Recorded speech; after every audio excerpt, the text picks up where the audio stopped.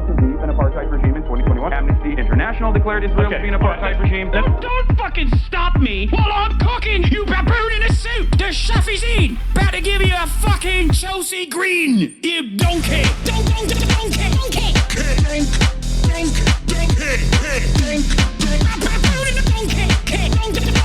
Listen to what I'm saying, and you will understand, perhaps, what I'm trying to imply. Patronizing. Yeah, I am being patronizing. I don't know who the fuck you are, and you're over here chirping all the way from fucking London about you want to fucking free Palestine, but also simultaneously you're talking about both sides are fucking fine. Shut the fuck up. You don't know anything, okay? Who the fuck is this pink-haired twink?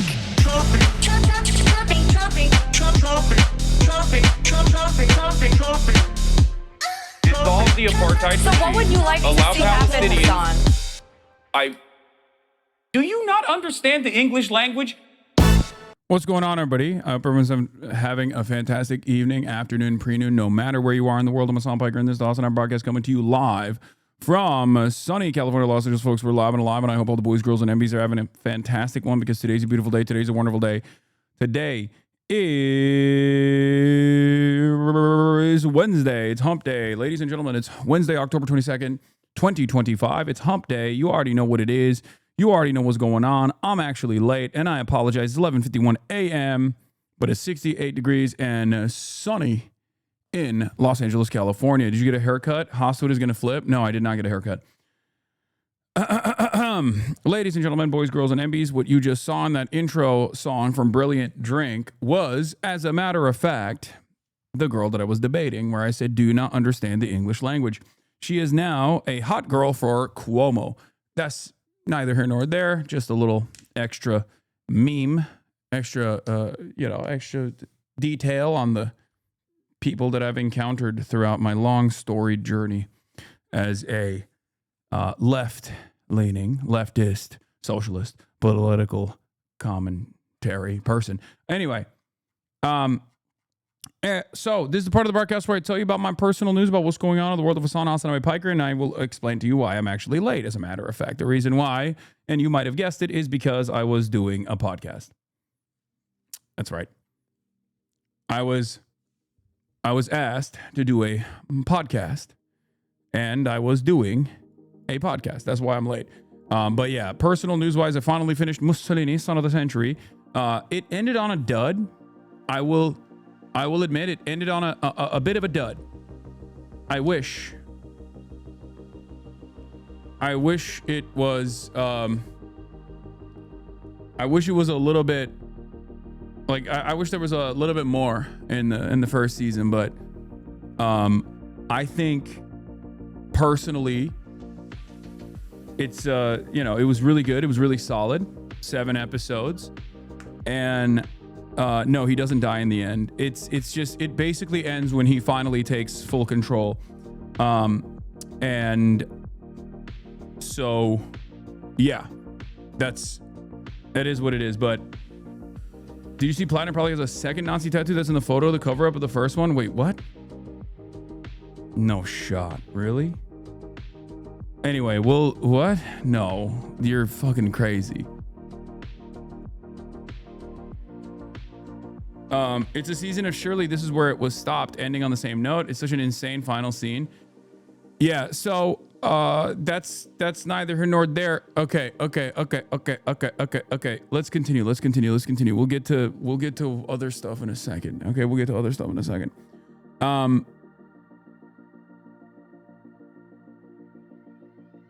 This is the part of the broadcast where I tell you about my personal news, and not about Grand PLATNER,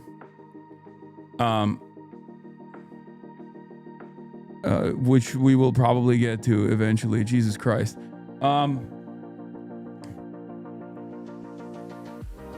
So where was I? What was I talking about? You see Schengen ball out? I did not, but I heard his tales. His tales were being told.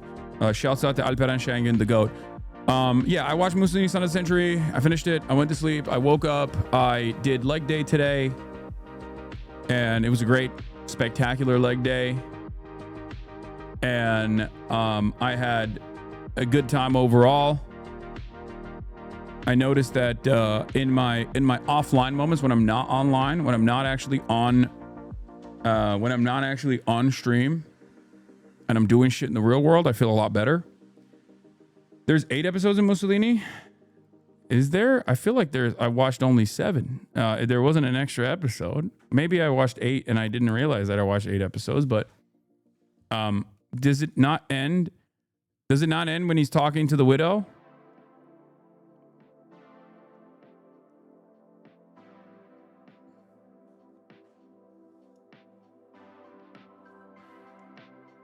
Wait, that's why I thought. Wait, that's why I thought it ended on a dud. What the fuck? There's one more. Okay, thank God. All right. Well, that's cool. I'll watch the last episode.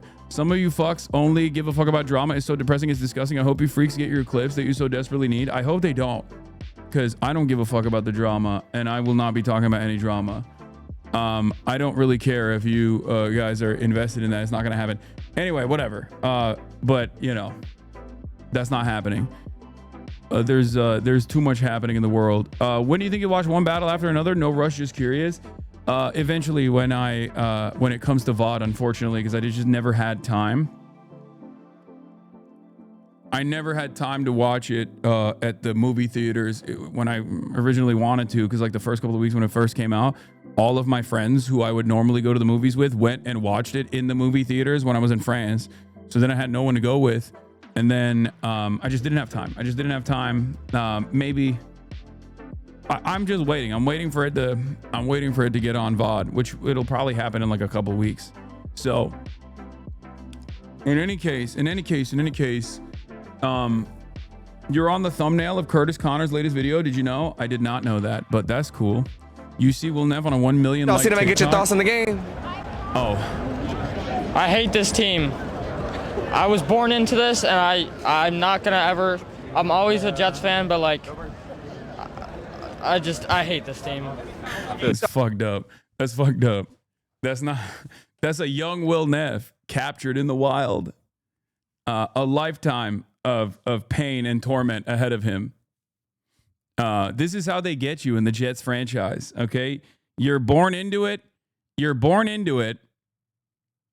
And then they cook you. They absolutely cook you. For the rest of your life, for the rest of your god dang life, you are stuck in an eternal cycle of hell, torment, punishment. It's just, you're stuck. You're stuck. It's terrible. And there's a lot of teams like this, by the way. Jets fans of the leftist of football, yeah, low key. I think if we were to get people on board with socialism, we could probably get the Jets fans on board first and foremost, because they are also used to. There is a level of L taking that you need to be predisposed with. That you need to be used to, and I feel like for Jets fans, like that's a lifetime of L's, you know.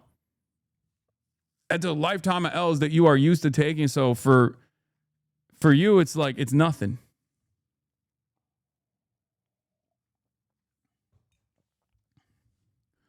Anyway, odds Graham PLATNER is a plan to boost Janet Mills. Hashtag Mills Mafia. Yeah, that's what's going on. Hashtag Mills Mafia. Okay. We are obviously hashtag Mills Mafia here on the broadcast. You already know I have the most moral opinions on this race, and I'm hashtag Mills Mafia. But there is more happening in that world, and we will talk about all of that. Personal news wise, yeah, like I said, I did a podcast. That's why I'm late. I apologize. Apparently, people are getting even crazier. They're talking about like 1919 is actually the letters for SS or something. Or I don't fucking know. I don't know what's happening here. Oh God. But one thing I will say is that I don't think anybody actually will trust him, especially in this community ever. It's too many. It's 3 strikes and you're out. It's 3 strikes and you're out. Like, for some people, it's like the 4 tours of the machine gunner. For others, it's Blackwater, which is way more valid. in 2018. And then on top of that, when you got a fucking Nazi tattoo on your chest, like it kind of makes sense as to why people would be like, I don't know about this guy. So in any case, the 1919 thing is a stretch. I know, but it doesn't matter. People are tuned into it. Hold on. We'll get to that in a second. Let me blast off real quick. Okay, let me do the damn thing because there's a lot going on. We got the second New York City debate tonight, and we got a war with Vuvuzela potentially that's brewing. We got Grant Plattner covers Nazi tattoo, and the White House is being demolished. Thank you to Macy's for the playlist, and also, yeah, well, we got the government shutdown that's continuing. I think if you think Maine primary voters are tuned into it, you're in another universe. Even Ryan Grimm didn't know the tattoo, by the way. No, I know. I know. I don't know where it goes, but I don't think it's the CIA. I do find it funny when people are like, "No, it's the CIA. It's a CIA op for like 20 years." It's just that's I don't think it's the CIA. But no, I think it's the true progressive mind in a MAGA body.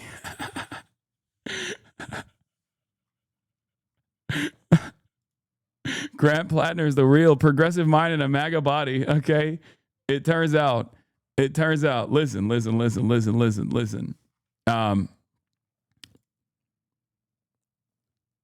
Listen, we got so much happening, and I'm gonna blast off real quick, and then we'll get right into it. Okay, Mills Mafia.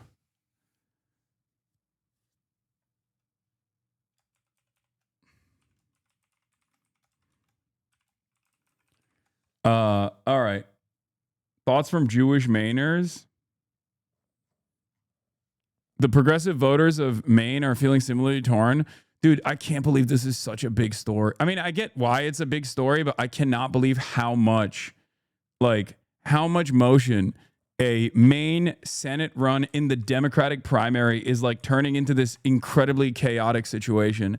I can't. I don't understand. I genuinely don't get it. I didn't even know Jews lived in Maine, for the record. Like, low key, I thought it was like white. You know what I mean? Not even like like no Polish type of white, you know?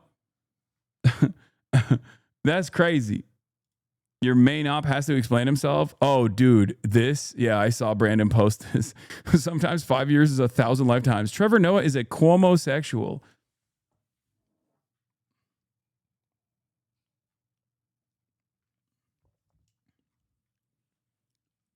Yeah. They're also claiming he's some photos posted by the Maine SRA. Yeah, I like that. For some, they don't give a shit about like the Nazi tattoo, which is crazy. And they are simply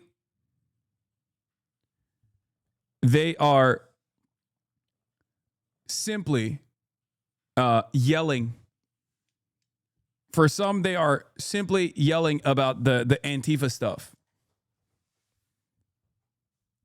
Okay, they're simply like more mad about like, oh, he was a part of the Socialist Rifle Association. Not anyone in this community. People in this community don't give a fuck that he was a part of the SRA. They literally think he's like the devil incarnate, and his eclectic background, to say the least, is the reason as to why many people are on this community had already fucking tuned them out. But it is pretty funny that like for the average Americans, it seems like they're more mad, or not average Americans, but like for the media on the right wing side or on the establishment Democrat side, like they're more mad that he said he was an Antifa super soldier. It's awesome. Yeah. So that's where we're at. That's where we're at with this whole situation. It's not 1919 for SS. They're cutting off the rest of the tattoo, which is EST 1919, and whatever the symbol is above it, or was created in 1919. I can't tell what it is, but it looks like a battalion or something. Yeah, I don't fucking know. I don't think he has a deep cut 1919 fucking Nazi tattoo, but who knows? Maybe he does. Crazier things have happened, like having a Totenkopf on your chest as a guy who was running as like a person who said he was a communist on the internet when in private. That's insane.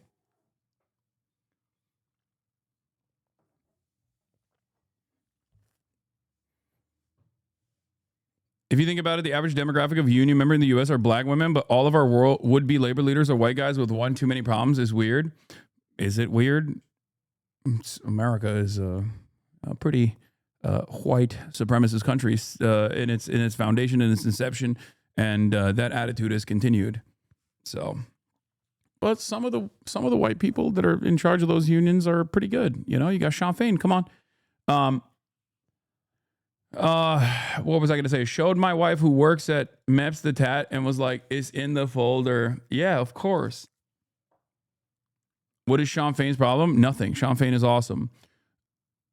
Well, you never listen to black people. You usually have issues clocking that kind of stuff. I know this is your, yeah, it's because I'm also a white supremacist. That's what it is. Yo, Unc, if you don't game today, okay, I'm not going to game today. The fucking debate is happening tonight. Like, please lock in. Obviously, that's not going to happen. Hopefully tomorrow. What's wrong with SRA? I don't think there's anything wrong with the Socialist Rifle Association. It's like NRA, but for socialists. I'm just saying that he hates being called out on the black stuff. Well, oh my God. No, because it's like what... Sometimes it feels like you just want me to be like, I'm so sorry, guys. I'm so sorry. You just want me to just constantly be like, I'm sorry. You're right. I apologize. Let's not talk about anything. Just like, I'll talk about how sorry I am. I'm so sorry. I'm so sorry for my whiteness. I apologize for my whiteness. It is the biggest crime. The color of my skin has contributed to so much pain and so much torment. Okay? Is that what you want? You want like some aesthetic land acknowledgement or some shit? Like, you know what my opinions are. If you believe it, you believe it. If you think I'm being insincere, then there's not really much I can do about it. Okay?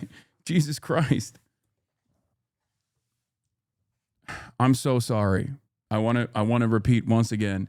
I apologize for my whiteness, for my Caucasian activities.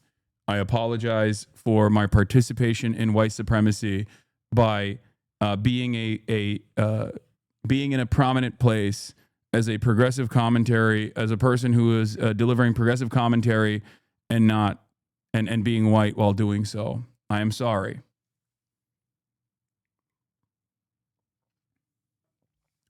Jesus fucking Christ, this guy. You guys hate me for being white. I've done nothing wrong. Wait, what? Is that what I said?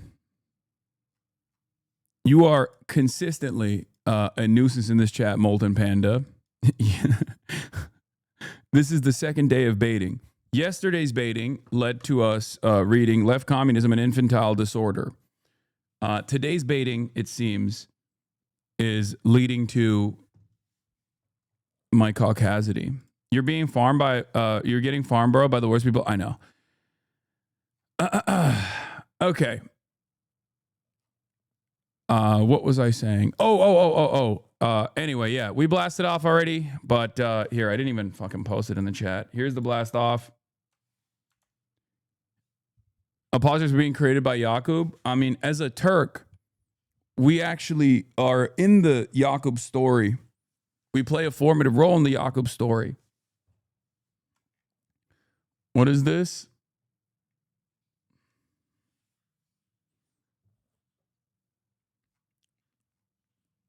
White victim complex and black and South Asian, and I support you 100% though. No, I'm not even doing that. Like, I'm not even doing like the oh my God. It's just, it's one of those things where it's like impossible. Like you here, I'm going to say this last, okay? This is the last time I'm going to say this. There are certain things that you just simply cannot address. Like, for example, when people say, oh, why don't you have any black people on the stream, right? This is a line of commentary that even if you address it by what? Pointing to all the black people that I do have on the stream, you still look like a fucking white guy counting black people. Like, it's crazy. You know what I mean? It's one of those things where it's like, it automatically, even the defense, even if the truth is the defense of it, you still come across kind of racist. You know what I mean? Not even kind of. You come across pretty racist where you're like, okay, like, what are you pointing to all the black people that you have as props on your stream now? Wow. Like, there's no, it's an endless cycle, right? It's an endless cycle. Speaking of black people on the stream, Crash Dummies shouts out, are gonna be on the stream tomorrow. Has nothing to do with any of this fucking dumb nonsense. Obviously, they're just in town. But, you know, but like, that's what I mean.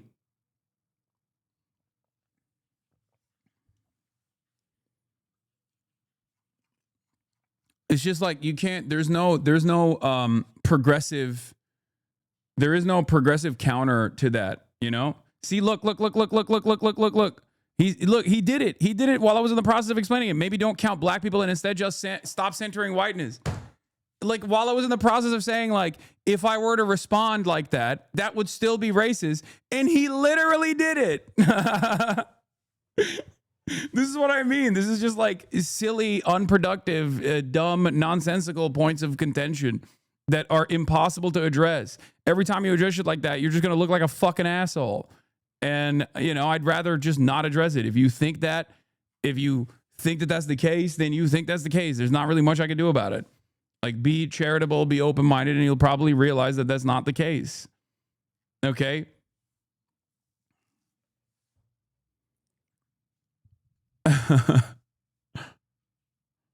Yeah. The best possible defense is obviously to not read any of that shit, but I always eat that bait. I can't stop myself.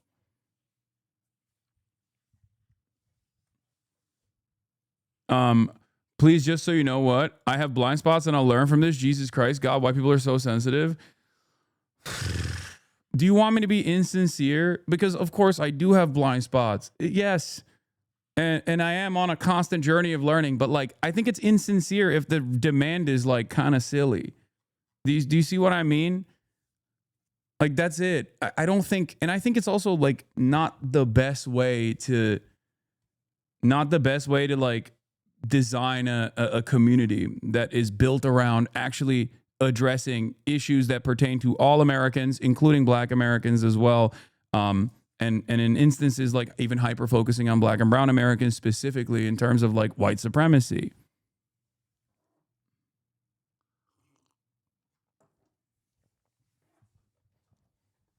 You will never be able to control the chirping of 30,000 people. True.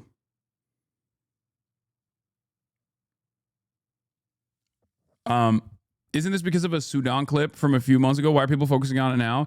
It's because Ethan Klein insincerely brought it up to say that I was anti-black and I constantly tell black people how to feel. And then a bunch of content creators actually leaned into it to be like, yeah, this is a major blind spot for Hasan. And it's like one of those things where it's virtually impossible. It's one of those things that's like virtually impossible to address because at the end of the day, no matter what happens, like I am a white dude, you know what I mean? And as a part of that product, as a part of this, this entire process, like no matter what happens, if I'm addressing issues that pertain to misogyny, I'm a man, people are still going to be somewhat hostile no matter what happens.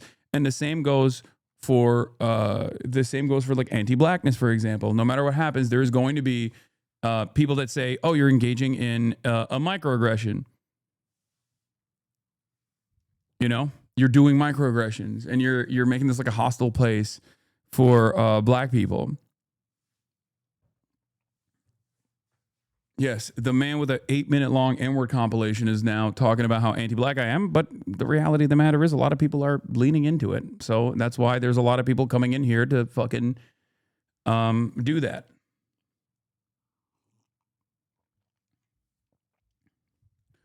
How do we go from PLATNER to you being a white supremacist? I don't think people are saying I'm a white supremacist. I think most people are just saying that I'm white, which is true. I am. And in the process of being white, what is this? As a 55-month sub and being black, I don't want you to talk about anything black that's not for you or why we come here. This is what I mean. This is dumb as fuck. Yeah. Maybe that's not the reason why you come in here, but again, that's the reason I talk about these sorts of things for primarily white people. If I'm talking about black issues, I'm trying to educate white people. You know, people that are in the margins of white supremacist activity, caucasity, people that are about to, or people that have never really considered that they might be engaging in racist behavior. You were glazing a Nazi yesterday? He's fucking bad, a fucking Nazi? Okay, that's not true. I think if you put on your apolitical hat and go by Hank, no one would comment on this whatsoever.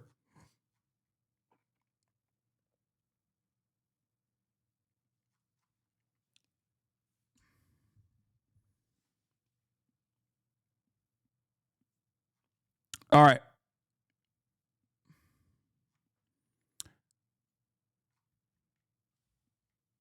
Is Zohran considered white? No. No. It would just be worse if we just ignored any kind of black hardship. I know. And I will not do that. Once again, I'm very hard-headed and I'm very stubborn. And I think in the moment, a lot of people get upset at that. Sometimes when they feel like I'm not presenting myself in the best possible ways. But that hard-headedness and that steadfastness and that stubbornness actually in a long enough timeline causes people to really reconsider what I'm doing and recognize it as an overall positive and not necessarily a negative thing. Especially because I'm not malleable and I'm not susceptible to I'm not susceptible to people being like, you're bad. And then I'm never going to be one of those people is what I mean. I'm never going to be one of those people that goes, oh, everybody yelled at me. You know, I've talked about black issues a lot and everybody yelled at me and black people don't like me. So I'm just going to stop. I'm going to be right wing. I'm not. I'm not a pussy. I'm not a spineless pussy. I'm just going to keep doing what I'm doing. If you consider it to be bad because you saw some clips, then it is what it is. If you have your own personal opinion and your own personal convictions after coming in here and hearing me out, then great. That's the best I can expect.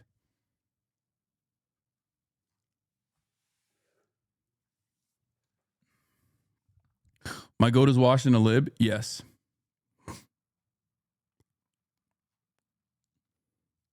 I was talking about the whole PLATNER thing with some of my coworkers, and they invoked your name in the conversation, mostly stating that you haven't posted a shirtless pic in a while, so we can't know whether or not you have a Nazi tattoo. True. Your tone sometimes isn't the most comforting. That's true.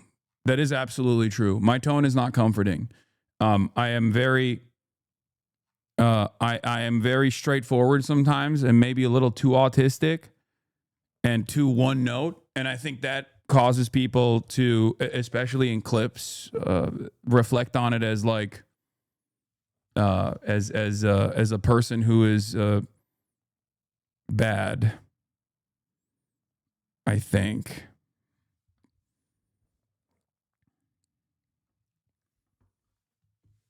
But yeah. On that note, however, I will never stop taking Tylenol.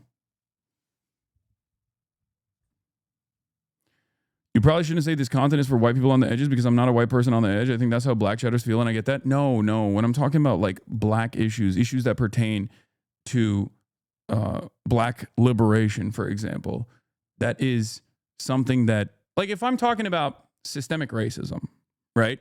You're black. You already know exactly what that looks like because you've lived it every single day. I am trying to convey that experience to people who have, in the past, refused to understand what that looks like.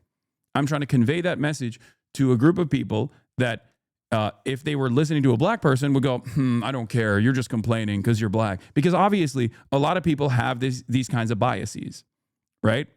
That's simply what I mean. And it's something that I've talked about with respect to trans issues as well. When I talk about like transphobia, my goal is to try and convince people that are in the margins of transphobia to not be transphobic. That's it. Of course, I cover a broad array of different things that are happening in daily American existence. So, of course, I have a diverse audience.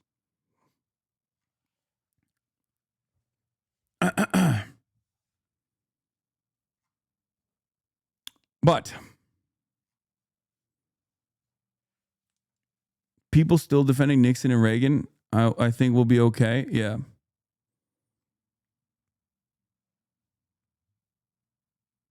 Okay. Everyone is trying to bait me into talking about. Everyone is trying to bait me into talk how I don't game, it seems. All right. We're going to start with the top news story of the day, especially for this community, and it seems for many other communities. Okay.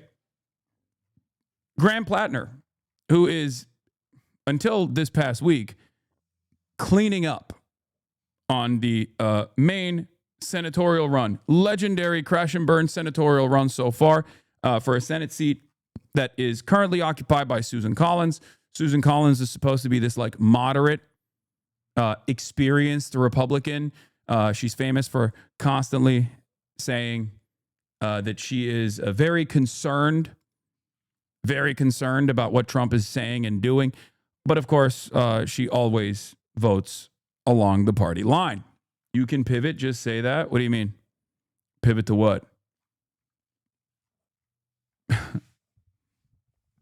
Yes, she always aligns with the Republicans.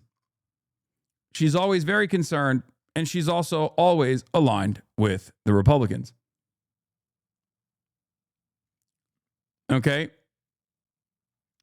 Vanity Fair article regarding Plattner. Graham Plattner, main Senate candidate, says he's removed his Nazi tattoo of skull and crossbones. It's been covered up with some kind of Celtic knot with a dog on it because that's far more in line with my opinions that embattled Democrats Vanity Fair in the wide-ranging interview. Dude, it'd be so funny if someone finds out that the second tattoo, the cover-up tattoo itself is also racist or something. Oh my God, I would lose my mind. Anyway, obviously everybody understands Susan Collins sucks. Any sort of seat that you can put a Democrat ass on in the Senate is good. It's better than having a Republican ass on that seat. Just make no mistake. This has always been my position. This will always be my position. Okay. This is literally what I even talked about with respect to all these pro-Israel senators that are Democratic Party senators, even in the state of California. It's still like on at least some of the other issues, they are going to every now and then behave in a manner that is better than fucking the Republicans. Now, of course, the worst example of this is John Fetterman, who has become a Republican with a Democrat with a D next to his name. And a lot of people are afraid that Graham Plattner is going to become the same person. They think Graham Plattner is a John Fetterman, and they are afraid of him becoming more of a John Fetterman if he were to win the race. So some people are getting ahead of this. Stop defending a Nazi. You are washed. This is worse than Fetterman, you idiot. I am not defending Graham Plattner, and I'm not defending his Nazi tattoo. But obviously, no one is going to listen to me, as they haven't yesterday. I mean, I did a video on this. I covered it extensively. I think it was like for 3 hours or some shit. And people are just going to make up their own minds about what I'm saying, no matter what. I think that there is obviously a big L here. The big L being that proper vetting is required. Proper vetting for candidates like this is obviously required. There are certain things that are understandable as red lines. A Nazi tattoo on your fucking chest is an understandable red line. This is exactly what I said yesterday. And this is still what I am saying today. What the fuck are we talking about? Are you kidding me? Okay?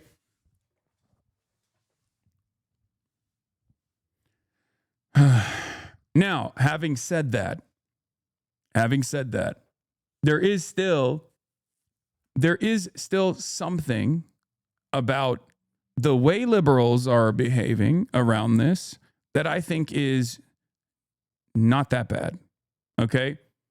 And the reason why I say that is because I think liberals by and large, it seems, have been fed up with establishment Democrats. And if someone like Bernie says, this is my guy, liberals, boomer liberals, who under no circumstances in the past, in numerous other election cycles, would have ever aligned with Bernie and a hand-picked Bernie candidate, over someone like Janet Mills are saying, nah, fuck that. We need to do something different. I like that because, as I said yesterday, imagine if someone did not have Blackwater in their CV, in their resume, or a Nazi tattoo on their chest. The sky's the fucking limit at that point. If you had a candidate that had the same platform, okay, or maybe even more overtly anti-American militarism, for example, right, and was a person that did not have a Nazi tattoo on his chest, or a person that also did not do 4 tours and then join fucking Blackwater in 2018, then sky's the limit. And this is what I said as well. I said, seeing a lot of libs defend PLATNER over the establishment pick Janet Mills because he has left this platform, and it seems like they're tired of the status quo electability arguments of the Dems. Now imagine if you had a candidate who didn't have a Blackwater CV and a totem cough. Now the Blackwater CV doesn't even matter all that much to liberals by and large. And I think that's more so a thing here. That's more so a thing in our community, in our spaces, on leftist spaces, understandable level of scrutiny, necessary for someone who comes from that background, because it doesn't show disdain or distaste for the actions that you took as a part of like a machine gunner squadron in the quote unquote war on terror. Okay. And it doesn't signal that you were, very critical of that experience, more so that you were critical of the impact that it had on you and others around you. Okay.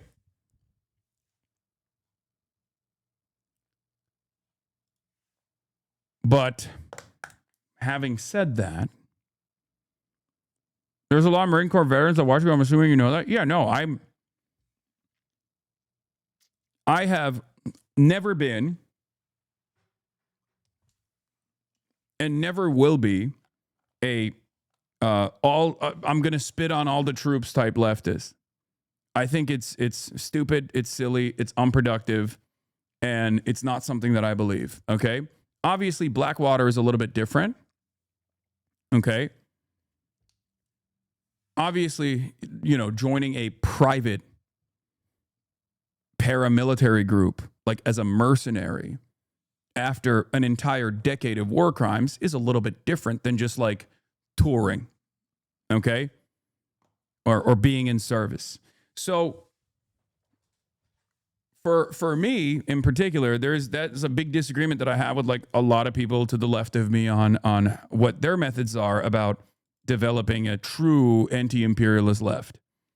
I've never been that guy, and I'll never be that guy. Now, people will bastardize my position on this no matter what, because they think it's like a defense of Graham PLATNER in particular, or a defense of Blackwater. It's not. And it's certainly not a defense of anybody that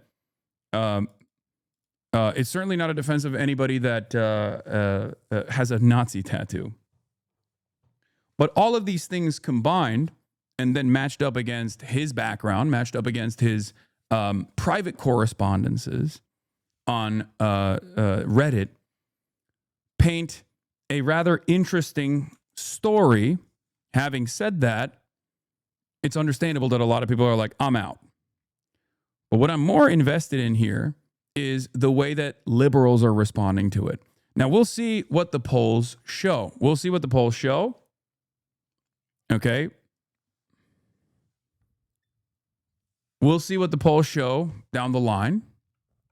But it does seem like, at least initially, that many liberals are saying, nah, fuck that. We're with them. We're riding with PLATNER. And I think that's very interesting, especially when there is an alternative, a centrist alternative that's 77 years old. Her name is Janet Mills, 2-time governor of the same state. An alternative that was hand-selected by the establishment Democrats. This is very important. Okay? This is very, very important. Make no mistake.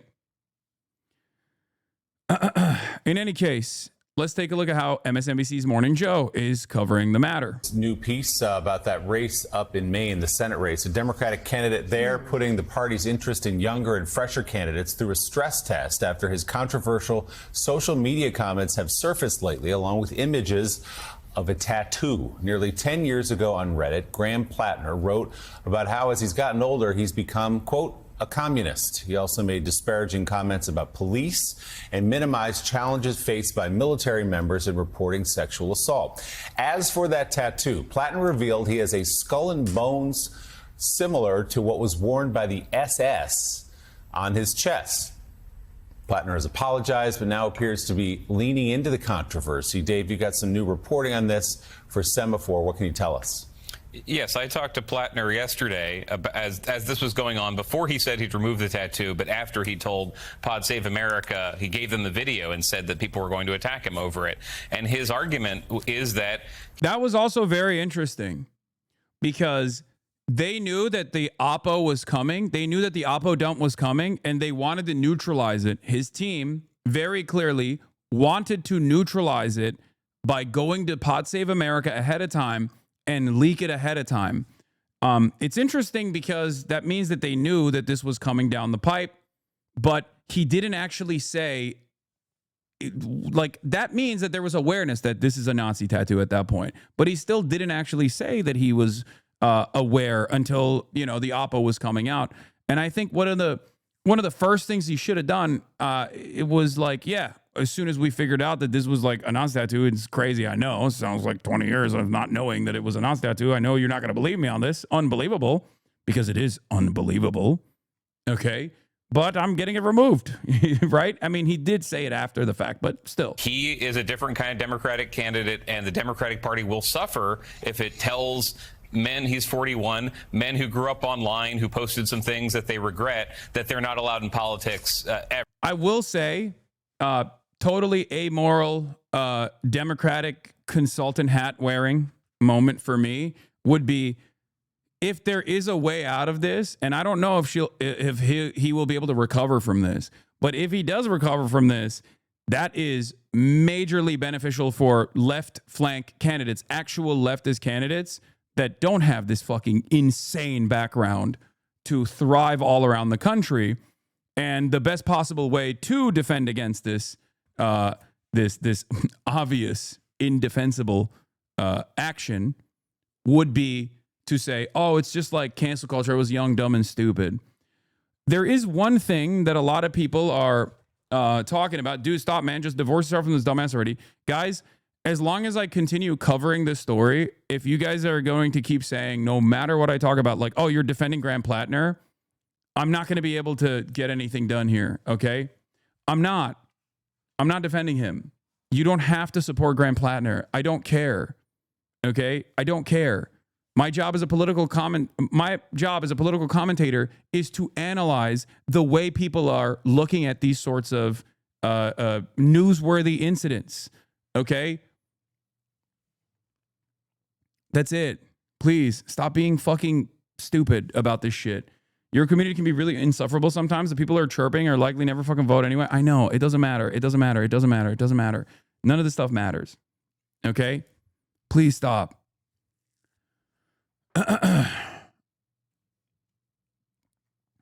In any case, like, even when I put my fucking Dem consultant hat on, if I were to wear the Democratic Party consultant hat on, his response and washing this away or hand waving it away, even if it's like the most severe thing, okay? Because like in terms of running for office, I would go so far as say nowadays, like a Nazi tattoo on your fucking chest and like being an active pedophile are probably the two things that are supposed to fucking tank a campaign. If he can withstand that, that means that there is tremendous amounts of goodwill and capital being afforded to left flank candidates. Okay? Think about what this means. Think about what this means. That's all I'm saying. I'm not talking about how, you know, this is Graham PLATNER is the fucking best. Hasan not bringing up the chat poll yesterday seems like an insincere moment where he's still pretending it's unhinged that he didn't know. No, the reason why I think it's ridiculous that even people in this chat didn't know that it was a fucking Nazi tattoo is because it very clearly is the third most prominent Nazi insignia. And I have talked about it quite extensively. Okay. So obviously there are still plenty of people who in this chat will go, I don't believe him and I will never believe him. I'm not going to defend against that because it's a fucking Nazi tattoo on his chest that he had for 20 years. That's crazy. It's literally the Are We the Baddies skull. It's shocking. It's shocking to me that more people are oblivious to this reality. Okay? But it is what it is. What are you doing? Okay. Anyway. Let's continue. Now, that's obviously a convenient thing for him to... You're way too online if you think it's the third most recognizable symbol. No, I used to think that. And the Wikipedia page shows it as the third most recognizable Nazi symbol. We looked at it yesterday. It is. Like, fundamentally, it is the third most recognizable neo-Nazi symbol after number 1 being the swastika and number 2 being the SS bolts.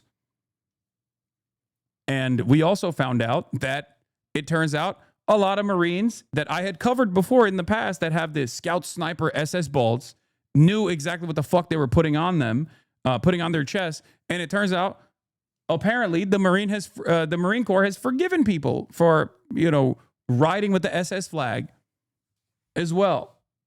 No, the Black Sun is not. No, the Sun and Rod is not number 3. You're crazy. Most people don't know what the fuck. No, the Sun and Rod, the Black Sun is not the third most recognizable Nazi symbol. No, most people, there's even less people who know what the fuck it is. Anyway, we're not talking about that. Iron Cross maybe, but not the Sun and Rod.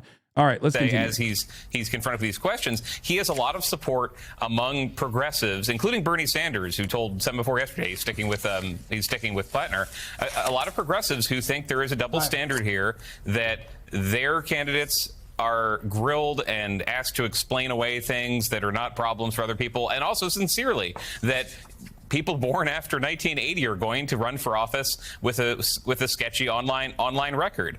That is how he is trying to package everything. I was going to say, this is the other conversation that I've been having with people in the media as well, is that they're saying, look, if you don't want fucking boomers to be elected, if you want someone who's younger to be in a position of power ever, going forward, all of their social media profiles cannot be considered a burden, because everyone under the age of 50 has like extensive social media footprint, unless they're like, I don't know, Zohran Mamdani and have like a clear-cut agenda and have aspirations for office down the line or something. That's such a ridiculous argument. It's just not true. I don't think this is not in defense of Graham PLATNER. I'm not defending Graham PLATNER. Please stop yelling at me. I also don't even think his Reddit profile is irredeemable. I think his Reddit profile actually shows his Reddit profile is the only redeemable quality from my perspective, in spite of all of the other shit that has come out. But overall, people looking at social media profiles and making a lot of assumptions or like yelling at people due to their social media profile is going to be a much more common thing. Okay. He said that I'm a real person and this shouldn't be a problem. And the reason progressives are a little bit confident, he has the same media teams, so some of the same strategists as John Fetterman in 2022, as Zohran Mamdani right now. Both of them dealt with controversies. Mamdani's on debate stages renouncing his old tweets. They think there is a way past this, and they frame it all as, I'm only getting this attention, this criticism, because the establishment doesn't like me. Final thing I'd say about that is there's some Trump envy. That is how Trump and a lot of Republican candidates have gotten through scandals, by saying, yes, I'm not perfect. I'm like you. I've said some things I regret, and that makes me a more authentic, normal person. That has worked for Trump. It has not worked for some Trump-like candidates. I'm gonna be honest. Like, this is a stress test for the absolute worst possible situation. Like, while I am more worried than ever before that even if he were to win, that he is likely to be a very malleable, possible John Fetterman style candidate. In the absence of any sort of alternative here, you're just kind of, Mainers are kind of locked into this. Having said that, okay, this is a stress test, especially because it's the worst possible, most irredeemable thing that you could do, but it's a stress test for whether or not a Trumpian style left candidate can actually overcome these sorts of things that in the past would have eviscerated anyone's candidacy. So I'm looking forward to seeing how it gets played out. Do you understand what I mean by this? Because, like, this is the if the way I see it is, like, if liberals are fucking on board with like a hoorah Marine Corps guy with a Nazi tattoo because he has like a populist, he has like populist associations and he's on like the Bernie flank of the party or whatever. If liberals are on board with someone like that, then a candidate that has a candidate that has like no stains on his fucking reputation, they should be actively going out to battle for. And the example I will obviously use is Dr. Abdul El-Sayed. Dr. Abdul El-Sayed is another early Bernie-crat, okay? An early Bernie pick, also anti-Zionist, has been very critical of Israel, has not shied away from that, and also simultaneously does have a completely untarnished reputation, okay? The problem here is Abdul El-Sayed is Muslim, right? So we shall see if it is actually the main driving force for liberals broadly is white supremacy and the assumption that like someone who is a grunt force veteran with a Nazi tattoo is not irredeemable, but someone with a completely infallible reputation with experience in local politics and state politics that happens to be brown might be a bridge too far. That is my big fear here. My big fear is that liberals will look to someone who, no matter how fucking far right their signals are,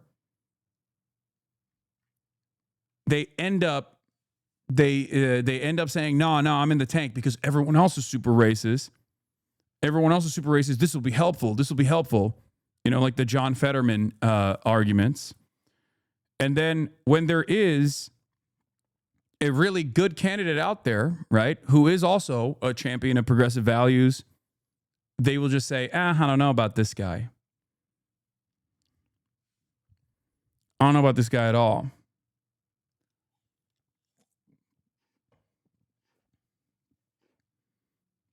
Those are not the same, and your comparison of them is white supremacy. Wait, what? What are you talking about? I don't think you understood my argument. I'm saying, yes, if liberals look at a candidate that has very similar values and very similar policy points, that is also backed by Bernie Sanders, who fucking turn around and say, well, the brown guy that's Muslim, he scares me because I don't think others would vote for a brown guy who's Muslim, versus a guy with a fucking Nazi tattoo who they say is good, then yeah, that's literally racism. What? A gifted brown person is just as much of a risk as Nazi? Yo, I think a lot of what people say about my community might be right. I do think we got a lot of dumbasses in here, man. No disrespect to you, Lamont Mundell, but I think you might be kind of stupid, brother. You're presenting my argument. That's what I'm saying. I don't understand what's going on, man. That's literally my point.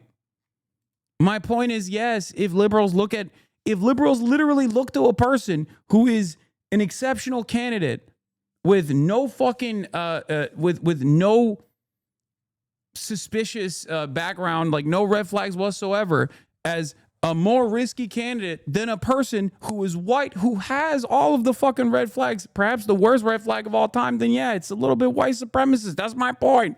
That's what I'm saying. If he agrees with you, how is he stupid? Because he's agreeing with me, but he is not understanding that he is just relitigating my point. He's relitigating the point that I'm making, but simultaneously saying, oh, dude, you're being a white supremacist.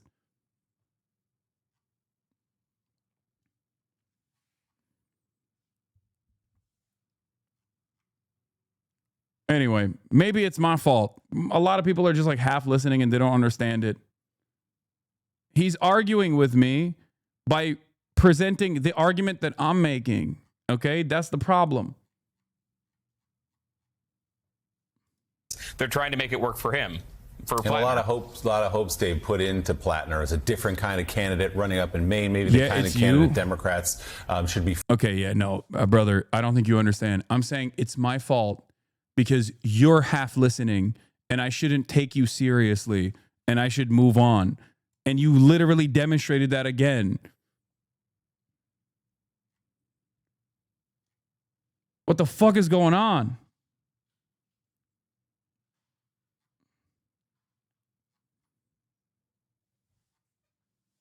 All right, let's continue. Finding and highlighting in some of these races more relatable to actual voters in the state.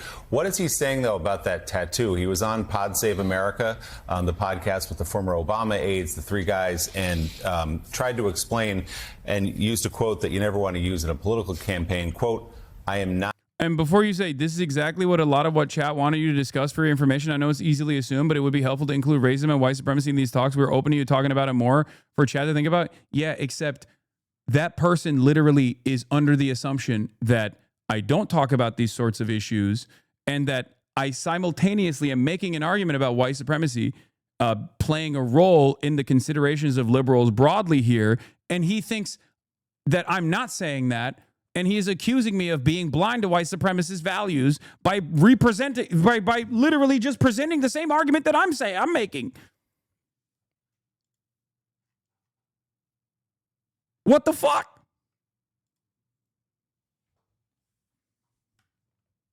Not a secret Nazi. What's he saying about the tattoo?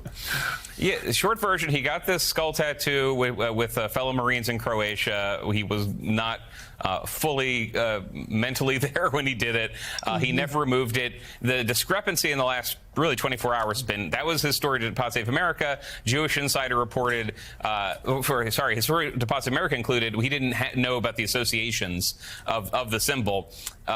Jewish Insider reported that somebody who knew Plattner a decade ago said he did know the associations. And him now saying that he's going to remove it, that complicates it. It went from something that he was comfortable showing off for a long time and joking about to something that he is ashamed of and going to remove. He had deleted his Reddit account years before entering this race. And that is some of the paradox here.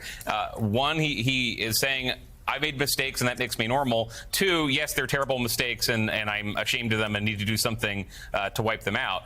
And again, the reason progressives are saying let's give him a chance here is because this started unfolding right as Janet Mills, the governor of Maine, got into the race with the support of Chuck Schumer. That is how they see this. If it is opposition research, if it is connected at all to the D.C. establishment, no matter what the facts are, it is suspicious. That is how progressives view this. And I've seen very few people in the influential progressive commentary space or the endorsers of Graham Plattner say this is a problem because they look at Republicans and say how would they do this? They would maybe apologize. They would maybe reframe it, but they would say this is only happening because the establishment doesn't like me. That is the default. And that was interesting here. The Pod Save America was a platform for him to try that out. He tried it. He said it to me too in a different, I think, more intense way. That's what they're going for. Yeah, Dave, you make a great point about how the circumstances of these revelations are called into question, although some Dems have noted to me this also might point to some insufficient vetting of this potential candidate in the first few weeks of his launch. Although we should note, I mean, you're making a great point also about how Republicans seem to just plow forward. We did just have an example, though, of Paul Ingrassia not being able to do so, in part because the word Nazi is attached. So this would still seem to be a third rail here. But I will say, there is a double standard here, but it's a warranted one. Not that I give a shit, but liberals seemingly do give a shit about that, which is that, yes, if someone is fucking signaling that they are, if someone is signaling that they are a Nazi and private correspondence and they're running for the Nazi adjacent parties, positions of power, yeah, that's a little bit more fucking significant. Having said that, of course, the very fact that he is Blackwater and also fucking four-tour Marine machine gunner, that in and of itself also causes people to understandably assume maybe perhaps there is more to this story than we thought as far as like what his true opinions are. That's it. It's because people are not devoid of context and nuance. Okay? It's just like you look at a guy who says that they are a fucking Nazi and they're running for the Republican Party, like their ambitions are higher office in the Republican ecosystem, then yeah, no shit, people are going to be like, well, you said the quiet part out loud, brother, you know? You're being so annoying covering this shit. Please shut up and do the real news, says cynical bastard. Please stop giving trolls what they want on this story, man. It's so annoying to see you cover it. Yeah, I'm going to keep doing what I'm doing. If you don't like it, you know, you don't like it. Let's take a step back. Talk to us a little bit more about this sort of generational clash, because this Maine is being held up, much like the New York City mayor's race, where you have a young Mamdani and an older sort of veteran establishment character in Cuomo. Here you do as well in the Senate race, Mills and PLATNER. This does see these races do seem representative of this real struggle the party is going through right now, post 2024. Well, one thing Democrats deal with in particular, Republicans don't, is that they lost.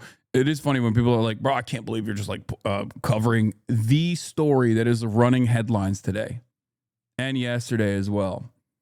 It's just like, this is the story. Okay, sorry. So recently. So if you were part of the Democratic political establishment, you don't have a win on the board in the last year to say this is how elections should be. This is what a candidate needs to win. That influences all this. There's also intervention here of the idea that Democrats are too censorious, that Democrats are the party of cancel culture, especially when it comes to white men. And that is something that PLATNER is leaning into, that there were nominees for positions in Biden's administration who said things that were controversial, and they got through their nominations. But the party has been losing ground with men in particular. You talked about J.D. Vance. Yeah, I'm gonna be honest. It's crazy that they're deploying this valid argument in one of the only instances where it's like kind of understandable to deploy it. Okay, because like saying, okay, it's a bit of a red flag, guys. What are we talking about? Like, this is crossing a fucking line. That's the only time where it's appropriate to say, I think we're crossing a line here. And yet they are taking the maximalist stance on a valid position against like setting up a purity standard that ends up harming Democrats broadly. The only reason why I think this is like still, and we shall see how this unfolds, but the only reason why I think this is like not, like I'm trying to find the silver lining here. And the silver lining that I'm seeing here is that it will be a good thing for the Zohrans of the world. It will be a good thing for the Summer Lees of the world. It will be a good thing for the Abdul El Sayeds of the world that don't have these kinds of insane stains on their reputation, but are still presenting an electability argument with left populist campaign slogans and left populist policies that you are saying you are going to achieve. I hope we can also move on at some point. There's real news going on. We've covered this for 4 to 5 hours yesterday. There's like headline 6, not 1. We've given it enough fuel. We're just repeating the same info over and over again. Maybe I just... How he's defending some of the group chats. That's situational, too. That's a little convenient who he defends and who he doesn't. Because the reason why I say this is because the purity standards, Democrats only apply... the purity standards Democrats have only historically applied cynically to the likes of Bernie Sanders. Okay? And liberals, by and large, have actually gone along with that purity standard. They have literally leaned into, oh, Bernie is not electable. oh, Bernie is this, Bernie is that.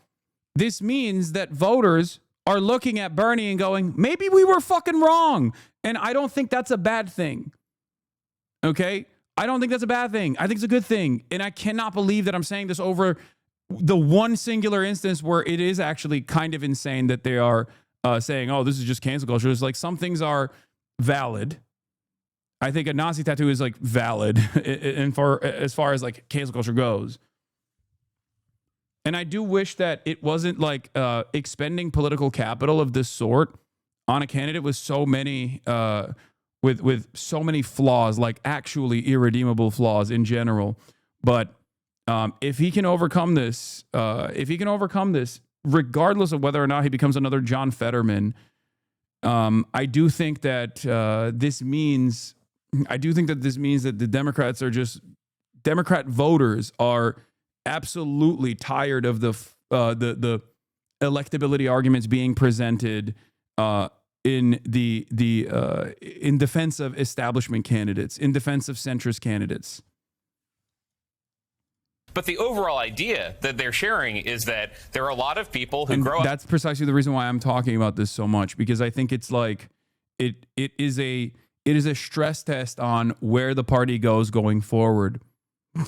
Up and they say stupid things, and they say them in public now because everything is online, and increasingly people can find your information even if you delete it. Do we want a society where they're canceled, and do we want a Democratic Party that cancels people and a Republican Party that doesn't? The idea being that men might look, Latino men, black men, white men might look and say, I don't want to be part of the party that cancels you and gets you out of your job and says you can never rise up in your career if you said something stupid. I might have said something stupid. So that is the overall thing they're going for, and they look at a Democratic Party that is more, again, it's supporting Mills. It is more ready to say that if you made these mistakes, you shouldn't be in public office.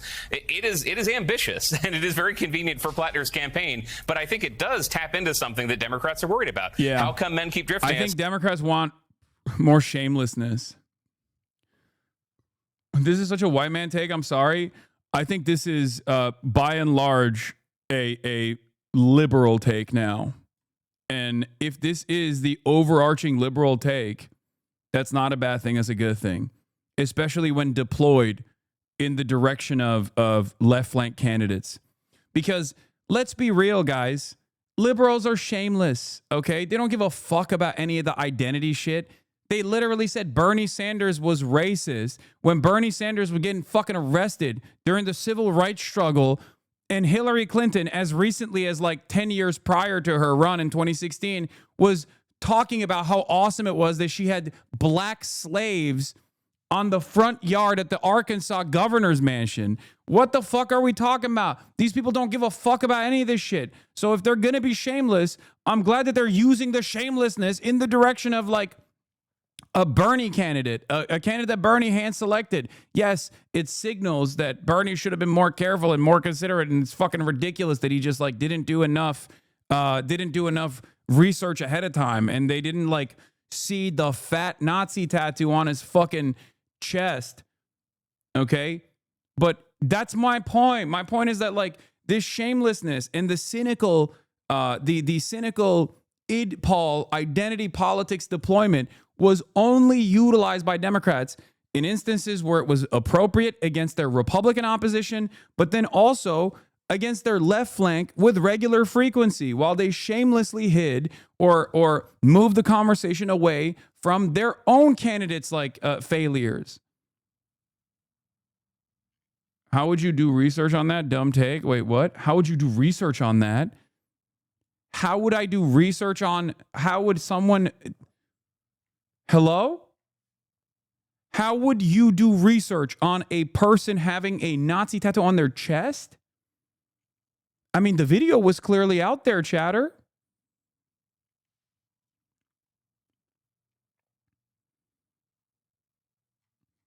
You guys are being crazy. You guys are being fucking crazy.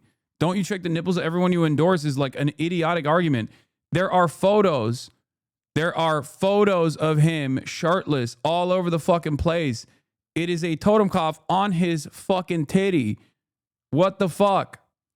You need to do a full-blown, comprehensive background check on candidates. Yes, this includes, like, I don't know, looking through the social media profiles. Because, look, a lot of you don't understand, but when you're doing a background check, you basically operate like an opposition researcher on the candidate, okay? Because that's exactly what the opposition research is going to look like. So you have to examine the candidate that you are endorsing, that you are going to stake your reputation on, with the utmost scrutiny, the level of scrutiny that your enemies, your opposition will apply, your opposition will deploy, especially when you are coming out and your first big statement as a candidate is to say, fuck Israel. Okay. That's crazy. This is a standard vetting process for both Bernie and his team, looking at all of his immediate family associations, his tours, how he has communicated about his experience in the military. These are things that play a formative role in the way that people will attack your candidate. I think you guys don't know how a lot of this stuff works. Yeah, their social media presence, things of that nature. How much of it is that we're the party that says, take that episode off TV, don't say that, take that joke out of your comedy routine? Some of this is how do we lose Joe Rogan? Oh, it's because Joe Rogan is fine with offensive jokes and we're not. It is a melange of things going on, but that is where PLATNER and progressives are taking it. All right, 7-4's Dave Weigel, thank you very much for your analysis. His latest piece is available. Regardless, unconditional support for him should be examined beyond his policies, since this same effort isn't extended to progressive candidates with diverse backgrounds. Why are all liberals rallying behind this now? Great question. And I do think it's because deep down inside, they don't give a shit, or they think it might be a benefit. And that's what it is. Okay? That's the argument that I'm presenting as well. That's what I'm saying as well. You guys know, guys, there is literally an early Bernie endorsement, also running for a Senate seat, also running against a lot of shitty establishment Democrats who are super pro-Israel. His name is Dr. Abdul Al-Sayed, and I've been an early supporter and a booster, okay? An early supporter of Dr. Abdul Al-Sayed. He's been here. He's been in my house. I've gone to him in Michigan. We've hung out. You know where I stand on this stuff, okay? And yet, he's not making waves in the same way, and seemingly not getting the same level of defense. Now, maybe if there's more of a focus on the Michigan Senate seat, and the Michigan Senate seat, eventually people will start paying attention, and hopefully liberals will drop support in a similar fashion. Okay. PLATNER stuff is making me appreciate Mamdani more. Squeaky clean, always wears a suit. Just a guy who takes himself and his politics very seriously. He's a brown immigrant Muslim, so he doesn't have a choice about being extra disciplined and careful, but a lot of people could learn from him regardless, especially when it comes to not sounding insane, unrelatable, or even annoying the regular people. 100%. 100%. Yes, if you're a fucking brown Muslim doing politics, okay, you have to be extra attentive. Same thing goes for black people, okay? Straight up. The more aspects of marginalization you have in your background, the more careful you always have to fucking be. It is what it is. That's just, everybody knows this. Everybody fucking knows this. That's also precisely the reason why no one stresses, no one even stresses Andrew Cuomo's associations or his background. And it's not even a line of attack, partially because he has so many other things that you can attack him on, as opposed to Zohran Mamdani, which they can't find any oppo on. So they're just like saying, whoa, you fucking hung out with HasanAbi Piker. Google 9/11 Hasan Piker. Like, that's crazy. Can you imagine that being a point of contention in any fucking debate? Like if Zohran Mamdani had a fraction of the track record of Andrew Cuomo, he would have been ethered out of existence, okay? If he had looked in the direction of a woman, or if he had been even remotely associated with like similar types of crimes in the way that Andrew Cuomo is, he would be gone. It'd be over. It'd be done. You understand? So yes, in many ways, like you do have to be infallible if you're coming from that background. But yeah, let's see what Graham Plattner's statement was after this semaphore piece is over. Online right now and yeah. Tonight, the mayor. Here's what he said. Here, he got a new tattoo. He covered it up. Let's see. Let's see what he said. Hey everyone, Graham Plattner here. I want to talk to you about something. In 2007, when I was a young infantry sergeant in the Marine Corps, myself and some machine gunners I served in Fallujah and Ramadi with were on our third deployment. We were in a naval vessel and we pulled in for a Liberty port in Split, Croatia. We went ashore to do the thing that young Marines do, which tends to be carousing and sometimes getting tattoos. We wanted to get something that represented our jobs, our service, fighting in Fallujah and Ramadi as machine gunners. We went ashore, we found a tattoo parlor after a fair amount of heavy carousing, and we found a tattoo on the wall, a piece of flash that looked like a terrifying skull and crossbones. We thought it looked cool, and so we got it. I have had this tattoo for the last 18 years. I re-enlisted into the United States Army with this tattoo, where I was screened for hate and gang-related tattoos. I worked for the State Department as a contractor, where I got a full physical, which included screening my tattoos. I've gone through life with this thing, taking my shirt off, having photographs taken, videos taken. I've been very, very open in my life with the fact I had a skull and crossbones on my chest, because that's what I thought it was.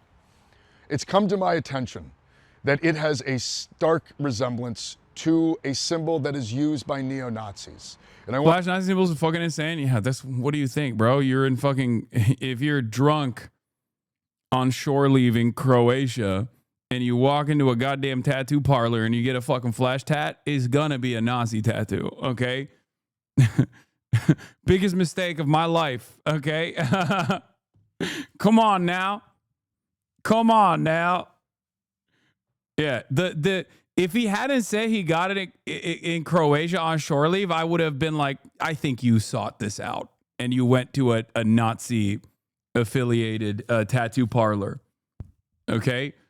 But the fact that he got it in Croatia is the most believable part. Okay. Just like the fact that the U.S. military didn't care about the tattoo is also very believable. But this is more damning about the United States military than anything else, really. Everyone seems to forget that it was a group tattoo. Yeah. The weirdest part of it is he hasn't said any Nazi shit, and he could, especially in this climate. If people are calling him a Nazi, why would he hide being a Nazi? That's the thing that bricks my brain, because that's the only that's the only thing that doesn't make sense in this entire story. Because everything signals that he would be a fucking white supremacist. Okay? 4 tours as a machine gunner in the Marine Corps, getting a fucking totem cough tattoo on his chest, joining Blackwater as late as 2018. All of those things combined, you're like, okay, this is a literal mercenary white supremacist. But then you look at his not public profile on Reddit, and there is not a single, there's like very few blemishes as far as like his statements, especially unexpected from a dude who has all of these things associated. You're always talking about redemption of vets of all wars. Oh my Lord. I'm not doing the veterans can be allies conversation over and over again. I don't want to relitigate it over and over again, because people are just never going to listen to what I have to say. You've already made up your mind. They're baby murderers. It is what it is. Okay, calm down.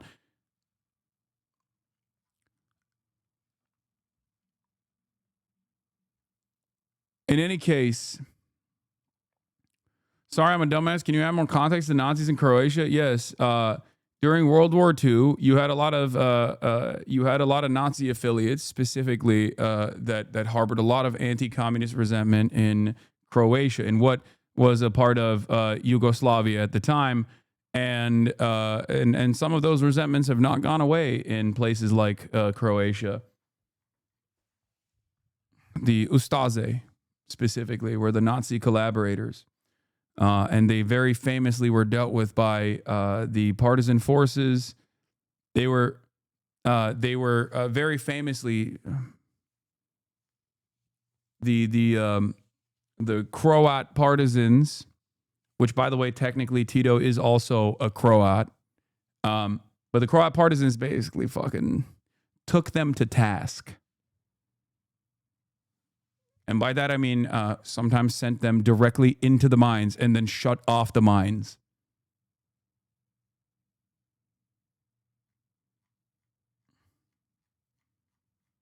Like straight up. They would just like at gunpoint send every Nazi collaborator into a mine and then just blow up the entrance of the mine and just...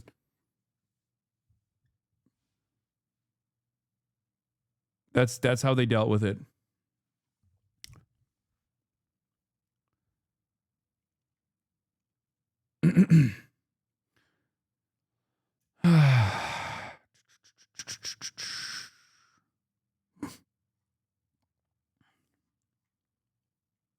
Let's continue. I want to say that was not the intent at all. And the idea that I've been going around with something like that utterly horrifies me. I know that symbols like this can be incredibly damaging to people, and the idea that I've had it all these years and it could have been read like that is incredibly troubling. I have lived a life dedicated to anti-fascism, anti-racism, and anti-Nazism. I think that racism and anti-Semitism are a long scourge on our society and a long scourge on our politics. And I think it has no place in our world. For that reason, I have gone and gotten it covered up. That's right.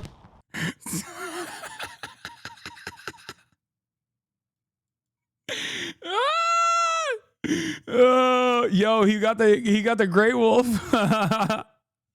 No, turns out he's a Turkish ultranationalist. Chatters. I do think I've seen. I never thought I would say this, but I think I've seen enough of a person running for Senate's belly. Enough to last a lifetime. Okay, I never thought that this Senate run would be defined by how much this candidate shows his fucking chest and belly.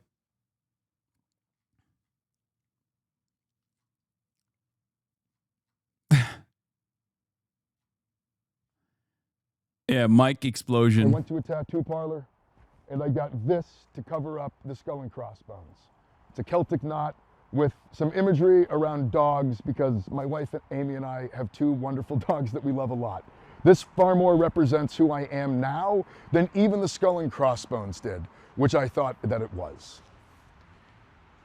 This has come up because the establishment is trying to throw everything it can at me. It is terrified of what we are trying to build here. Every second we spend talking about a tattoo I got in the Marine Corps is a second we don't talk about Medicare for all. It's a second that we don't talk about raising taxes on the wealthy. It's a second we're not talking about the material struggles of... Celtic knot is not that much better? Wait, what? Is that also fucking... Okay, we might be pushing it. Is that also a fucking Nazi imagery? I don't think so, right? No. Yes? Yes? Wait, stop. No. No. At least he didn't get like fucking Nordic runes or some shit, chat.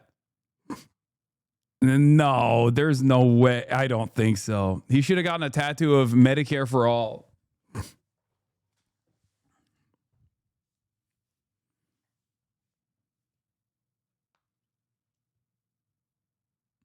He looks like he has a 1919 tattoo on his arm.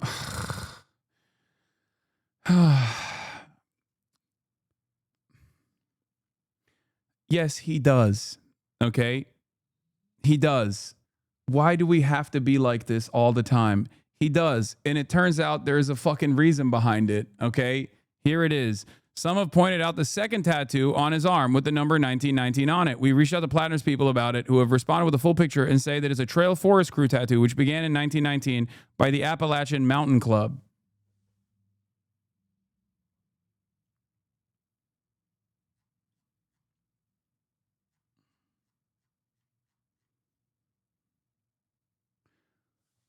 I think I do believe that there are, incidents like this that obviously make people become crazy because it's like designed. It's designed specifically to make you crazy. Having said that, however, we can't like what the fuck is going on, man? Please.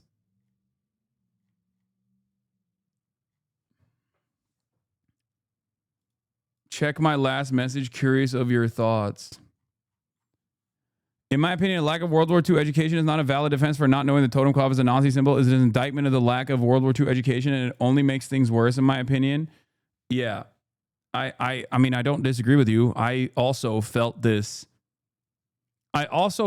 way when I saw how people reacted to the totem cloth. Like, I couldn't believe it, especially in my fucking community, where I have spent a good deal of time talking about dog whistles and Nazi identifiers, specifically the totem cloth. I think it's fucking crazy that people just like are totally oblivious to it. And yeah. But like I said, there's the good and the bad. And the good is, if he pulls through from this, even though this is like irredeemable shit overall, if he pulls through on this, like, yeah, sure, Americans are stupid and it's an indictment about like their lack of knowledge on neo-Nazi and Nazi insignias and whatnot. But it also seemingly tells us that when someone comes out and is like, I'm anti-Israel, I want Medicare for all, for the first time ever, the liberal audiences are receptive to the argument, that a Bernie hand-selected candidate is actually more electable than a Chuck Schumer hand-selected candidate. You feel me? You feel me? You see what I'm talking about? That's the only silver lining in this circumstance. That is, of course, if it translates to the likes of Dr. Abdul El Sayed and numerous other candidates like Omar Fateh, and when re-election time comes around for like the likes of Summer Lee and whatnot, because ultimately, if they're just applying this to fucking white dudes who are Blackwater mercenaries, white dudes who are Blackwater mercenaries with a fucking Nazi tattoo, then yeah, that's just because they think everyone else is a white supremacist, so it's good. It's a good thing that he has a Nazi tattoo, and that's really fucked up. Mainers, as they try to scrape through a system that at its core is trying to rob them. And that's why tonight, I'm just going back right out on the road. We're holding a town hall in Ogunquit, where much like I've been doing for the past month, going around the state of Maine, making myself accessible to Mainers. He's been donating to progressives for a while, though. Yeah, no, I know, guys, I know. He is insane, okay? His background is fucking crazy. His background is fucking insane. It literally doesn't make sense. If you, like, I know. I don't know what to say about it other than I know. Like, it looks like a guy who got, like, bricked, one-shotted by Bernie Sanders and was like, oh, my God, this is the best. This is the best thing I've ever experienced. What do you want? Oh, my God. Oh, my God. Oh, my God. Oh, my God. What do you want? Attention? Is that what you want? You want attention. You didn't get enough energy out, did you, this morning? What the hell is going on here? Truly the average American white supremacist Nazis that is also a leftist? Yeah, no, he is the true center. He is the true center. He is the true progressive mind in a MAGA body. Okay? Truly. In their communities, so I can listen to them. I can hear about what it is they need to change in our political system.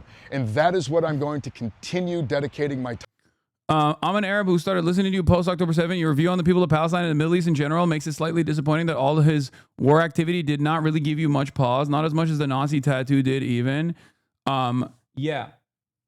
And I've explained it thoroughly, and I will continue to do so.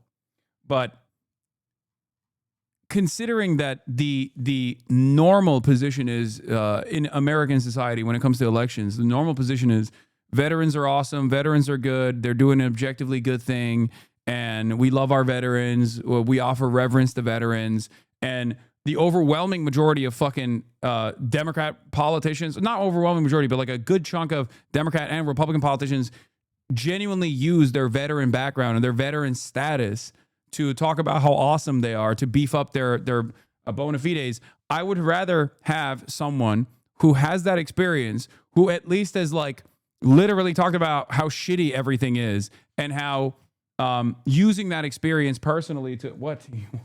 Okay. No, I'm not going to give you uppies right now. That's crazy. She's like, uppies time.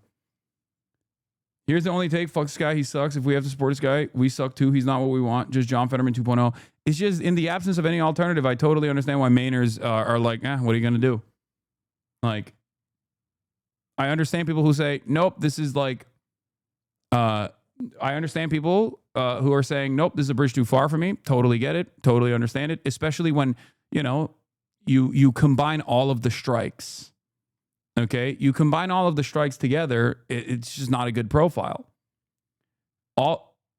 You're really downplaying how hallucinogens played into this, probably tripped heavy on ayahuasca and was like, oh, Nazis are bad. Regardless of whether or not he knew, Graham has the frontal lobe of a bite of a 87 victim for that tattoo. I think it would make literally more sense if he straight up was caught having a Nazi tattoo back in the day and literally said, yeah, I had white supremacist values, I'm reformed. Like, that makes more sense than what we are experiencing here, where he's like, oh, I'm just a dumb jarhead who got a fucking Nazi tattoo. If he straight up was like, yeah, guess what? I did a lot of fucked up shit. This is what I believed. I no longer believe it. I think it's abhorrent.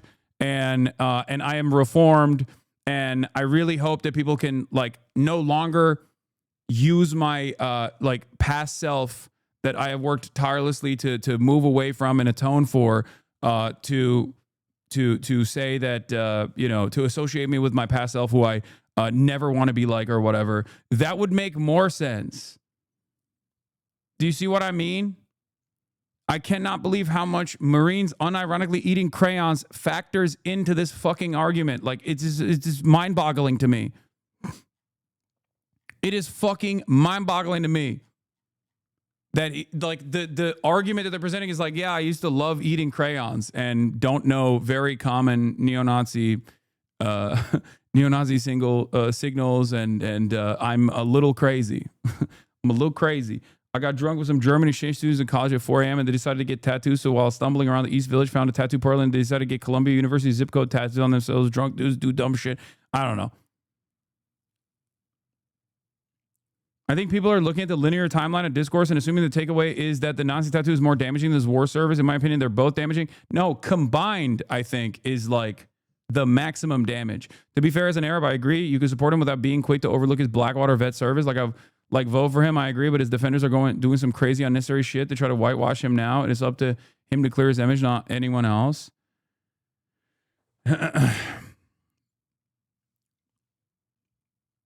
This is the median voter. You must now educate him. I cannot believe how fucking bad the median voter's brain is. It's just, you got to work with what you got, You got to work with what you got, but it is shocking. It is alarming. Time to.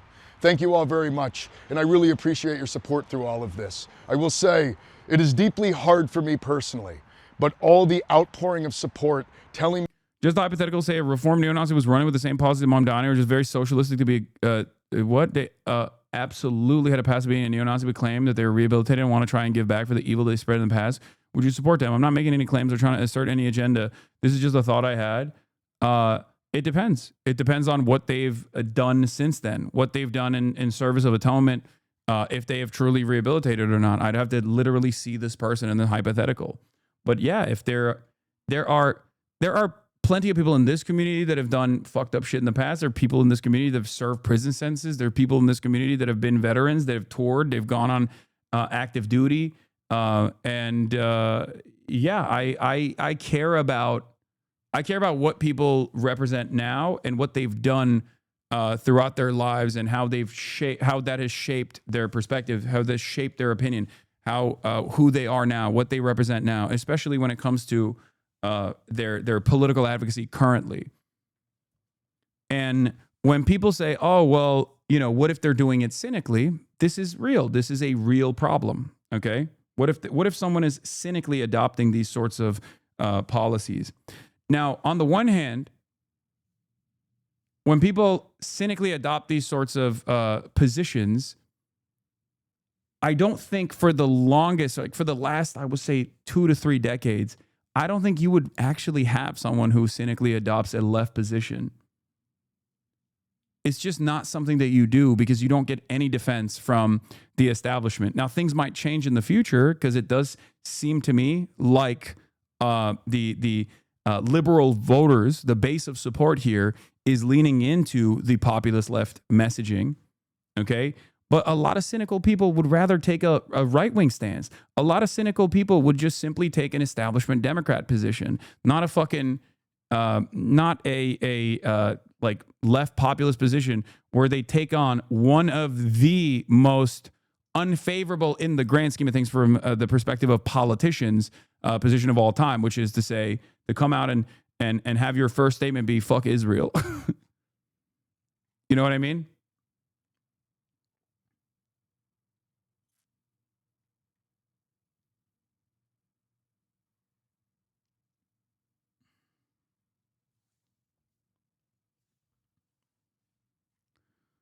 And it's really funny because, like, from our background, from where we're standing, obviously the number one thing that we're worried about, understandably, even before the fucking Nazi tattoo, is like his Blackwater thing. And I wanted to question him on this. I wanted to talk to him more about his service and what it means to him, and whether or not he actually feels that the American military is like, whether or not he has a genuine anti-imperialist slant and he worries about the victims, or if it's just simply the classic case of like, oh, we got fucked up so that someone could make money. Because like that still is ultimately refusing to reckon with all of the harm that you cause. And I don't even think that will happen at this point. Like, I don't think that is going to take place at all. But what's really interesting to me is that no one is making the consideration of Blackwater. Like, the normies do not give a fuck about that at all. It's just a hyper specific thing to this community and communities like this one.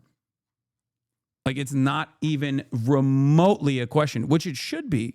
It should be. It absolutely is worthy of scrutiny, even beyond the machine gunner as a Marine Corps, like the tours that he did in Iraq and Afghanistan.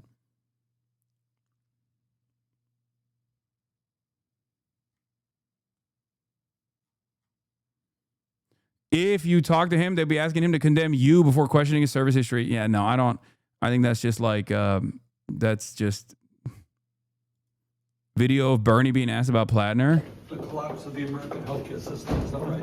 I do have a question about your endorsement of Graham Plattner. I thought it was the American healthcare system, no? Well, it's something he talks about a lot, right? Okay. All right, let me just say a few words.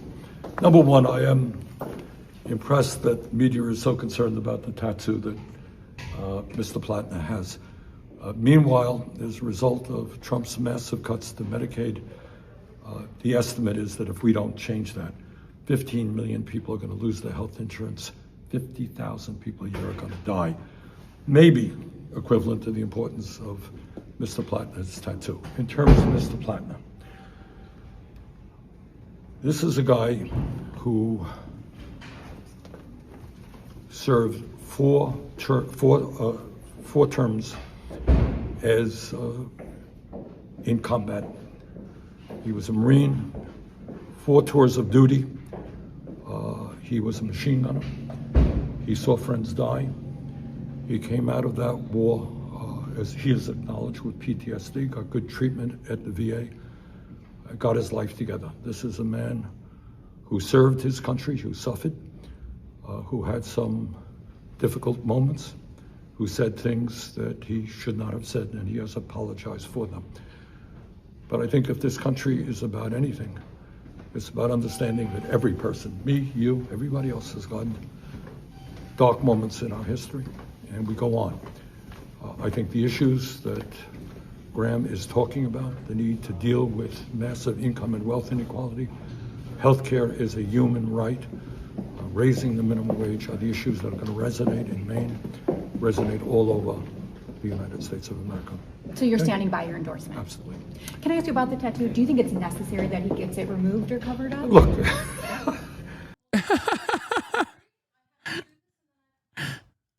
Yeah, okay, man. Okay, brother. Good luck with that.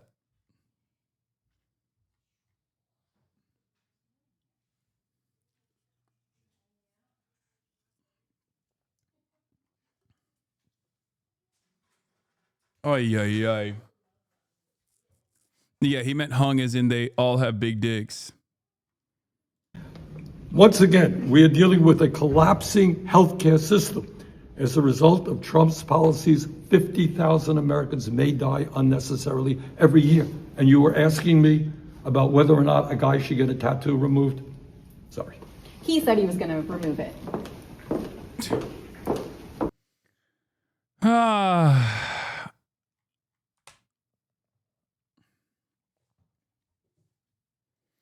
It's fine for chatters to be delusional, but if you don't think PLATNER is 10x more electable than Mills, your brain is terminally smooth, you need a neurological treatment.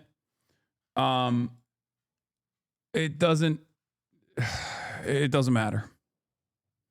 Maybe we should stop picking white dudes with progressive reps, not even on some idpol shit. How many black women do you know with Nazi tattoos? Doja doesn't count. Okay, guys, I don't give a fuck about what a person's background is. I can't stress this enough. Okay.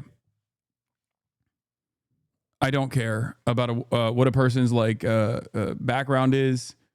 I have, as someone who's covered politics extensively for the past decade professionally, I've seen so many people that exhibit white supremacist values, but don't come from a white background. Okay, it doesn't matter.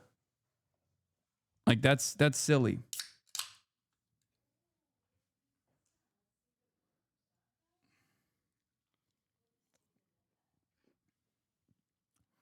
Former IDF and proud Gaza genocider comes to the U.S. and starts running for Senate, getting motion that says Medicare for all, $30 minimum wage. What do you do? Oh, dude, fuck yeah. I love that. That will definitely happen, by the way. Like, for sure. That's definitely going to happen. That's one thing I know about, dudes who fucking go and do genocide in Gaza. They always are. No, that's a great hypothetical. I understand that people can change, but he has not earned the benefit of the doubt. He hasn't properly renounced his service. He hasn't condemned Blackwater. He is Nazi Inc. He needs to show us that he's changed. You don't give people a chance like this as their first, second chance. You don't put them in positions of sweeping political power because there's a chance he's changed. I mean, that's why I feel like a lot of people don't have any argument to when I say, yeah, that's why I'm a Mills Mafia. This is precisely the reason why I am riding with Janet Mills, who has a track record that is clear. If those are the two options on the Democrat front, you know, if we're gonna be serious about it, then what do? Janet Mills all the way. We're all Millionaires. Exactly. Yeah, I'm Mr. Abundance. I'm an abundist. Anyway, this is the least astroturfed hate campaign of all time. Here's Arm. I'm not hanging out with liberal influencer Hasan Piker. First of all, not a liberal. Okay. Here's Arm. I'm not hanging out with liberal influencer Hasan Piker. These are definitely not bots, guys. Okay. These are very real people, and they are not. This is not like a bot campaign tasked with getting normies to be like, whoa, what the fuck is this? I can't believe it. Memes aside, is it not early enough in the race that he could gracefully bow out? I think that would cook everything, most likely. Because let's say he bows out, then all of the fucking unions that backed him are early backers. Like, this is a Bernie Sanders looks silly. Everybody looks silly.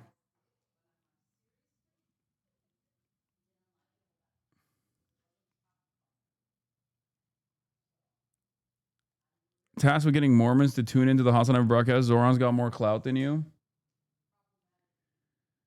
Yeah, Mills Mafia, baby.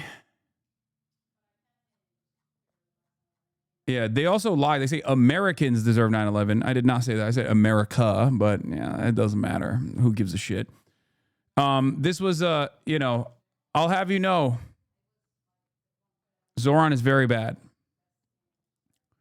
Here's Michael Rappaport calling him to task.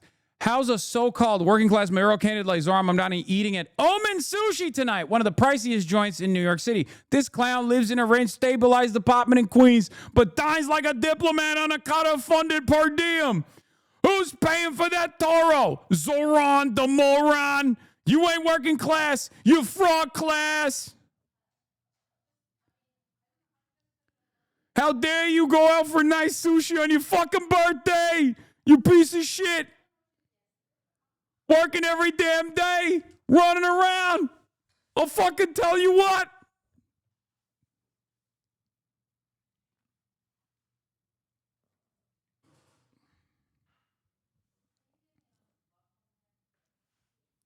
We gotta make sure. We have to make sure that we don't have any fucking disgusting working class scum going to nice sushi restaurants. Are you fucking kidding me? Woo! Yeah. Adam Carlson says, do campaigns 15 plus hours every day, 7 days per week, probably rarely spends quality time with his wife, takes her out on a date to a nice restaurant, but not even the top 100 priciest in the city. Michael Rappaport, a true socialist would take his wife to Burger King.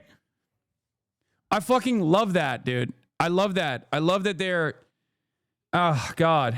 I'm so glad that there's like at least a lovable, charismatic socialist candidate out there who can just like get unlimited defense from at least the liberals in New York and the leftists in New York who are attacking these idiotic arguments. I'm glad.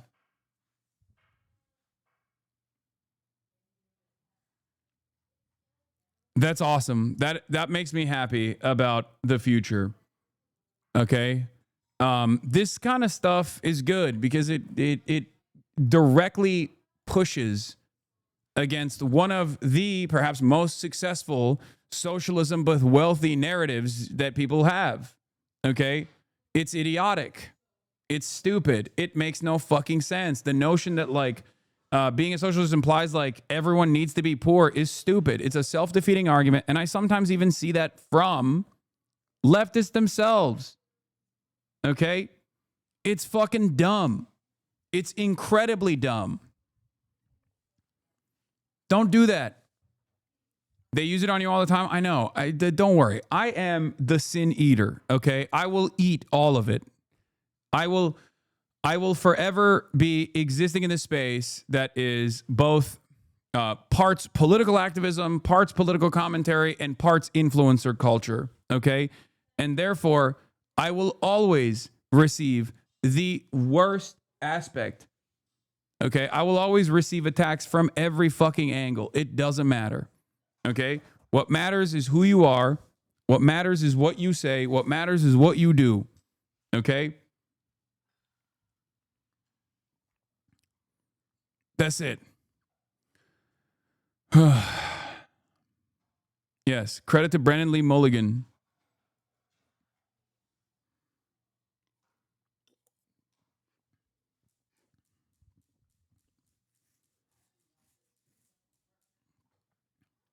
Have you talked about Buddyhead? Commie poster on socials, but post anti-Zohran multiple times a day?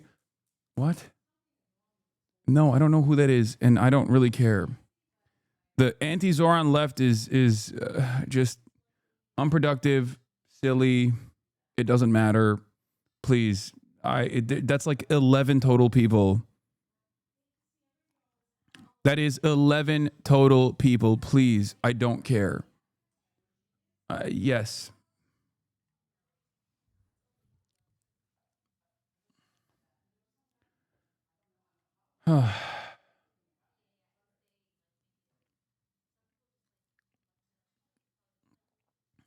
It's only $30 for the filet mignon at Omen Sushi in New York City. Brother, it doesn't matter.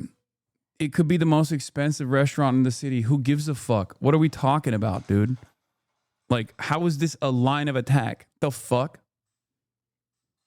Like, please, the moment that you look at that, the moment that you even lean into the argument and take the premise as though it is sincere is a moment that you've lost. The only response to this is, dude, shut the fuck up. People can go and eat nice things every now and then. Suck my dick. Okay? The moment that you go, well, actually, it's quite the affordable lunch, then you're saying like, what? So if it was a unaffordable fucking dining experience, then all of a sudden that actually stains his reputation. What are we doing? No, get the fuck out of here. You don't have to. And I keep repeating this over and over again. And I know people will say, Hasan, you're just defending yourself. Sure. Okay. But you do not have to lean into oppositional framework, especially when it is launched against you in an insincere manner. Okay. You are under no obligation whatsoever to take serious, insincere framing. You do not have to accept the premise if it is an insincere premise.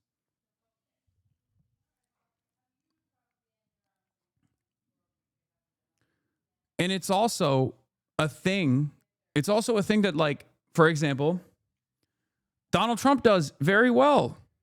Even in instances where, like, he's done some fuck shit. He'll just be like, nope, wrong, you're a liar, you're stupid. And he moves on. And look where that has gotten him, okay? From his perspective, all those attacks are bad faith, okay? That's it.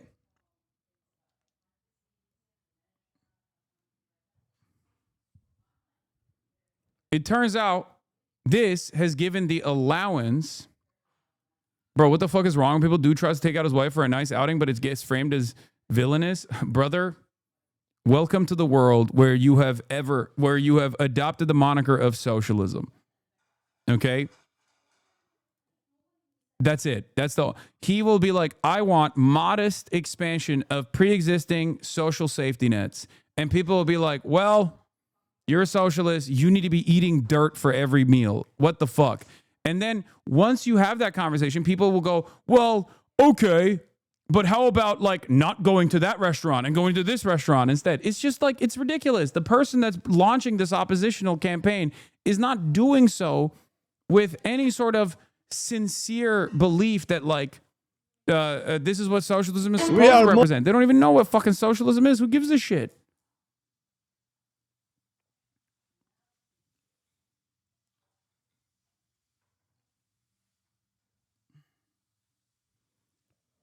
That's the same thing that's like endlessly been argued on with who I am and what I represent as well, where people will be like, oh, $3 million mansion. He lives in a mega mansion. It's like, yeah, one, I live here with my fucking family. And two, I didn't make the housing market. Okay.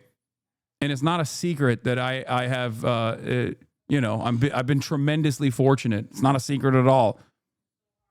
It's funded by you, the viewers, for you, the viewers, for the most part. It's not like I'm fucking farming and maxing out on all of the different avenues and taking this existing capital to get from fucking subscriptions to go and I don't know, buy stocks in fucking Raytheon or some shit.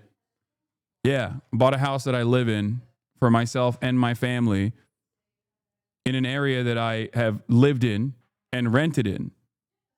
Bro, it's like that retweet where someone was shitting on a Palestinian in Gaza was drinking Coke with their first meal in forever. I know, it's so fucking stupid. I don't have sponsors. I rarely ever do sponsors. I deny sponsors all the fucking time. I don't run ads no longer. Now that I don't have a fucking, now that I don't have a contract, I don't run ads. And I'm not doing that as a marker to market myself, okay? I've said no to very major ad campaigns. Like I was presented with $1 million starting ad campaign. An ad campaign that started at $1 million fucking dollars from Polymarket. I said no.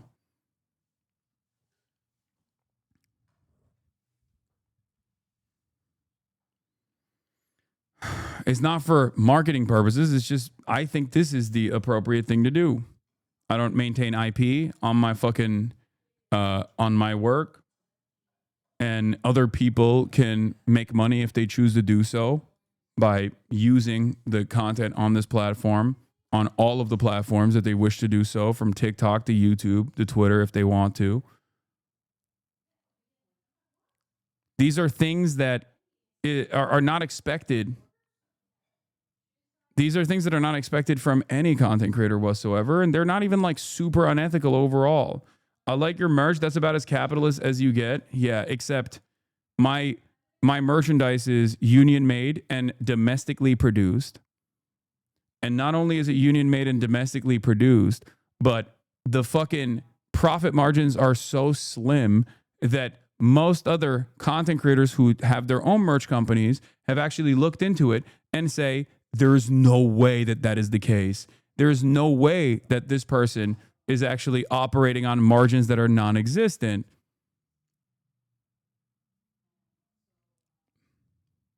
So even on that front, and once again, nobody's forcing you to subscribe and nobody's forcing you to buy the merchandise anyway. It's like all whatever you want to do.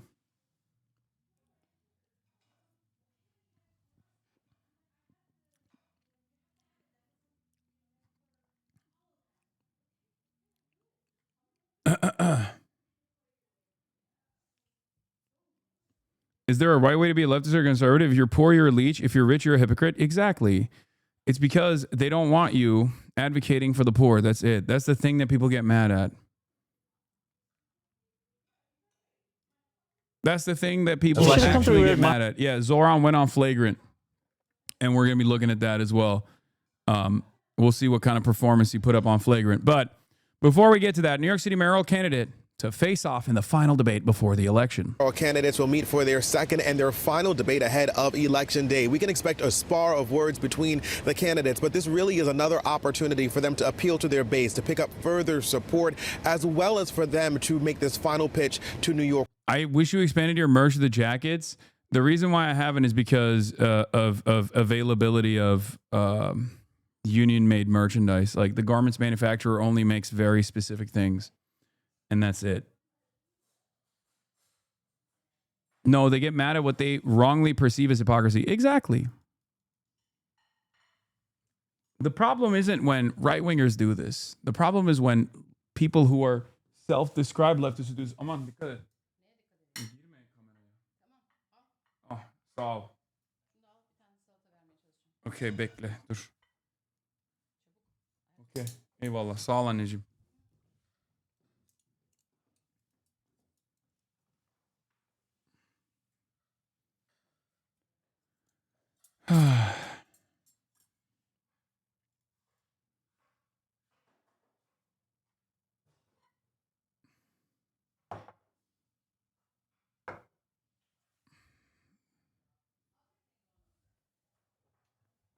The argument is not directed at regular people. It's for those who have lived in a socialist country where their leader enjoys a better quality of life than the rest. No, I mean, it's not. It is directed at regular people.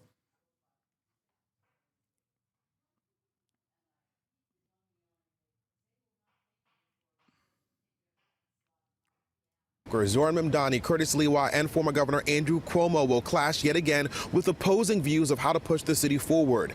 Some of the candidates' suggestions for the city coming yesterday from former Governor Cuomo, who made his pitch for city oversight of the New York City Transit capital budget. Open to presses Mamdani, with who laid out 100 his own bones. framework for saying the Department of Education's money could be saved by streamlining the way contracts are given out. The backdrop of tonight's debate are the growing calls for Curtis Lewa to drop his mayoral bid from his WABC radio boss to the New York Post. The belief being that without Lewa in the race, those voters would end up voting for the former governor, which may reduce the sizable gap from the current frontrunner Mamdani. Cuomo has tried to appeal to his conservative base and said he'd give Lewa a job in his administration if elected. Yes, that would be something that I would be interested in. We need a coalition to run this city. We need New Yorkers to come together. Let's be very clear. I am not dropping out under no circumstance. He says he's not going anywhere. GOP leaders in all 5 New York City counties have reaffirmed their support, standing with him, citing much momentum on the grassroots level. We are live outside of City Hall this morning. I'm Phil Tate, Channel 7 Eyewitness News.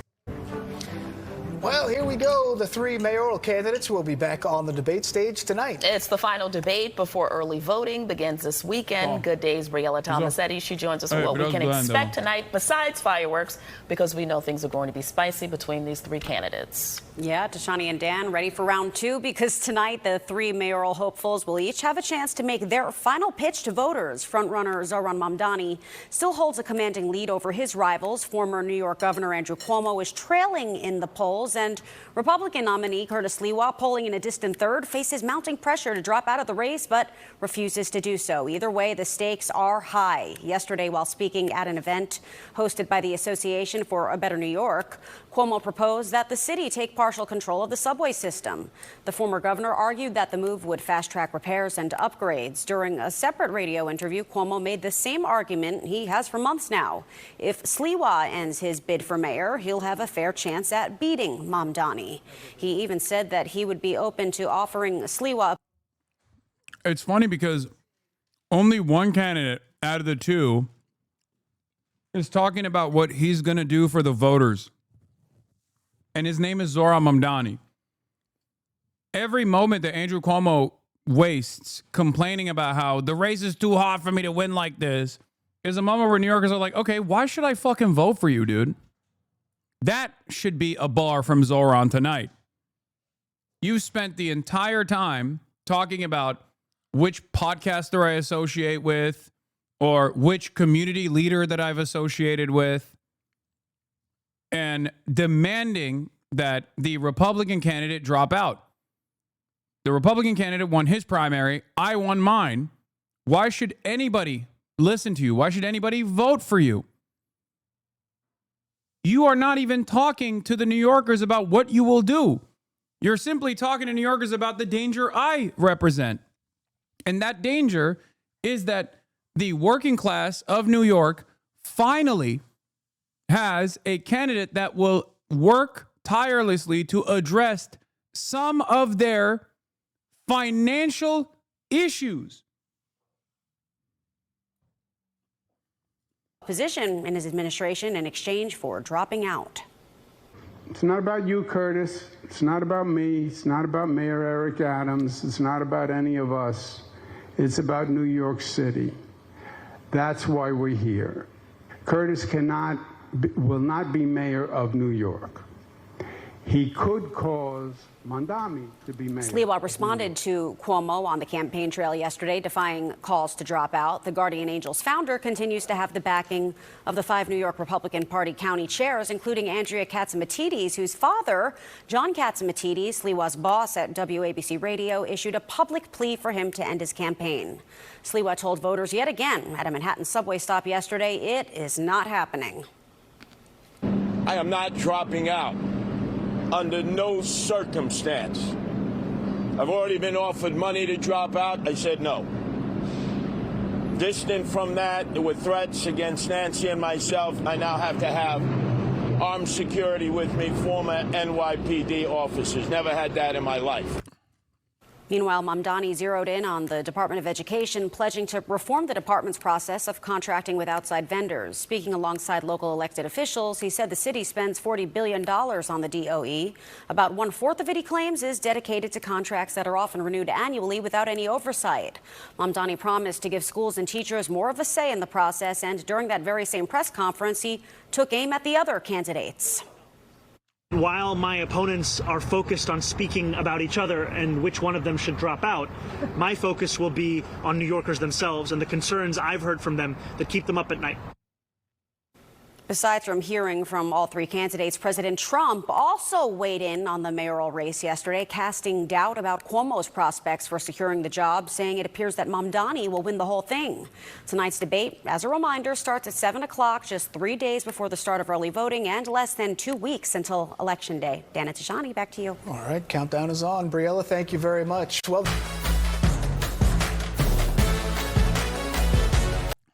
we are Muslim. Muslims against Mamdani. Ask why. They got 4. They could only find 4. That is fucking amazing. Wow. Like they couldn't get 5? They got 4. Not 5, 4. They found a random guy in a tub to takfir Mamdani by saying he's a self-proclaimed Hindu, not a Muslim. Wait, what? Interesting messaging that will move many people to vote for the pious Cuomo. Wait. They got 3? Not even 4. 3?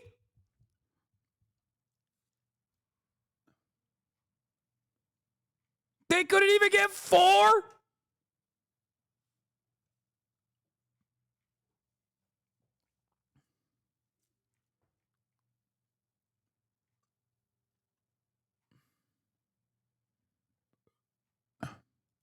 Against Mamdani. Ask us why. Why are you against Mamdani? First of all, do you know that Mamdani is supporting decriminalization of prostitution? No, we don't want that. No, we don't want that. Which is an NYC law that prostitution is not allowed. Yeah. And we are against it because every single religion of the world against prostitution creates morality issues. It brings a lot of disease. Do you want that? No. No. That shouldn't be happening at all. When there is prostitution, there is a human trafficking. I had no idea. When there's a human trafficking, there's a drug trafficking. Can you imagine what he's doing? Honestly, I don't agree with that. What made you want to do this type of thing? Oh, that's awesome. That dude is fake as fuck. I mean, yeah, every part of this is just like completely made up, but it's pretty awesome. These guys make Zohran look insane. No, it would have been worse if they were like Muslims for Zohran and they spoke like this. I think that would have been more effective. Also, this dude is literally wearing a hat that says support your local dealer. This would have been unironically more effective if they were like, we're Muslims for Zohran and we're fucking insane. Okay? Cuomo's campaign has been so bad. Saying a progressive member of their religion isn't actually a member of their religion. So proud to see Jews and Muslims uniting on this. Yeah. The way they're cutting off the things that people are saying to fit their narrative. Yeah, obviously, guys, it's a hit. It's an attack ad, but it's such a bad one that idiots, this will just win over their Islamophobic WhatsApp Indian uncles. No, this ain't winning anybody over. First of all, the Islamophobic WhatsApp Indian uncles have already probably made up their minds. Okay, no one is. Anytime I see a fucking ad from the Cuomo team, I'm like, who is this for? And no, this is not a goddamn satirical campaign. This is like a real initiative that they put together.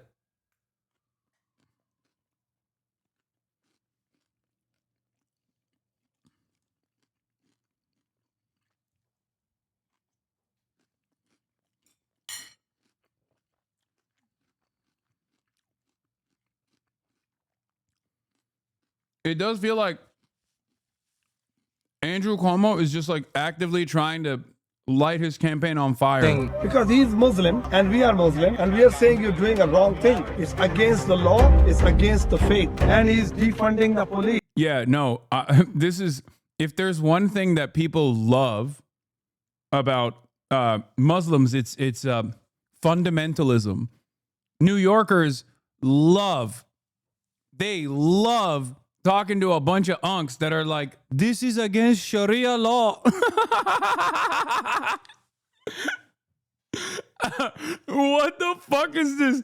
Bro, the campaign on the one hand is literally saying Zohran is doing taqiyya, okay, and is actually secretly going to implement Sharia law. He's going to do 9/11. And on the other hand, they're like, we are pious Muslims, and Zohran is not a real Muslim. Zohran is not following the Quran. And it's like, why do you think that's going to make New Yorkers go, wow, Zohran is not following the religious doctrine to a T?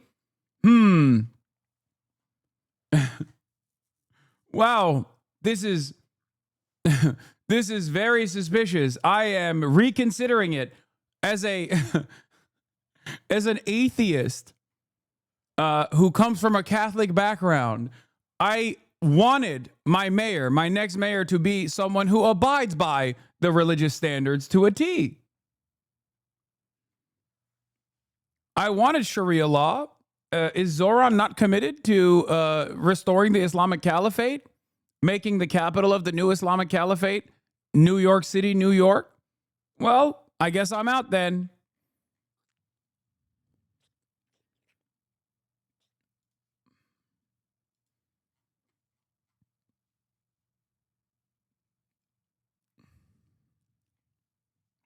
That's what I heard. Yeah. So you're from New York, right? Yeah. As you know how much crime is going on. Yeah. Imagine if you have less police, do you feel safe at that time? I don't think so. Police working very bravely, very tirelessly for our community to keep us safe. No need to give the salary to police. Why? There will be no jail. There will be no police. You just imagine. I actually love your point because I didn't know that. You can't give somebody like that power. Zach, you guys are Muslims too, and you guys don't support him. He's not Muslim. Right. Oh my God. Oh my God. They paid the people that they're talking to. Oh my God. They 100, like that. This white boy proved it. You guys are Muslims and you don't support him too, huh?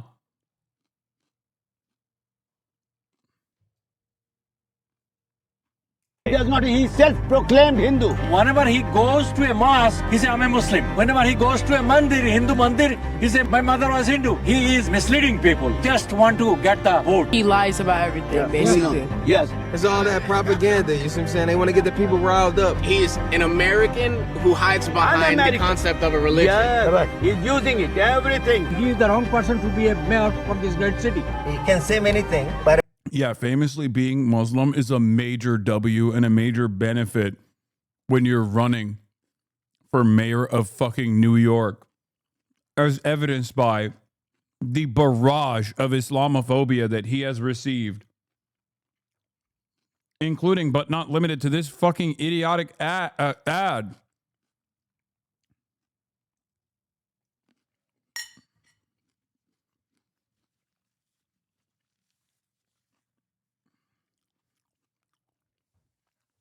Zohran is not following Islam, but Cuomo, who sexually harassed women, is definitely following Islam. What the fuck is these idiots' points? Okay, there's a higher point here that also doesn't make sense, which is whether or not a New York mayoral candidate is a pious Muslim. I don't think any New Yorker gives a shit about that. Maybe the unks, the Bangladeshi unks, maybe.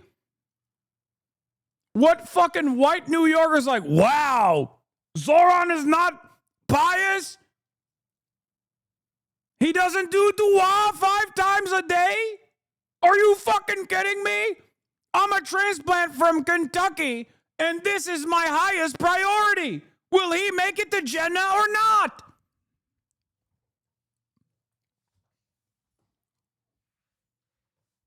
Technically 3, he's Shia. No!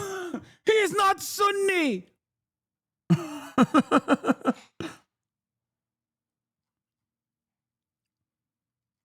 Like, do you understand how fucking stupid this is?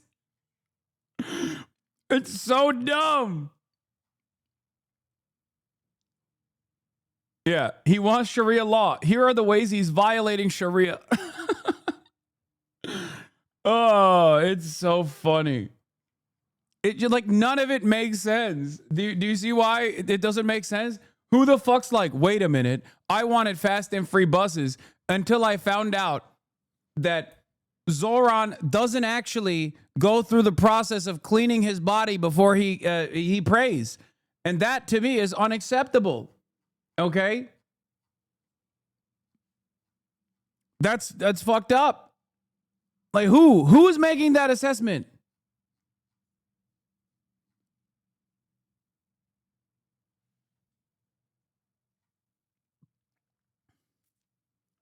For real though, will he make it? I don't remember whatever fancy Muslim term you use, but I am very concerned. What fancy Muslim term? You mean Jannah, which is Jannat, which is heaven in Arabic?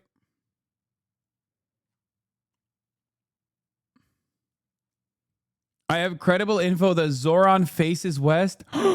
No. And yeah, for the record, yes, Zohran is a lot more of a real religious person. He is more a real Muslim than Donald Trump is a Christian. Not that it fucking matters, because his practices have no influence, I would say, in his governance.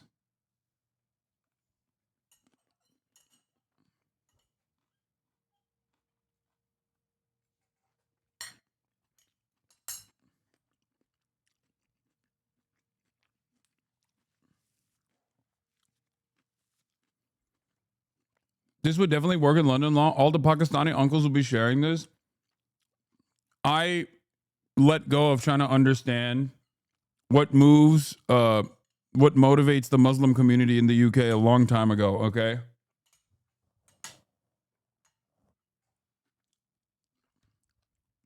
We don't talk about that. That's a very different, very different situation. I don't understand it. I feel like a big chunk of the like Salafist podcasts have all come from the same area in the UK.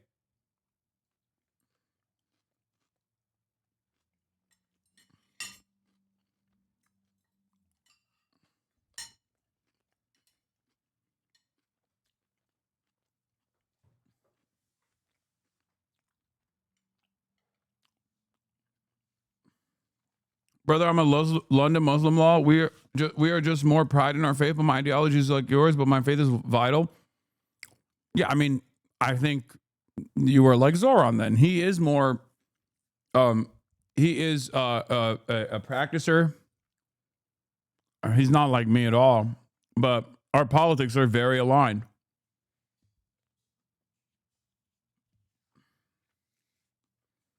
Just telling the Sunni votes he was Shia would have let Mamdani win 100%. 100% don't underestimate hate from Sunnis. No.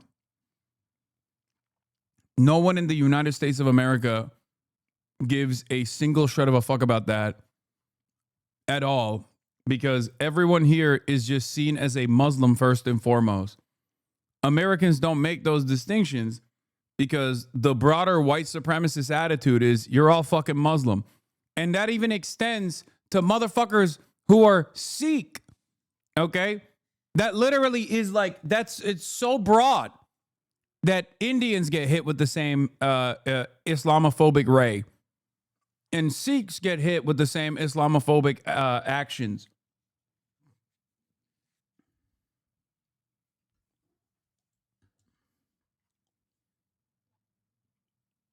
So for that reason, no one gives a shit about whether or not someone is a Sunni or Shia, even amongst the Muslim community.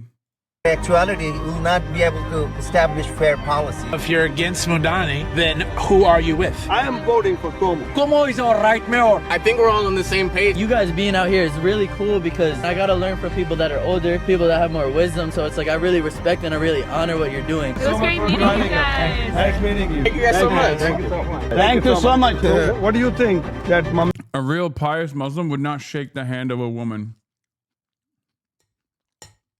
A random woman like that.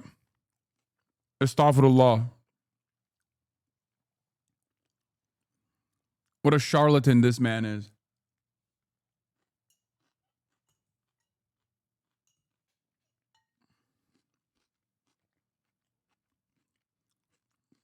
Fake ass Muslim, bro.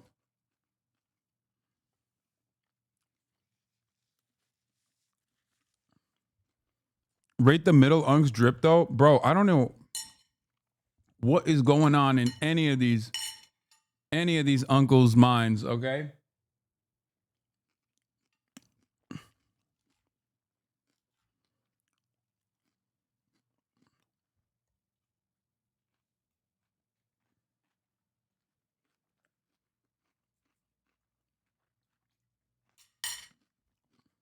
Mamdani should be the mayor? I don't think so. I'm not his fan. Should they vote Mamdani or Como? Como. Como. Come on board.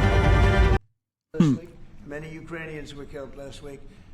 We think it's ridiculous, and would like to have it end. Why do you think you want peace, though? Why do you still believe that?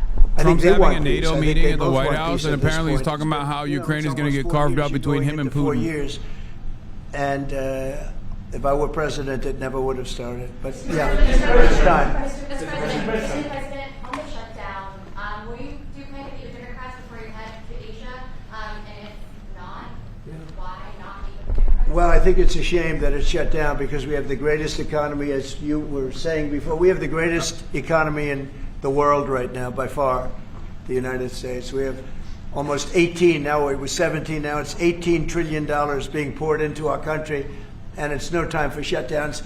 I don't think it's affecting what we're doing, but it's too bad for a lot of people. We have a lot of good people that aren't working right now that should be, and it's because the Democrats want to try and renegotiate a deal that they had negotiated. They want $1.5 trillion given to illegal immigrants who came into the country, and it's going to hurt the health care of citizens of our country that have been paying into it, that have been working hard for it, that really deserve it.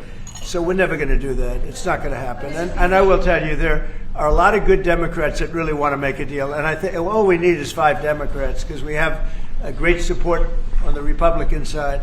So I think we need 5 Democrats, and there are a lot of them that want to make a deal. So I think at some point, common sense will prevail. Yeah, go ahead, you can finish up. On the drug boat strike in the Eastern Pacific, Yeah. can you explain to us what that was about, how it was conducted? Yeah, sure. Well, they had one today in the Pacific. And the way I look at it every time I look, because it is violent, and it is it's amazing that the weaponry, that everyone, they have these boats that go 45, 50 miles an hour in the water. And when you look at the accuracy and the power, look, we have the greatest military in the world. We have the greatest weapons in the world. And you see a little bit of it there. One shot, everyone dead center. And the only way you can't feel bad about it is you realize that you won't feel badly about it, is you realize that every time you see that happen, you're saving 25,000 American lives. Every one of those boats that gets knocked out is saving 25,000 American lives, not to mention the torn up families all over the country. And whenever I see that, I say to myself, I just saved 25,000 lives. I will say that there are very few boats traveling on the water right now. Actually, that includes fishing boats. That includes It's so psychotic but there are very few boats he's just traveling like on the water. So now justifying randomly murdering fishermen by being like, it looks bad, it sounds bad, but in my mind I just made up that they're actually going to sell fentanyl to kill 25,000 Americans. Yes, we do. We have legal authority, right? We're allowed to do that. And if we do by land, we may go back to Congress. He's a straight up fucking Nazi, This is dude. a national security problem. They killed 300,000 people last year. These drugs coming in. They killed 300,000 Americans last year, and that gives you legal authority. We have a national security really, I will say this. When you look at the people we're dealing with, and we know them. We know the people coming in. We know the boats. We know everything else. We're allowed to do it. It's in international waters. If we don't do it, we're going to lose hundreds of thousands of people. Now, they'll be coming in by land a little bit more because they're not coming in by boat anymore. There are no boats in the water. There are no more boats. We know the boat almost immediately. it's pretty unusual when you see somebody with a fishing rod and 5 engines on the back of the boat. You don't need that to go fishing. Wait. And we will hit them very hard Trump when felt they come it was in time by for land. Russia sanctions, canceled meeting And they with haven't Putin. experienced that yet, but now we're totally prepared to do that. We'll probably go back to Congress and explain exactly what we're doing when we come to the land. We don't have to do that, but I think, Marco, I'd like to do that. You may respond to that if you want. Yeah, well, I mean, the question is, bottom line, these are drug boats.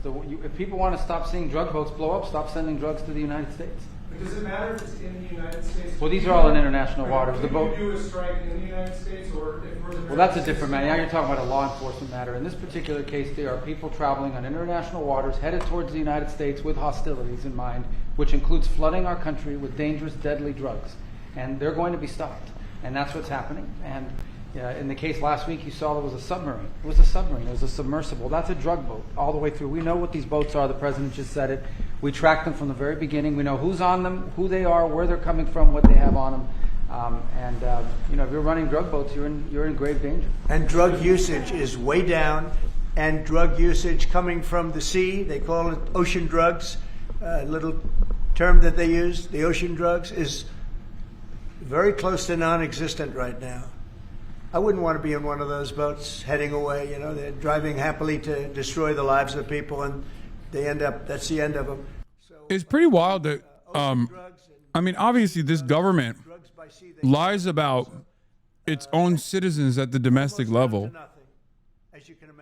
And in the absence of any sort of consideration that this is a lie, why would anybody care about random fishermen that they're murdering overseas? You know what I mean?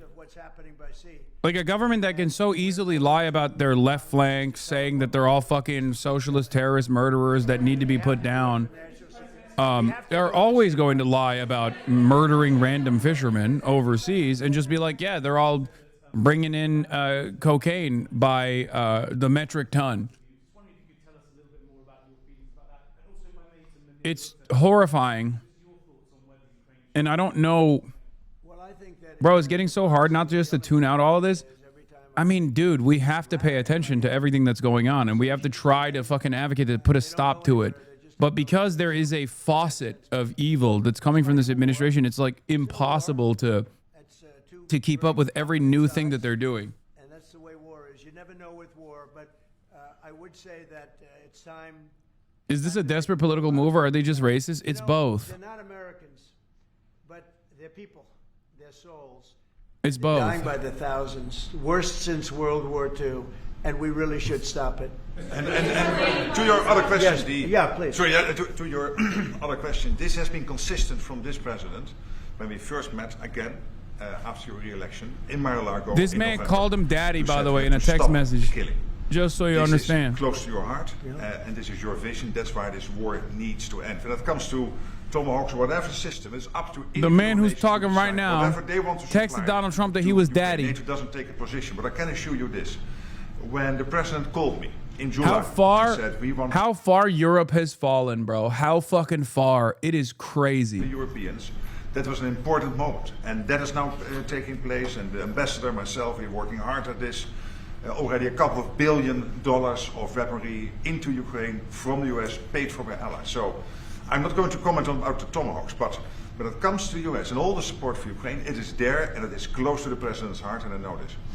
I will say this, and Mark can say it better than anybody. The European nations and Canada we're gonna get have to that really in a pulled second. together, and it's beyond even that. I mean, it's really beyond that. I was with the Australians, the New Zealanders, Japan. They all. If you want to really add them up, we could really add them up. But NATO, basically, European and Canada, and a lot of other nations, they've really band together. They are not happy about what's happening with Russia and Ukraine. They're not happy at all. Chatters. Mr. President. Jeff? Sir, just changing this topic slightly. I see you got the. You think I was lying, right? Because that's crazy, right? Like that's an insane thing, right? Totally makes sense that you would think that I'm making this up. I'm not. They fight like hell. You can't stop them. Let them fight for about 2-3 minutes. Then it's easy to stop them, he continued. Rutte raised eyebrows when he interjected. Daddy has to sometimes use strong language to get them to stop.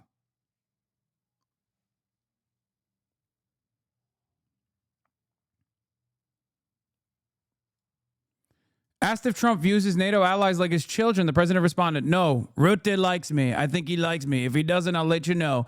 I'll come back and I'll hit him hard, okay? He did it very affectionately. Daddy, you're my daddy." Rutte later defended his use of the word and continued to pile praise on Trump, describing him as a good friend. He also said his language is a matter of taste.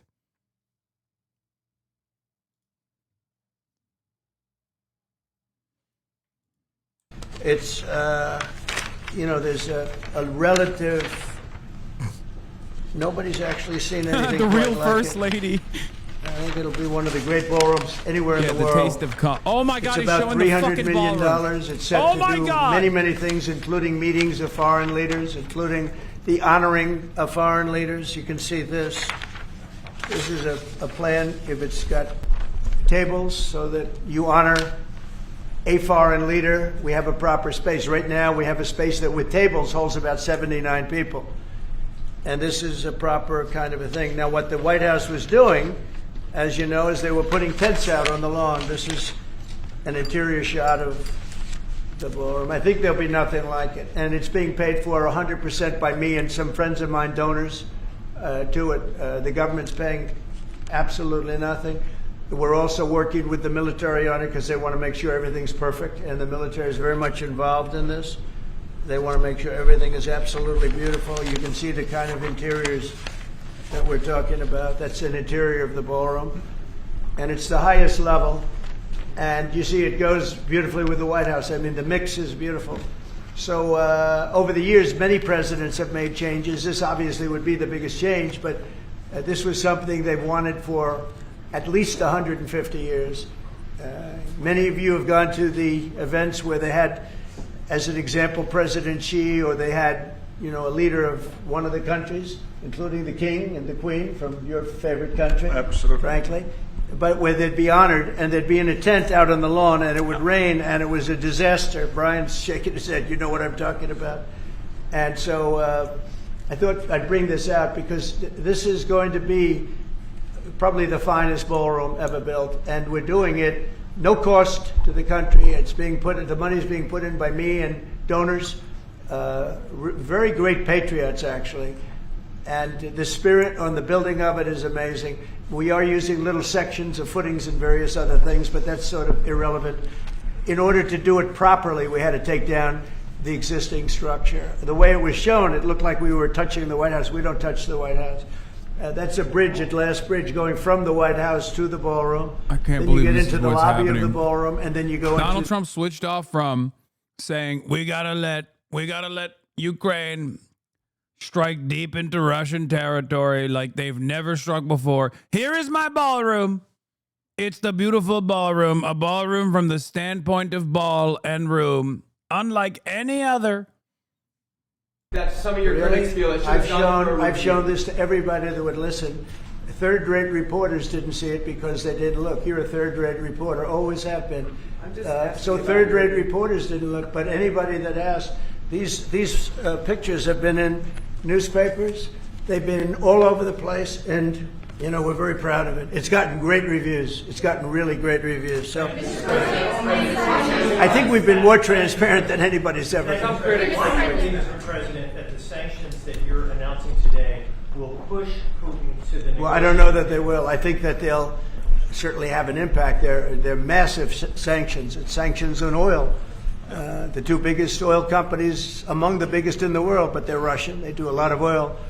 And hopefully it'll push, hopefully he'll become reasonable, and hopefully Zelensky will be reasonable too. You know, it takes two to tango, as they say, and we're going to find out. They hate each other. These two people hate each other. You know that better than anybody. Yes. And it makes it more difficult than it should be. This should be easier to do. But the level of hatred between Zelensky and Putin is very substantial. Could I add one thing? What the president is doing today with these sanctions is putting more pressure, of course, on both parties, in this case on Russia. It's all about changing the calculus, making sure that Putin understands that the president's vision this weekend of having a ceasefire, stop where they are, as you literally said, and that this has to be step one now. and for him to really accept that vision and to come to the table. And then you have to put pressure, and this is exactly what he did today. Along with Europe. I mean, Europe, look, they've actually become friends of mine. I think all of them. Yeah. We have a very close relationship, and they want to see it end too. They really want to see it end.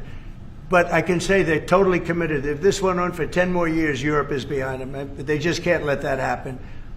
You can't let what's been going on. Now, it should have never happened. It would have never happened if I were president. But it did happen. I inherited. This was Biden, a man who was, without question, you take a look at the new walkway, the presidential walk of fame, we call it. Europe is cucked. Millions Biden must is cry the in the worst cuck chair. president we've ever had, if it was even a president.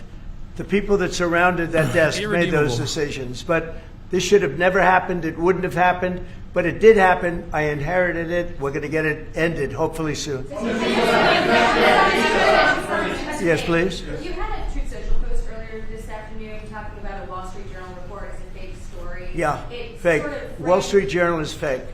Less fake on financial than it is on gossip. Can you just confirm that my understanding of what's happening is accurate? As I understand it, that story framed it like we had just lifted the U.S. a restriction on intelligence. No, it said that I gave Ukraine permission to shoot missiles deep into Russia. I didn't do that.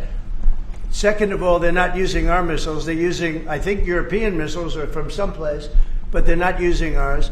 And what they do, I don't control that. But I do control our missiles. They're not shooting our missiles in. It was a fake story. Wall Street Journal does a lot of fake stories. The president of Colombia in a recent interview said that if you won't, he thinks that people should get rid of you. We're talking about now Colombia, the country, not the university. Yes. Go ahead. He said what? He said that if you won't change, then perhaps you need to be gotten rid of. Do you view that as a threat? Well, he's a thug and bad guy. He's a guy that is making a lot of drugs. We've just, as of today, stopped all payments going to Colombia, the country Colombia. Also, the school Colombia. No, we settled. We made a settlement with him. But no, he's a thug, and he's a bad guy, and he's hurt his country very badly. They're doing very poorly, Colombia. They make cocaine. They have cocaine factories. They grow all sorts of crap that's drugs, bad drugs coming into the United States, goes generally through Cocaine Mexico. factories. And he better watch it or we'll take very serious action against him and his country. His country is, what he has led his country into is a death trap. Please. Has the Secretary General presented his Ukraine peace plan to you? Are you prepared to be chairman of the Board of Peace? Oh, there is no Secretary General peace plan. But I'm here, I really want to correct it because I saw some of that in the media. Of course, many people are thinking how to bring this terrible war to an end and supporting the president in doing that. Why I'm here is to dialogue again with the I think like Mark Rutte and all these other fucking dipshits are going to start talking like Trump too. They're going to be like, well, you know, everyone knows at this point that the media is doing fake news.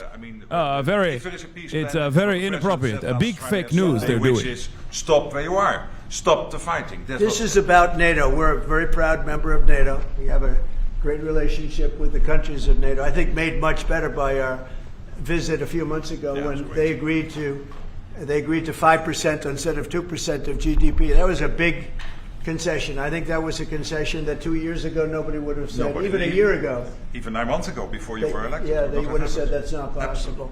And the difference is they're paying 5% as opposed to not paying 2%. You have to tell me if you're a bot. With the exception of You keep Spain, posting this. Zohran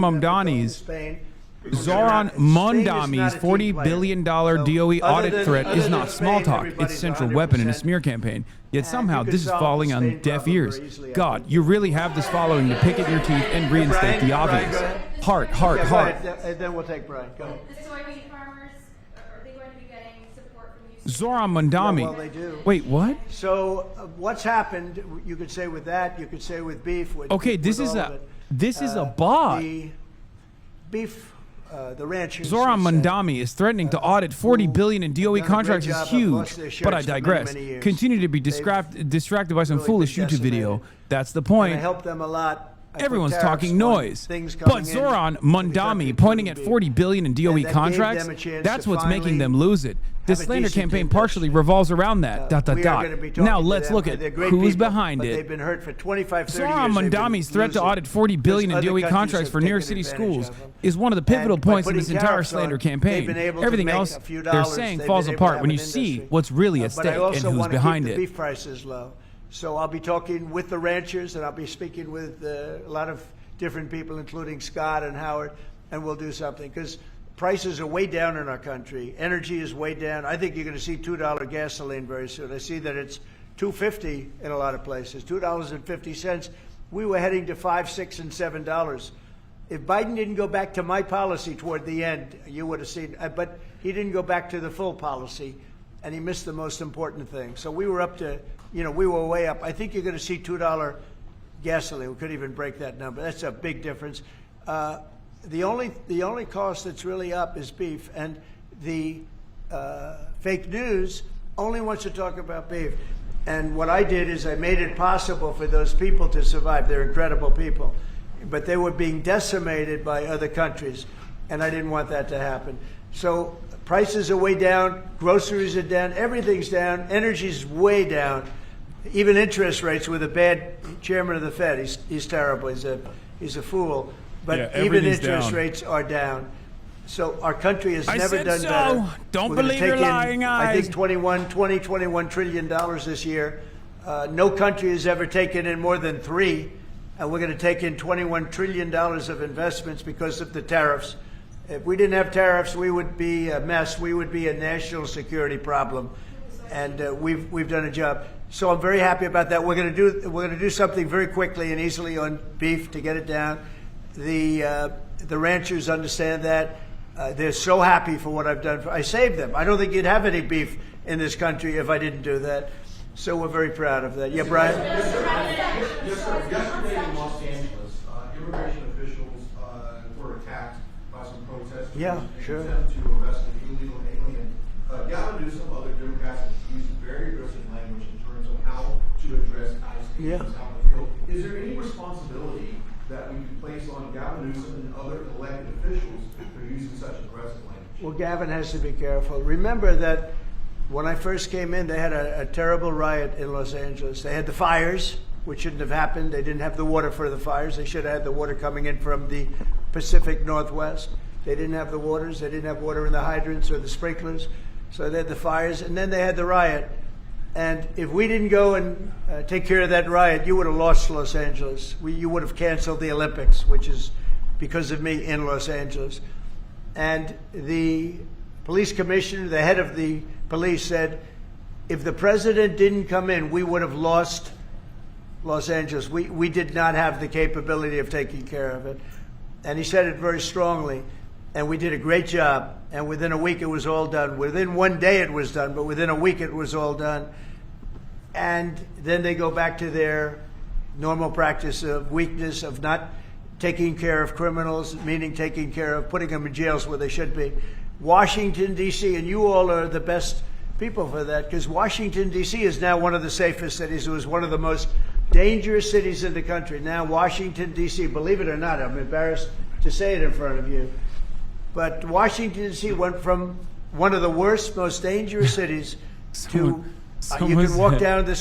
How is Otani doing so well if LA burned down? That's right, Chatter. Exactly. That's what I was thinking. Very safe city, one of the safest, and very proud of that. Memphis, by the way, is coming along fantastically. We're in Memphis right now. We had the FBI in Chicago. We're doing things. We haven't served Chicago yet. When we do, Chicago will be very quickly a very, very safe city. But if you look at what's happening in Memphis, it's great. But you got to look at Washington. People are coming up to me. People that work in the White House, they're saying, "Thank you, sir," and I immediately know what they're thanking me about. It's thanking they can walk to work. They would never walk to work a year ago. They can walk into work and they feel safe and secure, and it's beautiful.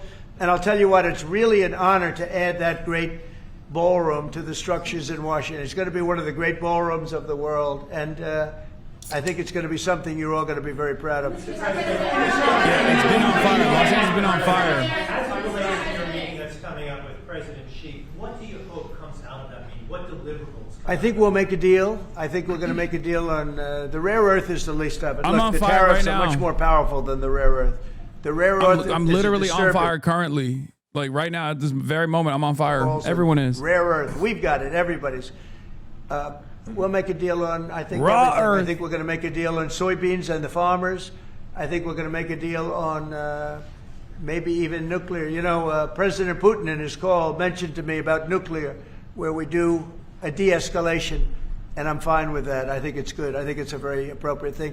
We have the most nuclear weapons. Russia's second. China is actually third by a long way, but they'll be even within 4 or 5 years. Too many. And we are talking about de-escalation. That's already being talked about. And I think we'll probably add China into the mix. Mr. President, President Xi to stop purchasing all of that Russian oil that's funding this war against Ukraine. Well, I think I'll be talking to him about it. I think it's a little bit of a different talk. India, as you know, has told me they are stop. You know, it's a process. You can't just stop it. But by the end of the year, they'll be down to almost nothing. That's a big thing. That was almost 40% of the oil. India, they've been great. Spoke to Prime Minister Modi yesterday. They've been absolutely great. China's a little bit different. You know, they're a little bit different relationship they have with Russia. It was never good, but because of Biden and Obama, they got forced together. They should never have been forced together, but they're a little bit forced. But they're by nature, they're not. They can't be friendly. They can't be friendly. By nature, they can, I hope they are friendly, frankly, but they can't be. You should not have forced Russia and China together. And Biden did that, and Obama did that. They forced them together because of energy, because of oil. And so they are closer than they would normally be. I think I'll probably be talking about it. What I'll really be talking to him about is how do we end the war with Russia and Ukraine, whether it's through oil or energy or anything else. And I think he's going to be very receptive. He would now like to. I'm not sure that he did at the beginning. He would now like to see that war end. Do you think Xi plays an important role, Mr. President? Do you think Xi plays an important role in terms of inserting himself and convincing Putin, who he speaks to regularly, to stop the war? Yeah, I do. I think he can have a big influence on Putin. I think he can have a big influence on a lot of people. Look, he's a respected man. He's a very strong leader of a very big country. Yeah, I think he can have a big influence, and we will certainly be talking about Russia, Ukraine. Thank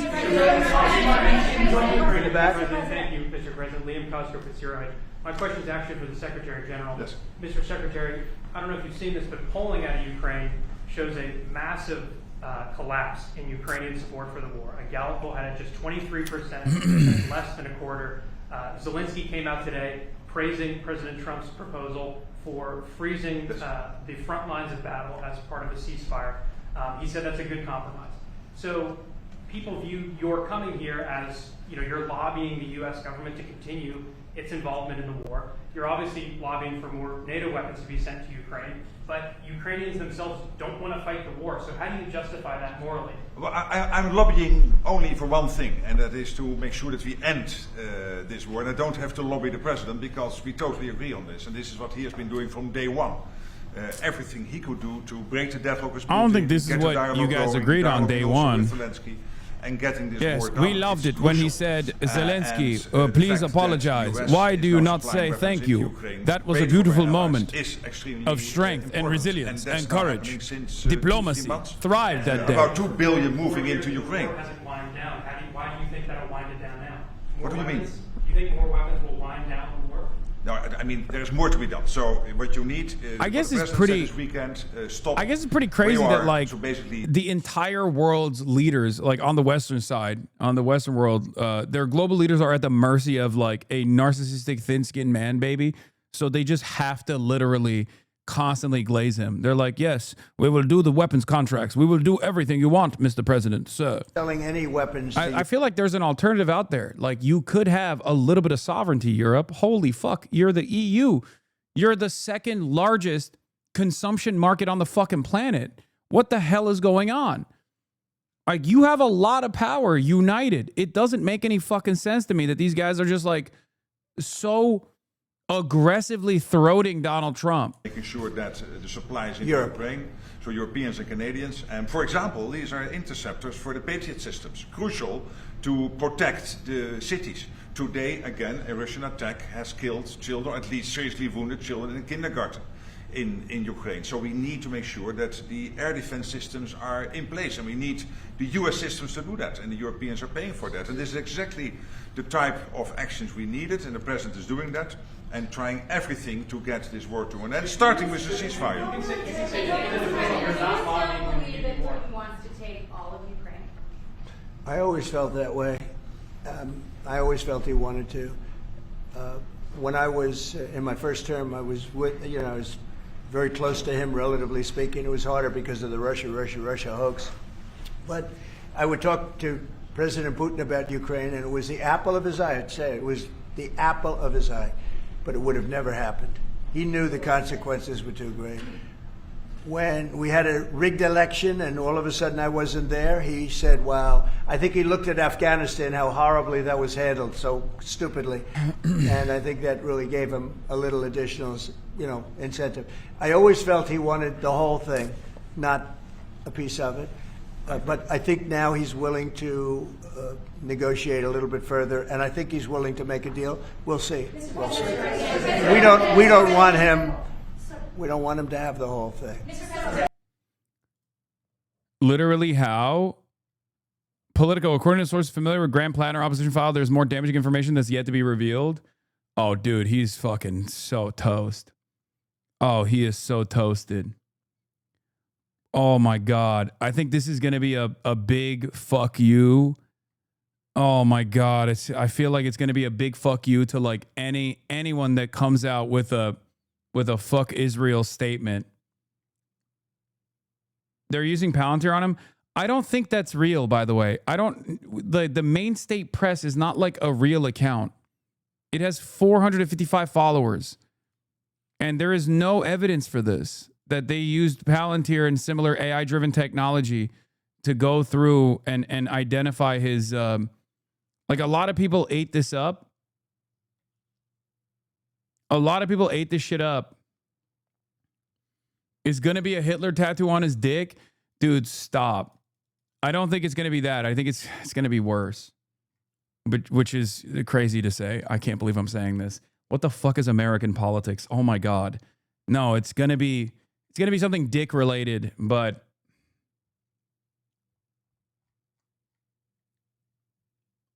it's going to be something it's going to be like sexual assault or something, or war crimes or something.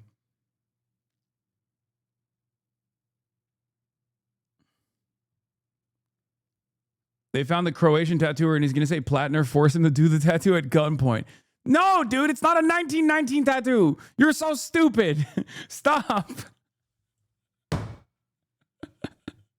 You do have brain worms.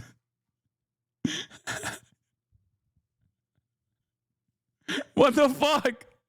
Dude, he had a totem cough on his chest. What do you mean, 1919? Ah! He already maxed out on the Nazi tattoo shit. He called cops cowards.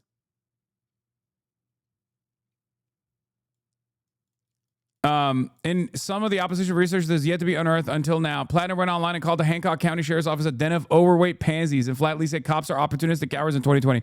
I mean, yeah, if that's the opposition, then it's great. If that's the oppo dump, then it's great, because that is literally every veteran's position, unless they're already cops. And even some cops, it's one source probably from the Mills campaign, so it could be exaggerated. He actually does have a 1919 tattoo. Look at his new tattoo. No, the 1919 tattoo is nothing. It's not a thing. Please stop. It's from like an Appalachian Trail hiking club or some shit. Stop. That's not. Why would someone have a literal totem cough on their chest, but then also do a sneaky 1919, which is not like a known white supremacist symbol at all? He has the third most prominent white supremacist symbol on his chest. He would at least have like the fucking double bolts or something, not fucking 1990. He'd just have a swastika or like a Sonnenrad or something. Like he wouldn't have the duality of this chat. Don't know what Totenkopf is, but thinks the 1990 or Nazi tattoos or Nazi symbolism. Yeah, I don't want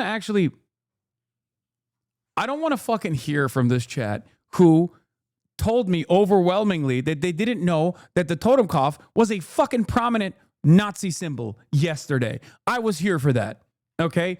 It was unbelievable then. But now, all of a sudden, a lot of you are former ADL extremism advocacy, extremism glossary researchers, it seems. All of a sudden. Stop. You can't have it both ways. You can't have it both ways. You can't be like, I don't know what the Totenkopf is. The fuck? And then all of a sudden today you're like, well, 1919 actually is a very sinister dog whistle. One that not many people know about.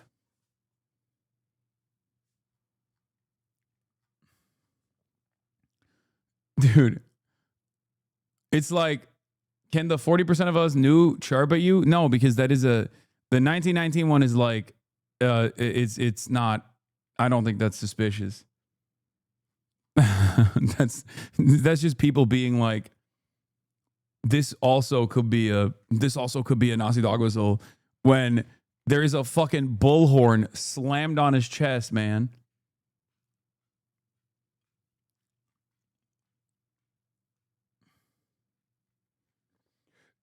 He has a Hakeem Jeffries tattoo? Yeah.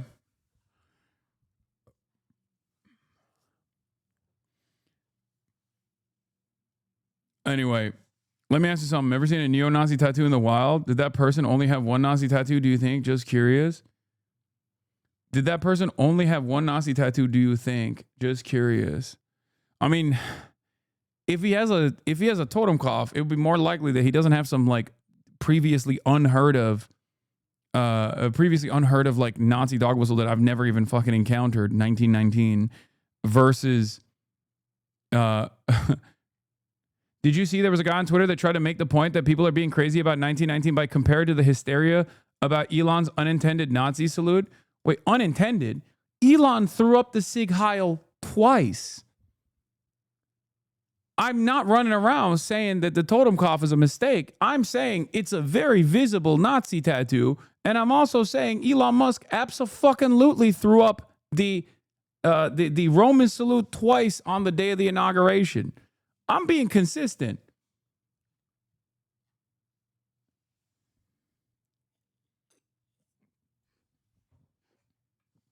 The tism here to not understand that he had a more prominent symbol and then think he has less prominent ones to really solidify his hidden truth. Yeah, what the fuck? I feel like it only goes worse than that. You know what I mean? Run into plenty of them in South Texas. They always have more than just one. In regards to the question that one chatter asked, yeah, it probably wouldn't be. It probably wouldn't be a 1919 tattoo, which I've never even heard as a fucking dog whistle. And I would say that it's I'm fairly tapped in to the different Nazi symbolisms, but given that they Politico, according to sources familiar with the Graham PLATNER opposition file, there's more damaging information that is yet to be revealed. Oh God, I fucking believe it. I believe it because how the fuck did you not know that your boy had a Totenkopf on his chest? I don't give a shit about the Reddit stuff. The Reddit stuff is not bad at all. Like the Reddit stuff shows a person who's grown from his previous positions. That's not bad at all. That's like, actually, like if that was the only thing, if the Reddit shit was the only thing he had, that's unironically the best possible, the best case scenario. But the fucking Totenkopf is crazy. And the fact that they didn't actually see that he had a Totenkopf on his fucking chest. Like, Just yesterday, no one knew his first act was a Nazi. No, not no one. 40% of this community knew, which was lower than I thought it would be, considering that I cover this kind of shit extensively. It was more so disappointing for myself. It was more so disappointing for me because I feel like I've failed as someone who tries to educate people on stuff like this. Will the Democrats ever learn to stop swooning? I refer, as you may have guessed, to the case of Maine. Yeah, all of this stuff also does come across as like basically punishing the Dems for falling in love with a bad candidate. You know what I mean? Like, that's what it feels like to me. It goes something like this. Political outsider, a mostly new name, mounts statewide campaign with online video that leans heavily on compelling biography and powerful oratory. Out-of-state liberal hobbyists quickly fall in love and fork over money. And journalists rush to profile the latest heartthrob before inevitable disappointment when the candidate loses or, well, becomes John Fetterman.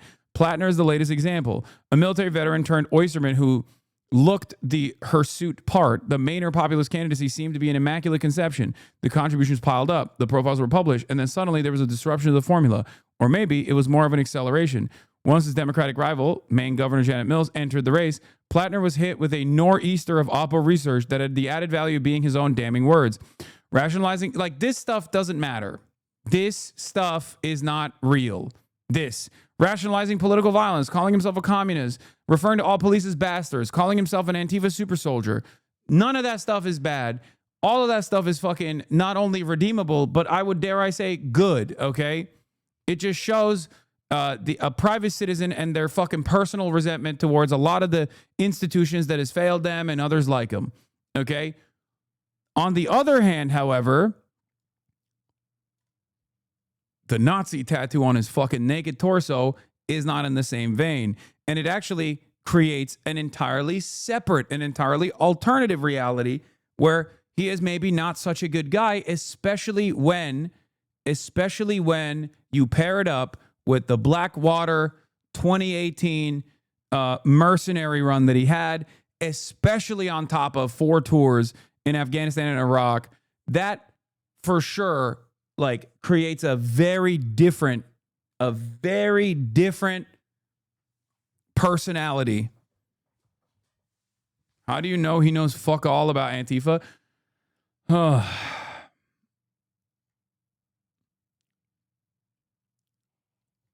Yeah. There is one more to come. I'm told by sources very familiar with the PLATNER opposition file who spoke on the condition of anonymity, and some of it will be even more localized, which will make for ready-made targeted mail and digital ads from his opponent. I've learned, for example, that in 2020, PLATNER went online and called the Hancock County Sheriff's Office a den of overweight pansies and flatly said cops are opportunistic cowards. You can guess how many Mainers in and around Hancock County, a rural region outside its summer resort enclaves, are related to or friends with law enforcement officers there. PLATNER did not respond to a request for comment. This won't slow PLATNER's apologies. The left-wingers are so enamored with... Dude, this is not even left-wingers that are enamored with PLATNER's politics. There are some left-wingers who are enamored with his politics, but mostly left-wingers have been, from the start, being like, no, he's Blackwater, fuck this guy. They've even yelled at me for saying, hold on, I need to fucking see this for myself. Even though it's understandable that you are suspicious of someone who literally joined Blackwater in 2018. I think this person saying like there's more damaging information to come is going to be more. There's two different brackets. There's two different brackets of opposition research for Graham PLATNER. The most insane candidacy we've seen so far. Perhaps one of the closest to the median voter in some ways. The one bracket is Blackwater mercenary, 4-tour machine gunner for the Marine Corps, neo-Nazi tattoo. Okay? When combined together, it creates an irredeemable picture, okay, of someone who maybe is overselling how frustrated he is with his service, okay? On the other hand, there is a flood of other types of opposition research, which is he says cops are overweight pansies, they're opportunists. He says he's an Antifa super soldier. He says he's a communist. He says he's a socialist. This other bracket of opposition research is unironically not only not irredeemable, but actually fucking good. Okay? That's actually good. That's good shit. So if it's on the second category, then maybe PLATNER is going to have a better time overall. If it's on the category that actually frustrates people and stress tests the liberal leftist coalition position here, then it's fucked. His service, my God, you love hugging and kissing the troops, lol, so servile. Oh my God, brother. I don't know how many times we have to talk about this, okay? I don't know how many times I have to bring this up over and over again. There are so many people, both in this community and out of this community, that have gone into the fucking military-industrial complex and have done heinous shit in the act of serving for the military, okay? As long as they atone for it and recognize that that shit was wrong and fucked up, not only on the basis of the fact that, oh no, Mr. Troop Lover has found an anti-imperialist. Wait, what? I'm calling into question whether or not this person actually is a disillusioned vet, okay? Their name is Knights Templar. I'm calling that into question overall. But as far as a immediate opposition to anyone who has ever served, regardless of what they're saying, regardless of what they're doing now, yeah, I don't play that game at all. I don't play that game at all. I also don't play the game of like unconditionally thanking everyone for their service either. I don't. You can call me a centrist when it comes to veterans. I'm a vet centrist, okay? I treat people like they're fucking human beings. If they've done heinous shit, regardless, especially considering that it's not considered heinous at all by the broader majority, by the masses in general, okay? And you want to build a mass movement. I mean, maybe you don't. I don't think you give a shit personally. The veteran stuff is not irredeemable across the board. It's not. Nowhere near as bad as Blackwater, which is when you personally decide to go into the mercenary sector after doing fucking 4 tours. I mean, you're an adventurist. You've definitely clearly enjoyed the heinous shit that you've done. Okay? That's the distinction. That's the difference. Okay? I don't give a fuck what someone's background is, especially if they have atoned for it, especially if they recognize that it was fucked up, in spite of the fact that no one tells them it's fucked up. By and large, in American society, no one thinks that what veterans are doing is heinous. So if you come to that conclusion on your own through that experience, I obviously place a lot of value on that sort of thing. Okay?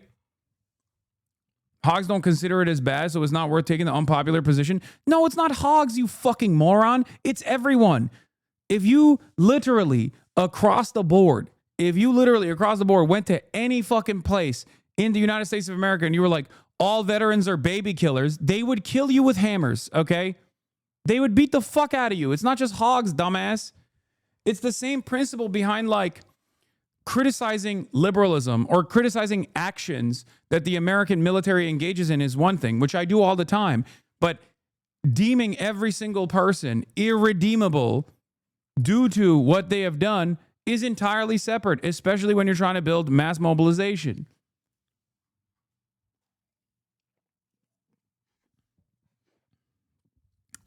Oh, my bad. The reactionary violence of Americans in defense of their troops makes it not worth it. No, dude, I do think a lot of people professionally misunderstand my position. Okay?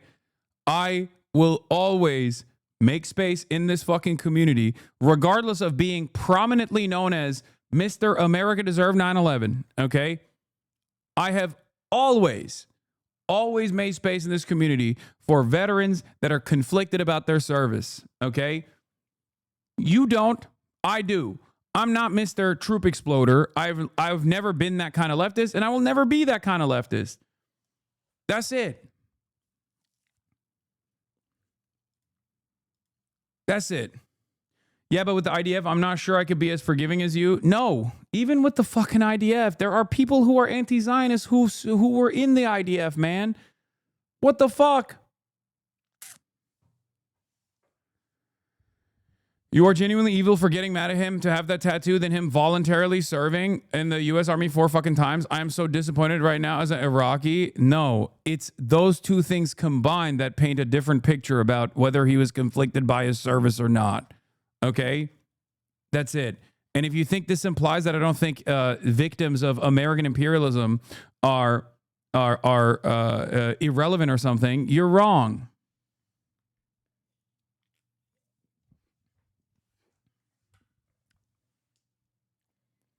Anyway, having said that, don't worry. I'm in favor of a candidate that is much better for victims of American empire. Janet Mills. Okay? Janet Mills. That's right, baby. Mills Mafia, Janet Series, rise up. Yes, but we've known for a while that he did 4 tours and then joined Blackwater. Look, doing 1 tour and then becoming disillusioned is one thing. Doing 4 tours? No, dude, shut up. It's the only aspect of this that's like, the only aspect of this is not 1 tour versus 4 tours. The only aspect of this that's like, is borderline irredeemable and now absolutely irredeemable in comparison, especially when you factor in every other thing that's come out so far, is the Blackwater thing in 2018. Okay? That's it. Blackwater is personally joining a brigade. Blackwater is when you are personally making the decision after you've done your 4 tours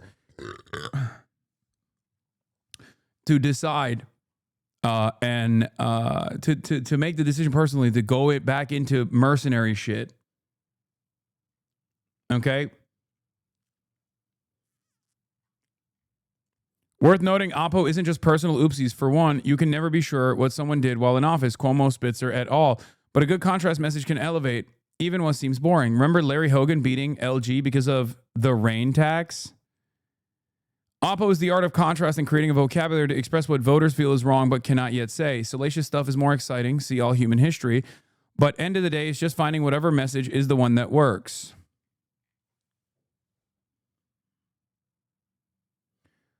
I think you need to systematically explain that you wouldn't support him if he was a proud veteran who supports the American military still. No, that's the problem. Because I haven't made I have not made an honest assessment of whether or not he's being sincere with the ways in which he has talked about his service. Because at times he's talked about it like it was fucked up. But does he think it's fucked up because of the impact that it had on him and his fellow armed members of the fucking Marine Corps, or is it fucked up because of the things that he has done or the things that he has seen? Does he feel a sense of shame, or does he feel fucked up because of the things that they did? Does he feel a sense of humanity for the victims of American imperialism? That is a major difference between someone who is insincerely trying to present themselves as like an anti-military vet, okay? An anti-military veteran versus someone who is actually an anti-imperialist, someone who actually does understand the faults and the failures of the American military. This, of course, is very difficult to parse through, especially amidst a campaign where the positions and the ways that in which you have to present yourself are going to be moderated, especially when you think about like the average Mainer who's going to potentially vote for him.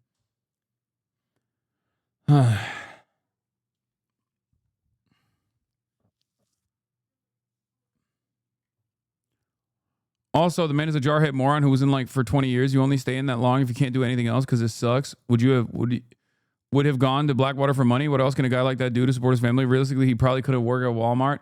I think yeah, it's not a Fetterman situation, for the record. It's more so a Tulsi Gabbard situation. And that's what I said yesterday as well. Tulsi Gabbard might be a better comparison depending on which direction PLATNER goes from here. Also, I'm not saying the election is unimportant, but good grief, it's Maine, not San Francisco. No, I mean, Maine is also very important. Have you been to Maine? This combo doesn't matter. Let the Mainers vote. Then let's talk. No, I agree. I'm very interested to see how this plays out. I'm very interested to see how this plays out, but then also on top of that, I'm very interested to see to see how people react to it in general.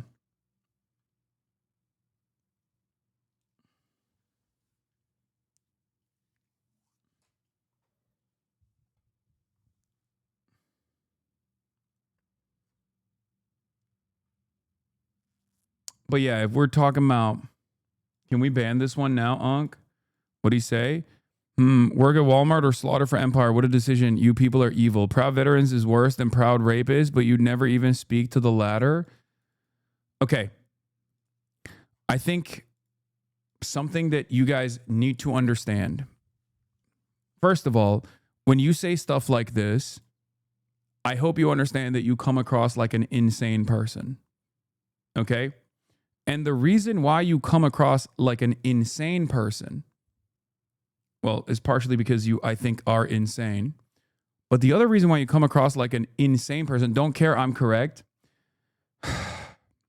Human beings are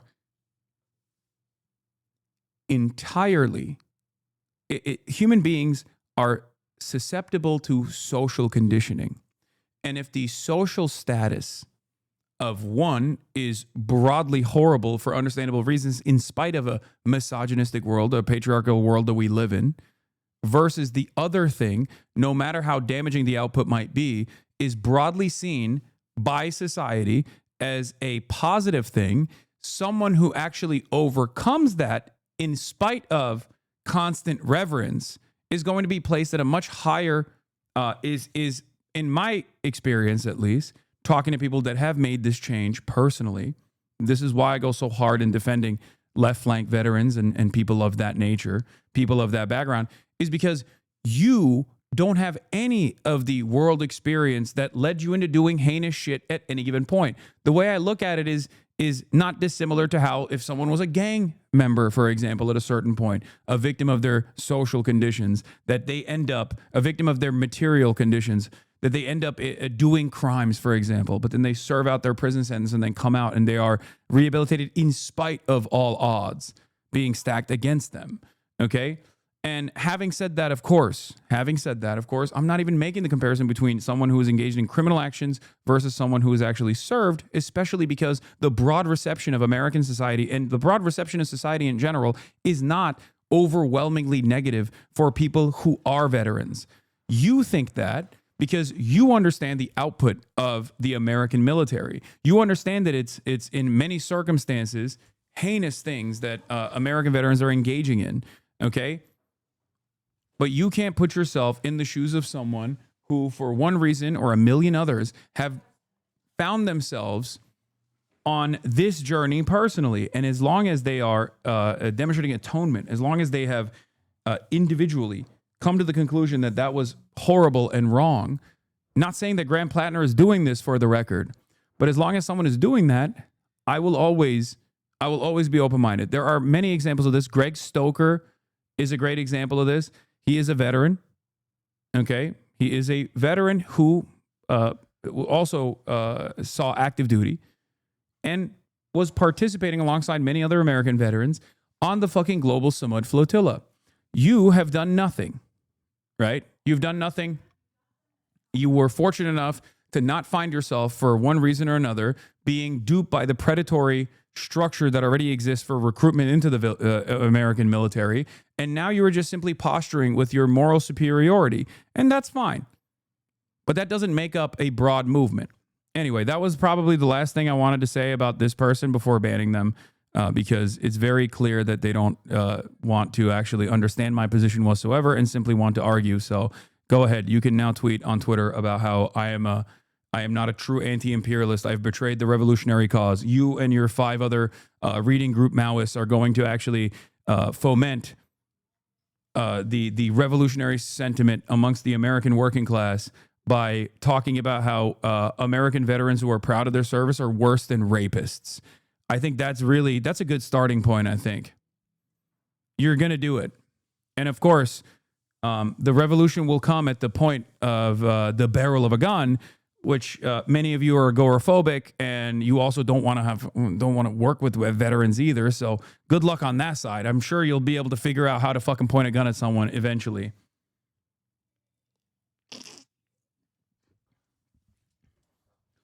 I don't know, man. I don't know about the Red Army, dude. Some of these guys actually were in the Tsarist brigades. They might have actually played a formative role in pogroms, as a matter of fact. Don't know if we can have those guys on our side. Trotsky, what are you doing?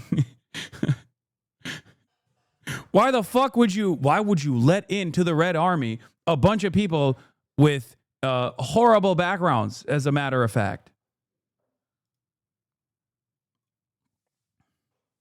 Chelsea Manning and Brace Belden are both vets, and it's weird the left is like them without... Wait, what? Brace is not a veteran in the same way.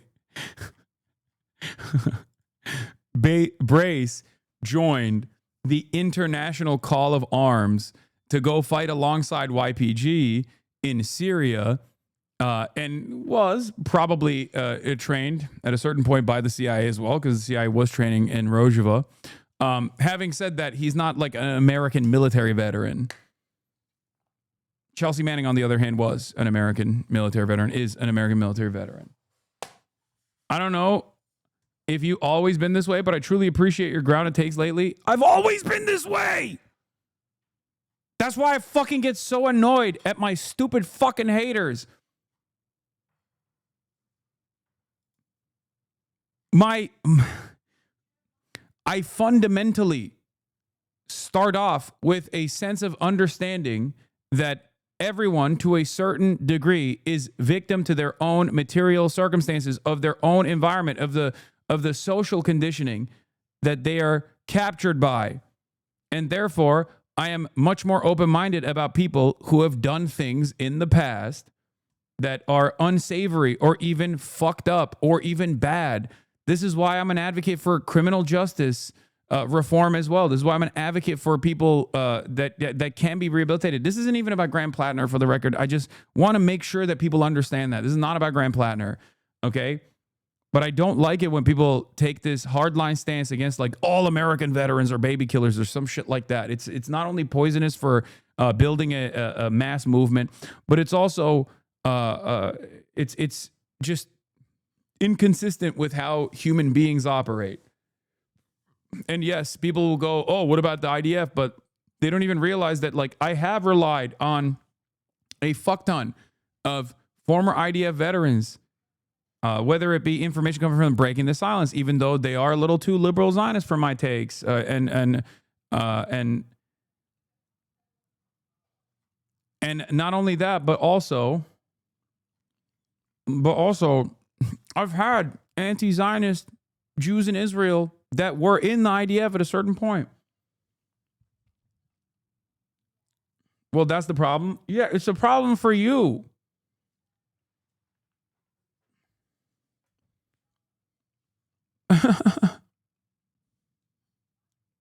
I ain't no hater. I just think you're capable of better judgment. Spending years at Blackwater Merc isn't the same as being a war veteran. No, I know that. That's why I'm making it I'm distinguishing between Graham Plattner, who I'm not defending at all, versus the notion that a lot of leftists have, which is, automatically like if you have ever served, you're fucking an asshole that deserves to be punished criminally.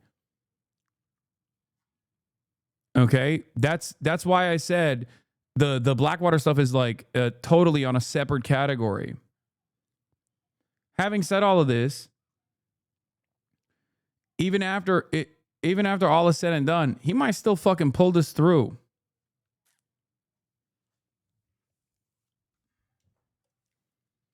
Yeah. What are the limits on reform and acceptability? Just curious. What about IDF soldiers who actually killed innocent children? What if Netanyahu or Ben-Gvir came out tomorrow and said he regrets what he did? Is he forgiven? Just curious what your limits are.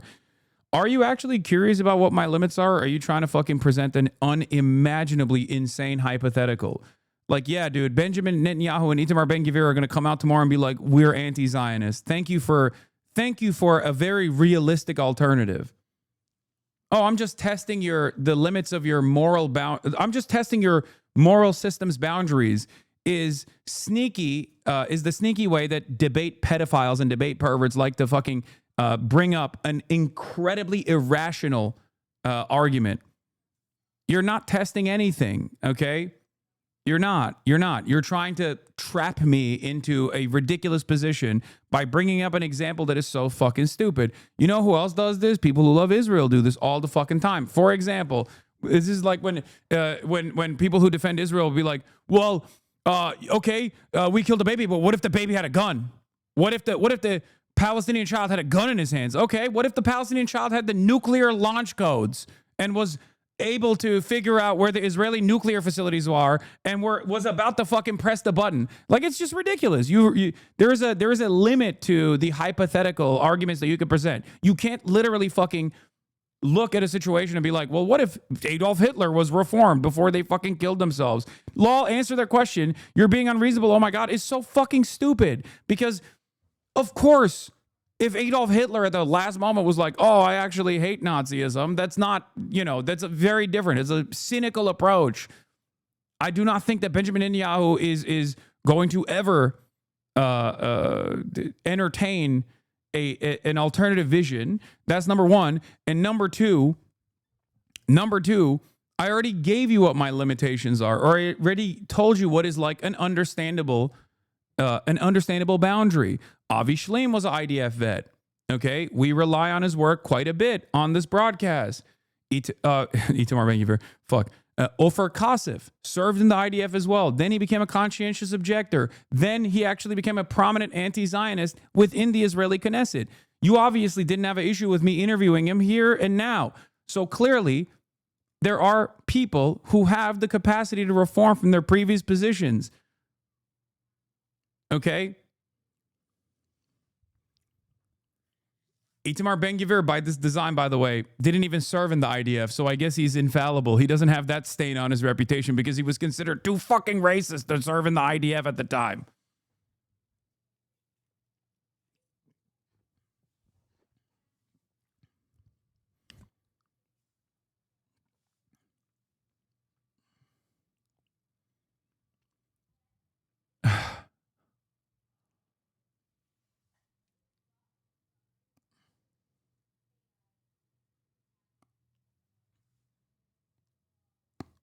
Navy vet here. I did not kill anybody, did not serve in any combat. Being in the military was part of my radicalization. Regardless, I'm now a member of and an organizer for the PSL. Not all vets are monsters. Some are, sure.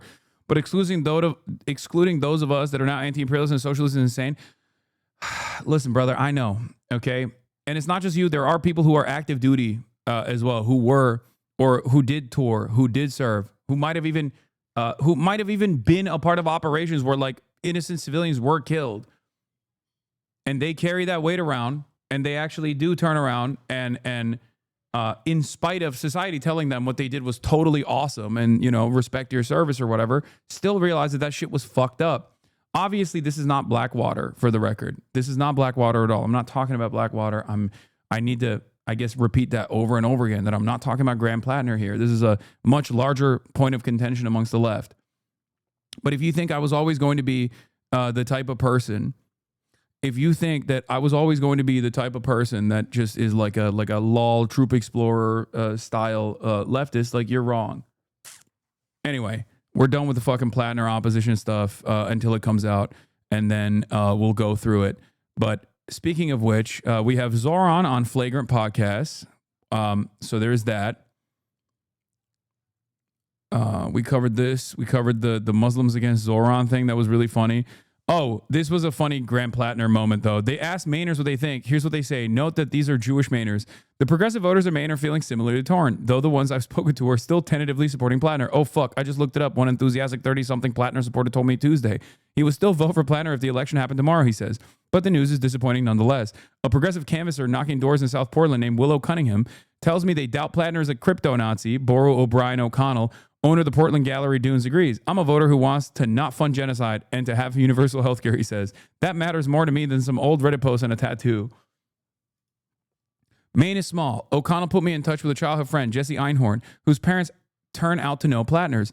He wants to speak with people who know Graham personally before making any decisions. I'm keeping my mind open, though, because I think that none of it is objectively disqualifying, Einhorn says. That's crazy. First of all, didn't even know that there were Jews in Maine. Okay, my mistake. Did not know. My mistake. Turns out there are Jewish people that live in Maine. Okay, did not know that. That's wild in and of itself. Number two. Number two. Okay, that's a joke, chatters. I'm joking. I'm sure there's like 10. Bro, we're all in all 50 states. What do you mean? I know that, Megaphonics. I am joking. Okay? Number two, it's crazier that they're just like, yeah, who cares? Because I'm not Jewish. And for me, I'm like, the totem cough is pretty fucking irredeemable. You know what I mean? Like, that's just... but they seem to not care, it seems. They're like, no, I need to know the real... Hasan, you literally thought they did the switcheroo like with museums? Be honest. I stand by my position that if the Louvre Museum actually switcherooed and put dupes up, we wouldn't be talking about how many fucking famous artifacts were stolen yesterday. So who's right and who's wrong? Okay? I think that's my most valid position. Sure, it's stupid. Sure, it's stupid, but is it really that stupid? I am doubling down on the dupes method, okay? I am doubling down on the dupe method. It's untested, seemingly, but in the future, you will see that I was right.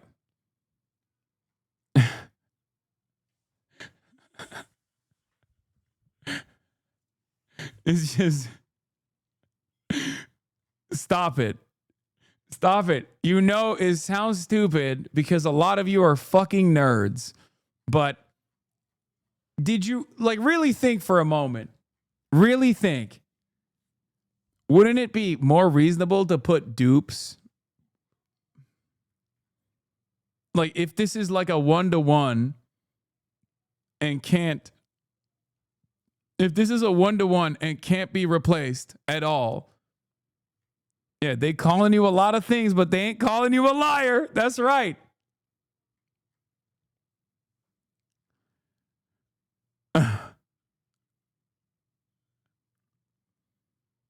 This theory would make for the most heartbreaking plot twist of Ocean's 11. Museums have fossil replicas, so you're not completely off base. I mean, that one makes a lot more sense, though, because, like, you have to preserve the fossils, right? But I also thought you had to preserve, like, works of art as well. And like putting them in an environment where they have to like see sunlight would probably like over time destroy them, which is also the reason why I thought that they had dupes, aside from the fact that, you know, someone can just like take a hammer to it and steal it, apparently.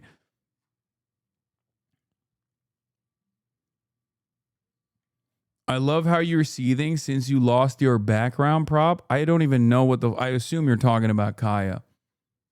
Yeah, I'm seething. I was seething in, if you go back for the past like 2 years of broadcasts, you will go back and see on numerous occasions Kaya not standing behind me, and I'm seething just as hard.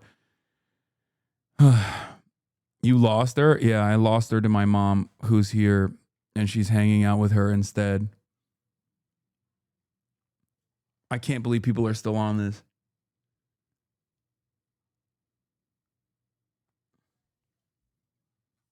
Anyway, dupes make sense. Okay, I think none of it is objectively disqualifying. Einhorn says, and look, I'm Jewish, so I'm kind of hypersensitive to all these things. He's on the same page as his father, David Einhorn, a retired lawyer who practiced in Ellsworth and used to play tennis with PLATNER's father. I think a lot of people would not recognize skull and crossbones associated with the Nazis. The elder Einhorn is a tattoo. I don't think it's significant. Below, PLATNER describes how he covered up the tattoo, his thoughts on where the opera research against him is coming from, and what he'd rather be talking about instead. God damn.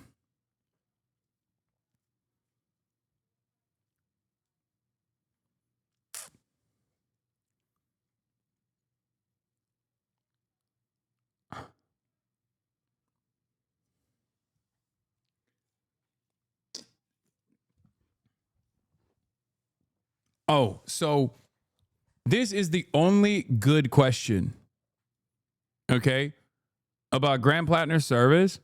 And it won't even matter for Mainers in general, but it does matter to me. And it does matter to people in this community as well.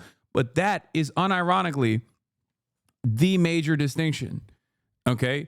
That's the major distinction between someone who's just simply saying, oh, we got to stop these wars because they're too costly And also they end up hurting big, beautiful American men and women that go get deployed and die, versus the victims,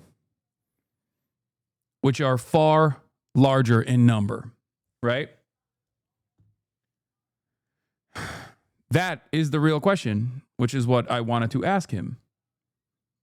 But I don't suspect that I am going to be able to have the opportunity to ask him that, considering that he is all over the place right now.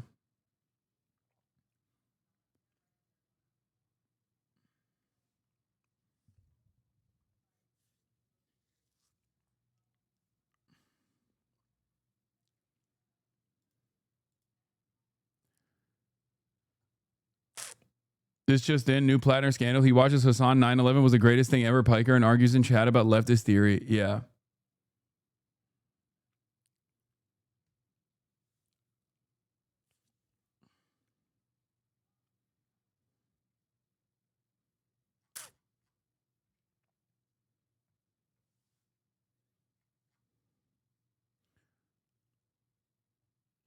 Well, bro, I don't want to dig that up again, but that was literally the whole point that they were talking about. No, that's not the point that they were talking about. They were making the assertion that he does not care about that at all. Okay?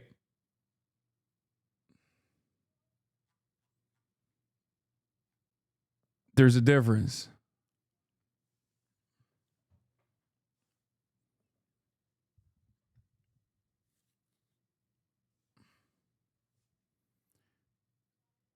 Anyway,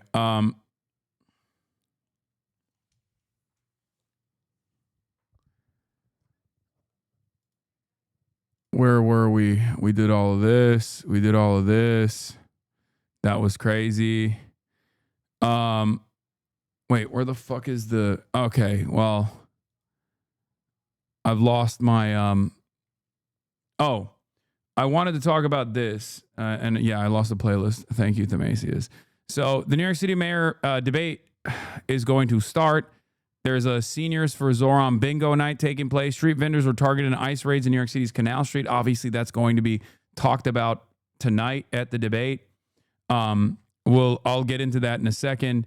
But before I do that, I wanted to bring up a bold and brave patriotic American. As leftists, we don't care about the identity politics of just having a specific tattoo, but nothing about PLATNERs inspires confidence, even from a reformist perspective. Okay. Let's move on, please. Is Hasan still going in circles about PLATNER, or the disingenuous chatters gone? No, they're not gone. They're still in here. We're going to talk about a brave American patriot. Rand Paul, who seemingly made one of the most convincing arguments against the brutal anti-drug trafficking attacks against fishermen off the coastline of Venezuela and Colombia that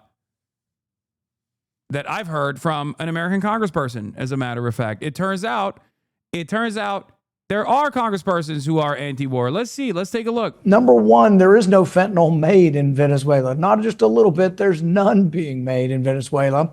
These are outboard boats that, in order for them to get to Miami, would have to stop and refuel 20 times. They're in all likely going to Trinidad and Tobago, which is an island right off of the coast of Venezuela.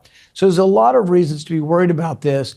But number one is the... Yeah. Also, NPR and numerous other journalists have actually interviewed some of the family members of the victims of unrestrained American violence in the region, including the Trini fishermen. And their family members literally said, oh, one of the biggest concerns right now is that there is a back and forth connection between Trinidad and Tobago and Venezuela, where people actually bring supplies back and forth. And you can, from drone footage, that looks like you have a bunch of packages on your boat. And now we can't even bring supplies back and forth on these fucking fast boats because they'll justify it. They'll take a photo of it. They'll destroy it. They'll destroy the boat, kill the fishermen, or kill the people who are trading supplies and whatnot. And then they'll say it's drugs. broader principle of when can you kill people indiscriminately? When you're at war. That's why when we declare war, it's supposed to be done by Congress. It's supposed to be thoughtful. It's supposed to be debated. And we're not supposed to do it willy-nilly. And then when you have war, you just kill people in the war zone. Why is he attacking Trump? Does he think he can attract Dems to his dumbass libertarian agenda?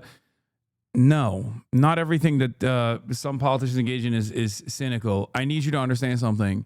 There are some kooky-ass politicians, and they've always existed in American Congress. He's one of them. He is exactly the kind of guy who goes, no spending bills. He will not vote for a spending bill because he's like, I fundamentally don't believe that the American government should engage in any expenditures. Okay? He's fucking insane. And luckily, as an insane guy who is a real and committed believer in the anti-war stuff as a libertarian, this is one of the few instances, one of the few unique moments where like, he will actually just be like, no, I have this principle. I have this principle stance. It's a bit like Thomas Massey, right? Thomas Massey is a monster on every other issue. And yet when it comes to Israel, Thomas Massey's like, no, dog, they're doing a genocide. No weapons for genocide.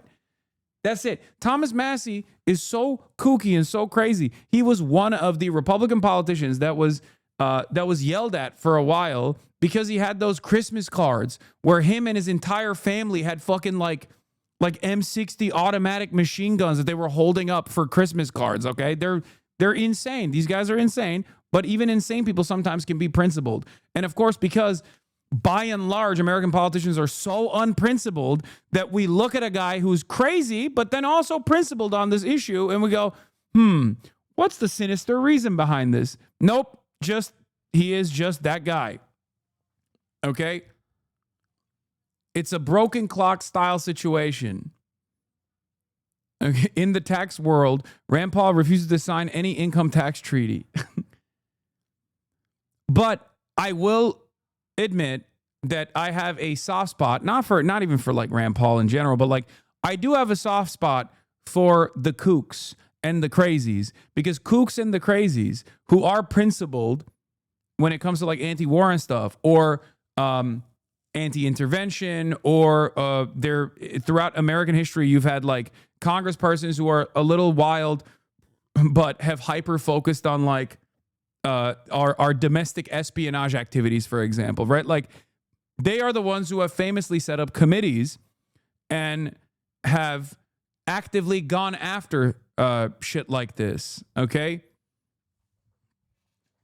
That's the reason why Cato Institute, which is insane when it comes to everything else because they're a libertarian think tank, is one of the most reliable resources for pro-immigration arguments, because they are open borders libertarians, and they do actually dive into the data and conduct studies on, for example, one of the most famous ones that I use all the time is the crime study conducted on non-citizens, undocumented non-citizens and their proclivity towards crime versus documented non-citizens and their proclivity towards crime versus U.S.-born American citizens and their proclivity towards crime. That is a Cato Institute study.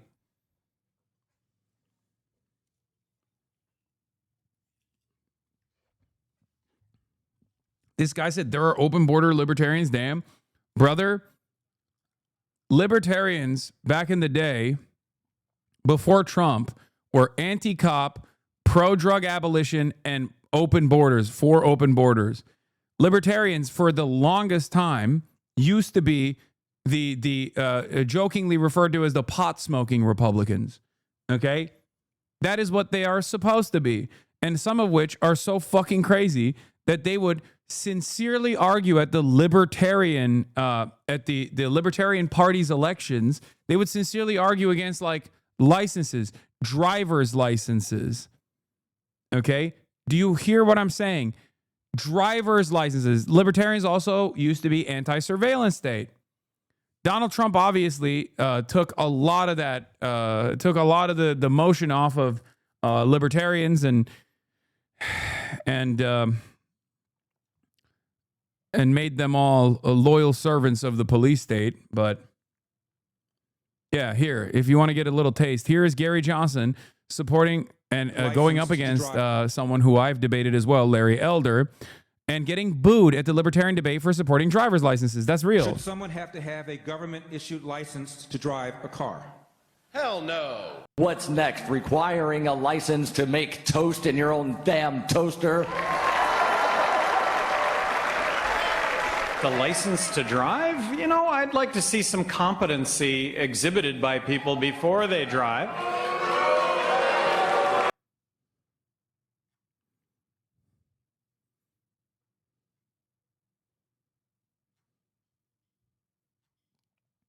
Is this a SNL skit? No. SNL could never be this funny organically. This is just the libertarian debate, the Libertarian Party presidential debate.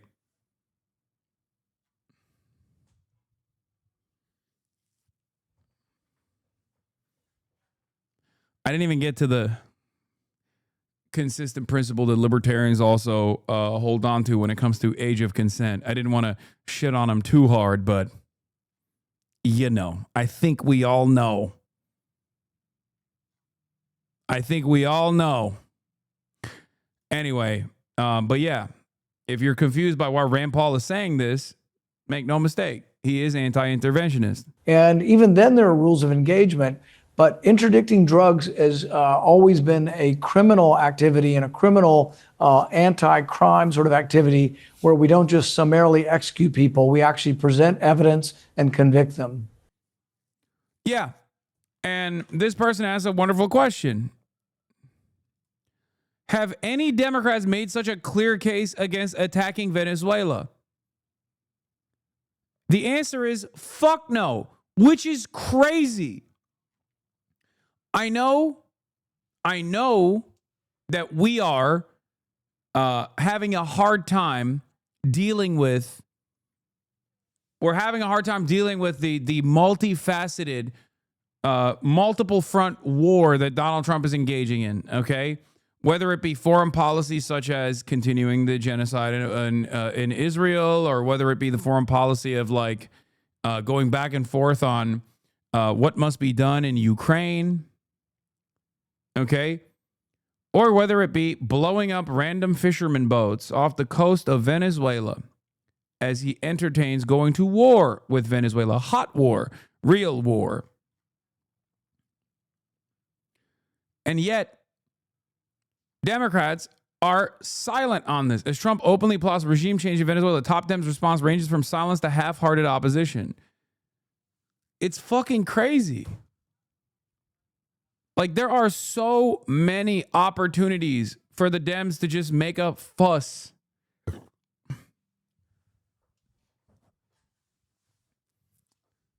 There are so many opportunities for the Democrats to make a fuss about $40 billion being fucking sent to Argentina so that we can bail out not only Argentina, but also bail out one of Scott Bessent's friends who bought too much Argentinian debt. Okay? Meanwhile, Trump is talking about cutting spending on pre-allocated infrastructure programs in blue states and in blue cities. What the fuck are we doing?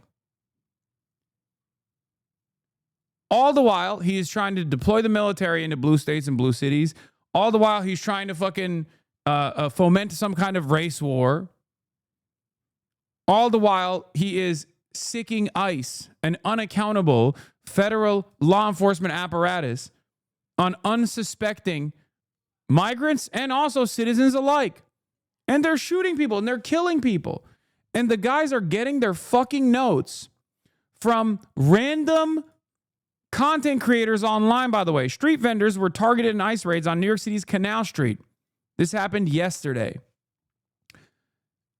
Lo and behold, this happened because a random dipshit right-wing commentator on Twitter was like, there are illegals on Canal Street. Where is ICE?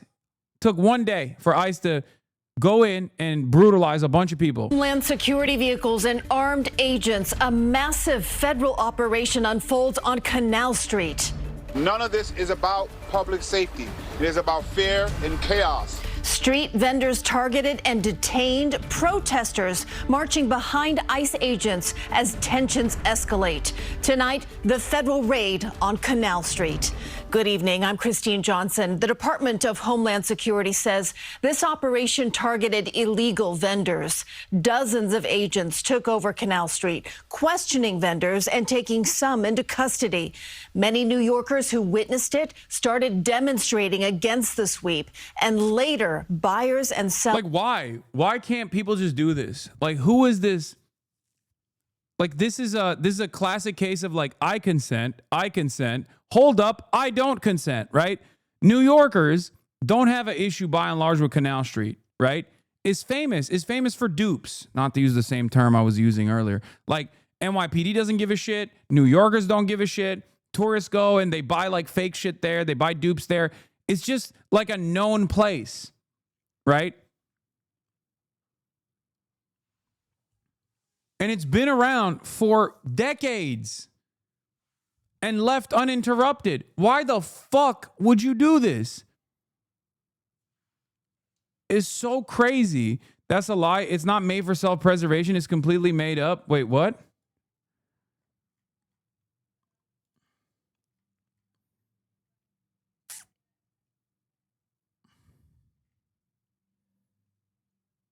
Yeah, it's a tourist attraction. There are stores that are designed around Canal Street as a location.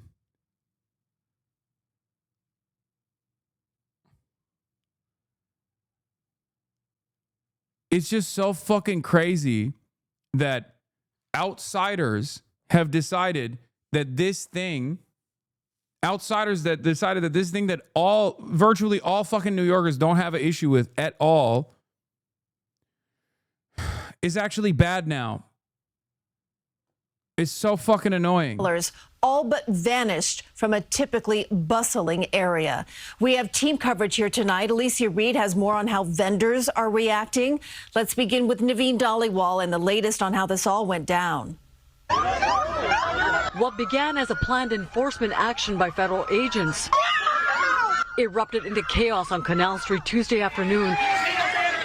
A scene of shouting and pushing as crowds yelled at ICE agents. You should be disgusted with yourself. The Department of Homeland Security says the federal raid was focused on cracking down on the sale of counterfeit goods involving agents from ICE, FBI, and ATF. It's unclear how many vendors. Yeah, they don't have enough. They don't have enough, like, what do you call it?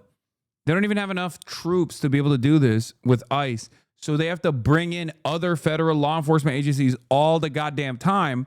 And it's crazy because it's like, you might be asking yourself, like, why the fuck is the ATF doing this? Like, they don't have guns. It's not. It has nothing to do with guns.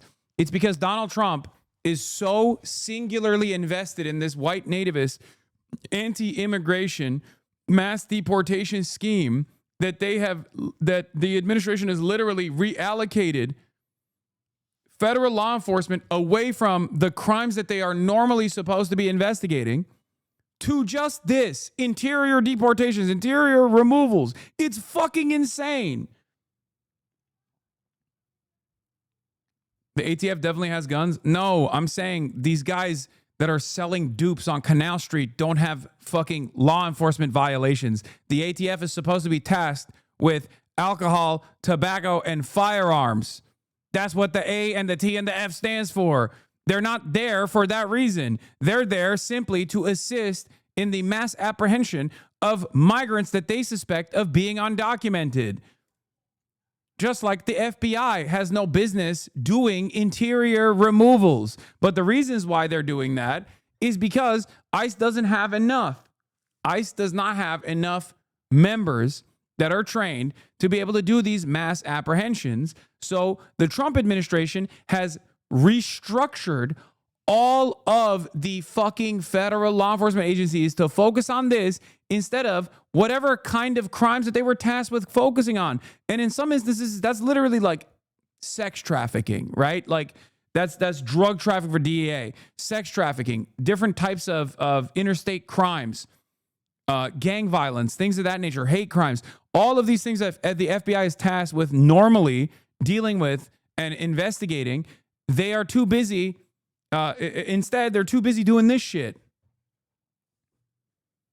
So yes, this unironically has the opposite of the intended effect.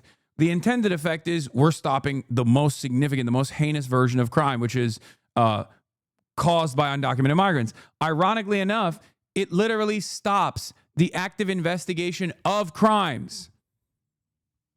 It makes America less safe. It makes America less safe because do you feel fucking safe when you see masked armed agents of the fucking state kidnapping people that haven't done anything wrong? It doesn't make you feel safe. It doesn't make me feel safe. But it also makes America less safe because they're not even investigating the actual things. The most redeemable aspect of federal law enforcement is these actual investigations into federal crimes, okay?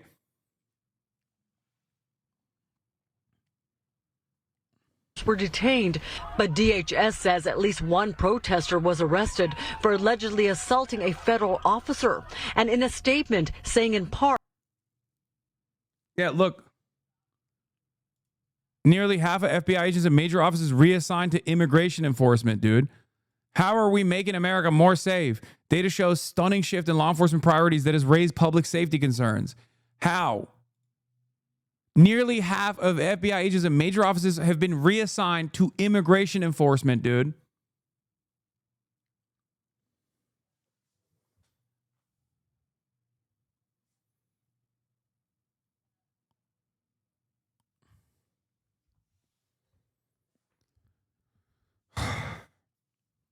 Yeah. Child rapists can just do whatever the fuck they want now.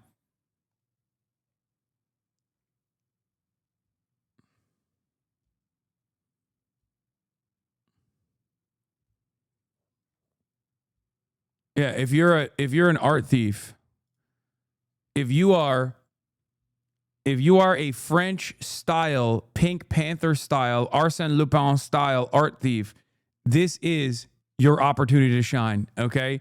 There is perhaps no better time to be robbing a bank or robbing a fucking museum for a cultural artifact than this very moment when all of the federal law enforcement agencies are tasked with like apprehending random Guatemalan people. Fantastic. rioters who were shouting obscenities became violent and obstructed law enforcement duties. And in a startling move, military-style trucks used by Homeland Security investigations drove through Lower Manhattan, escorted by armed federal agents. There is no excuse for sending military-style vehicles and a national law enforcement response for street vendors. None of this is about public safety. It is about fear and chaos. Ordinary New Yorkers on their way home or coming home stood up and said what you were doing is shameful. And ICE's response to that was escalation and violence. A spokesperson for Mayor Adams says undocumented New Yorkers trying to pursue the American dream should not be the target of law enforcement, and resources should instead be focused on violent criminals. Protesters made their way to 26 Federal Plaza, where those detained were taken. The manner in which ICE is going into areas and just wreaking havoc, causing unsafe communities, it's clear, it's very obvious that this isn't making anyone safer. Immigrants are an inherent part of the USA. They're not the problem in this country. The NYPD says they were not involved, and this was an ICE enforcement operation. In Lower Manhattan, Naveen Dhaliwal, CBS. Low key. I don't know how people can do this, but like maybe it's time for some of these woke governors to actually show how woke they are and be like, don't worry, we got you. When we said no ICE on the streets, we meant it. We'll have our own law enforcement protect our neighbors and our citizens. We'll have our own National Guard deployed if necessary, like the way that they entertained it in Portland, as a matter of fact. You know, start getting the cops to arrest ICE. Not only when they're fucking drunk driving, like that video, that famous video, Lane, but just in general. Yeah, America's so broken, we back in the blue now. I mean, Just saying, dude. Sometimes it's important to get active.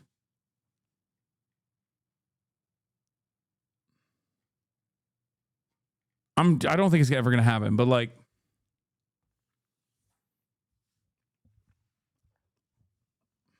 that's what it takes. Who knows?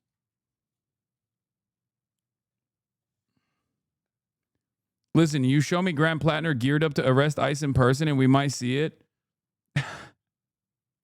Graham Plattner. Check previous regarding firsthand dealing with ICE. I'm about to be sworn into the bar, and I have a client who was scooped up by ICE at the airport. We literally have no idea why he's being held, and ICE actively refuses to tell us why he's being held. They told us that he has his court date in mid-November, and that we will all find out then. Fucking inhumane shit. The standards are literally lower than that of the criminal justice system, yet they are treated worse somehow. Yeah, I mean, it's true. It is true. It is the most insane shit. They have less protection overall. Even American citizens have less protection at the point of entry into the country. You don't have Fourth Amendment rights when you're entering the country. It's fucking nutty. Okay? Like, you kind of have Fourth Amendment rights. Kind of. But they will do everything in their power to just like take your shit away, apprehend it, look through it.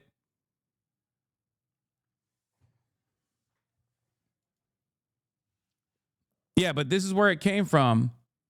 I live on Canal Street, and I think you're a piece of shit. Savannah Hernandez, I personally had New Yorkers thanking me for bringing light to how bad the Canal Street has gotten. This is it. A few days ago, this far-right poverty tourist and provocateur discovered Canal Street. Today, Trump's ICE cowboys marched in, says Justin Brannon. Bags along this sidewalk. The sidewalk she made this video. She fucking made this video, and then literally a couple days later, ICE came in and did this sweep. Sidewalk was completely packed with people buying these Louis Vuitton bags, buying these YSL bags. Obviously, all of them are knockoffs. Now, I spoke to some of the migrants. They were telling me they're all from Senegal.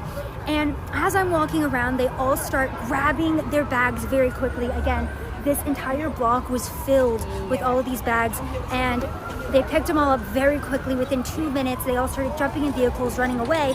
I was speaking to one of the migrants, and he ended up telling me that they don't have the license to sell these purses. It's illegal, and if the cops catch them, they will come and take away all of their products. Another thing that I noticed too, because I was filming, is these migrants, very similar to Paris, telling me that I can't film here. Hey, you do the film with it.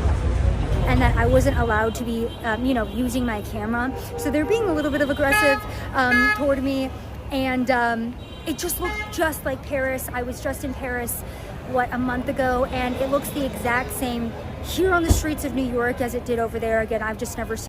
Like, I'm Mr. Criminal Justice Reform and rehabilitation over incarceration, but then when I see ladies like this, who chatters are telling me is like a paid Hasbara agent as well, it's just hard for me to maintain a consistent principle on this issue. You know what I mean? Like, sometimes when I see stuff like this, I'm like, maybe prisons are good. Maybe prisons not so obsolete, you know? Maybe prison's good. Not obsolete at all, as a matter of fact. Yeah, we need a woke criminal justice system to mass arrest losers like that. Floated this idea previously. When asked, he said that he would consider it, and the New York Times is saying that it is a definite, but if he were to actually win this race. And going to what we were talking about earlier about his age, he just turned 34 years old, and one of the concerns, or one of the things he has said to the business community and the other political elites within the city, is that I will surround myself with people who are experienced and know how to manage this city. So I think that this is a bit of a nod to that idea by keeping on the current police commissioner, who, although she's only been there, she took the job in November of last year. She hasn't been there that long, but a lot of people say that she's been doing a good job. Crime is heading in the right direction, and she's been trying to get corruption out of One Police Plaza. Yeah. Although, even if she's offered the job, we don't know if she'll want to accept it. Yes, very true. Very true. Who's going to ask her to stay on does not mean that she is going to accept that offer. All right, that's going to do it for tonight's pre-debate special coverage. We are just moments away from the start of the final debate for mayor. You can head to the link on your screen. That's where our political team will be live blogging the best moments of the debate, and you can join the conversation on social media using the hashtag NY1Debate. And after the debate, keep it right here on New York One. As soon as the debate wraps up at 8:30, we will have a post-debate special with reaction and analysis and some special guests. Now here is our moderators, Errol Lewis, Brian Lehrer, and Katie Honan with the candidates at LaGuardia Community College in Queens.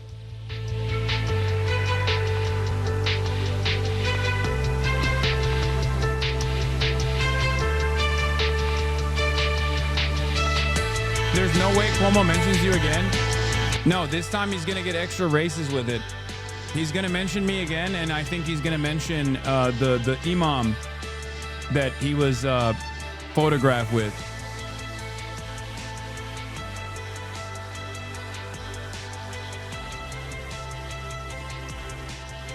Because he has nothing.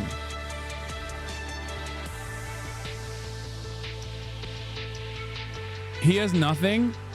And he thinks this is like he thinks this is a bar. I do think for him, or at least like people in his orbit, it's not even about like tackling Zohran for them. It's like getting a petty grievance addressed, I think, maybe. Welcome to the final general election debate in the race for mayor of New York City. I'm Errol Lewis, political anchor here at Spectrum News New York One, and we're coming to you live from the LaGuardia Performing Arts Center at LaGuardia Community College in Queens. Over the next 90 minutes, you're going to hear from the leading mayoral candidates about the biggest issues in New York, including the cost of living, the education crisis, and public safety. I'm joined tonight by Katie Honan of the news organization The City, and Brian Lehrer of WNYC Radio and Gothamist. Tonight's debate is brought to you by the New York City Campaign Finance Board, the city agency that administers the Public Matching Funds program. It's also sponsored by Spectrum News New York One. Why do incels watch us on? To learn how to get The laid. City, and Spectrum Noticias, and our co-sponsors, the Craig Newmark Graduate School of Journalism at CUNY, the Center for New York City and State Law at New York Law School, the Museum of the City of New York, and John Jay College of Criminal Justice. You can watch tonight's debate without a paywall on ny1.com. It is also being broadcast on NYC TV, WNYC Radio, C-SPAN, the Spectrum News YouTube page, and thecity.nyc. It's in Spanish on Spectrum Noticias and YouTube. The candidates joining us tonight have met a fundraising threshold established by the Campaign Finance Board. The seat is currently held by Eric Adams, who has decided not to run for re-election. In alphabetical order, Andrew Cuomo is a former governor of New York running on an independent line. Zohran Mamdani is the Democratic nominee, representing parts of Queens in the State Assembly since 2021. And Curtis Sliwa is the Republican nominee and the founder of the Guardian Angels. Now for the rules. The rules you see on your screen right now have been agreed to by all of the candidates. Each candidate will deliver an opening statement of up to 45 seconds, and then answers to our questions will generally be limited to 60 seconds with a chance for rebuttals. Candidates will have an opportunity to ask one opponent one question in our cross-examination round. So let's begin. This will be the last time all three candidates will be together on stage. The next mayor will be sworn into office 71 days from now on January 1st, 2026. He will inherit a city with an affordability crisis, a tense relationship with the federal government, and millions of New Yorkers who very likely did not support him. Let's begin our debate with your opening statements to viewers. You have 45 seconds. The order was determined by a random drawing on live television this morning, and we'll begin with Curtis Sliwa. I can't believe Curtis is not wearing the beret again. And you can still see his versus them. tan line. It's us versus the insiders and the billionaires. It's us versus Cuomo. It's us versus Zohran. This is a campaign not about power. This is a campaign about you, the people. And I know many of you hardworking New Yorkers, you tell me you've been pushed aside, you've been silenced. These are the people that have all the money, all the connections. They've made their backroom deals, but we have something more important. We have you, the people. And we're not going to be silenced anymore. We're going to fight. Tonight, I want you to look at the content of my policies, to know that I've served this city for more than 50 years, the city that I love. And I'm going to share with you my vision to make New York City safer again, to make New York City more affordable again, and where everybody once again can live the American dream. Thank you. Next is Andrew Cuomo. Good evening. Thank you. Good evening. New York's first, thank you to the moderators. Thank you all for being here. And go Knicks, go Knicks, go Knicks. I hope we get an update on the score. New York is the greatest city on the globe. But we are at a pivotal moment. And the voters are going to have to decide in this election what candidate has the plan to save this city and what candidate can get it done, not just talk about it. My main opponent has no new ideas. He has no new plan. It's Bill de Blasio rehash, and we know how that turned out. He's never run anything, managed anything. He's never had a real job. I will hire 5,000 new police, build 500,000 new units. I will cut taxes. I will grow jobs. And I will end this hate-mongering and division that is tearing this city apart, because that's not who we are as New Yorkers. You know I can make change. You know I can make government work. I've done it before. I'll be ready on day one. Okay, thank you. Next is Zohran Mamdani. Good evening. Good evening. Thank you to the moderators, and thank you to New Yorkers for tuning in. I know you'd rather be watching the Knicks. While there are 3 candidates on this stage, you will hear only 2 messages. My opponents, who spend more time trying to convince the other to drop out than actually proposing their own policies, will speak only of the past, because that's all that they know. I am the sole candidate running with a vision for the future of this city. Andrew Cuomo will spend much of tonight attacking me. He is a desperate man, lashing out because he knows that the one thing he's always cared about, power, is now slipping away from him. He will amplify right-wing talking points, he will share conspiracy theories, and he will do these things to make you feel that this should keep you up at night. But I've been spending the last year listening to New Yorkers, and I know what actually keeps you up. It's whether or not you can afford to live a safe and dignified life in this city. I have plans for our future. My opponents only have fear. Thank you very much, candidates. Let's start tonight with some breaking news that happened yesterday afternoon when federal agents descended on Canal Street, arresting street vendors who have been selling counterfeit designer merchandise for as long as any of us can remember. This is the first time we've seen major federal law enforcement activity in the city outside of arrests at immigration court in Lower Manhattan. And some critics are now ringing an alarm bell, calling it a dangerous and unprecedented use of federal agents in New York City. Others say that the vendors were a major quality of life problem in the neighborhood that the NYPD had ignored. So the candidate, I'll ask each of you to respond to this. How should the mayor and the NYPD have handled both the presence of the street vendors and then the federal action? We'll start with you, Mr. Cuomo. I've had a lot of dealings with President Trump. And there's only one way to deal with him. He puts his finger in your chest, and you have to put your finger right back in his chest. I've actually had this situation with ICE interfering in New York before. It was upstate New York where ICE just showed up and started to take action. And I called the president, and I went down to the White House, and I said, that doesn't work in New York. You don't send ICE in without coordinating with our police. It's not smart, it's duplicative, and it's dangerous. We don't need ICE to do quality of life crimes. We don't need them to worry about illegal vendors. That's a basic policing function for NYPD, Consumer Affairs, etc. I would have called the president, and I would have said, look, you're way out of bounds, they're way out of bounds, call them back, or I'm going to have the NYPD step in and stop them, because this is not their jurisdiction. You're in the city of New York. Okay. Mr. Mamdani. ICE is a reckless entity that cares little for the law and even less for the people that they're supposed to serve. What we need to be doing here in our city is to end the chapter of collaboration between City Hall and the federal government, which we've seen under Mayor Adams. What we need to do is actually pass the street vending reform bills that have been in the city council, some of which that this mayor has actually overridden. That's an example of how we can both protect street vendors, ensure quality of life, and leave no stone unturned in delivering for the people of the city, as opposed to working with a president who is looking to declare war on those same people. Mr. Sliwa. Unlike both of my adversaries, I've patrolled that area many times, Church and Canal. And as you said, Harold, that activity has been going on for a long time.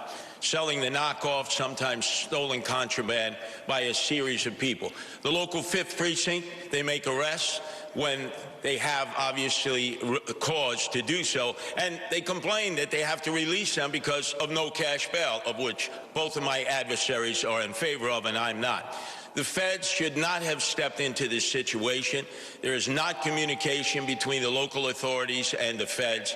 This is a matter that should have been left up to the NYPD. But we can't tolerate citizens attacking our federal law enforcement forces in the street because then that will just lead to anarchy.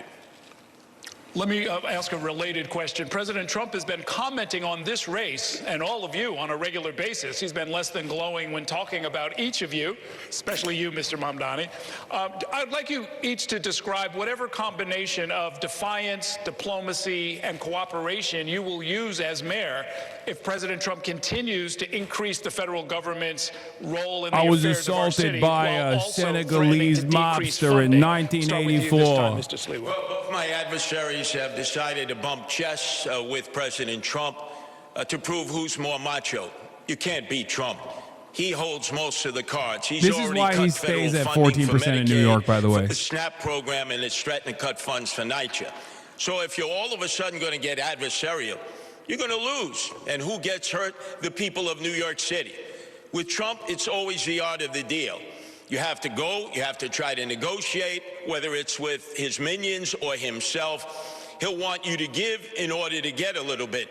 But if you immediately act like you're going to take him on, like, you know, it's going to be a one-on-one fight, we're going to lose. All the people in New York City are going to lose.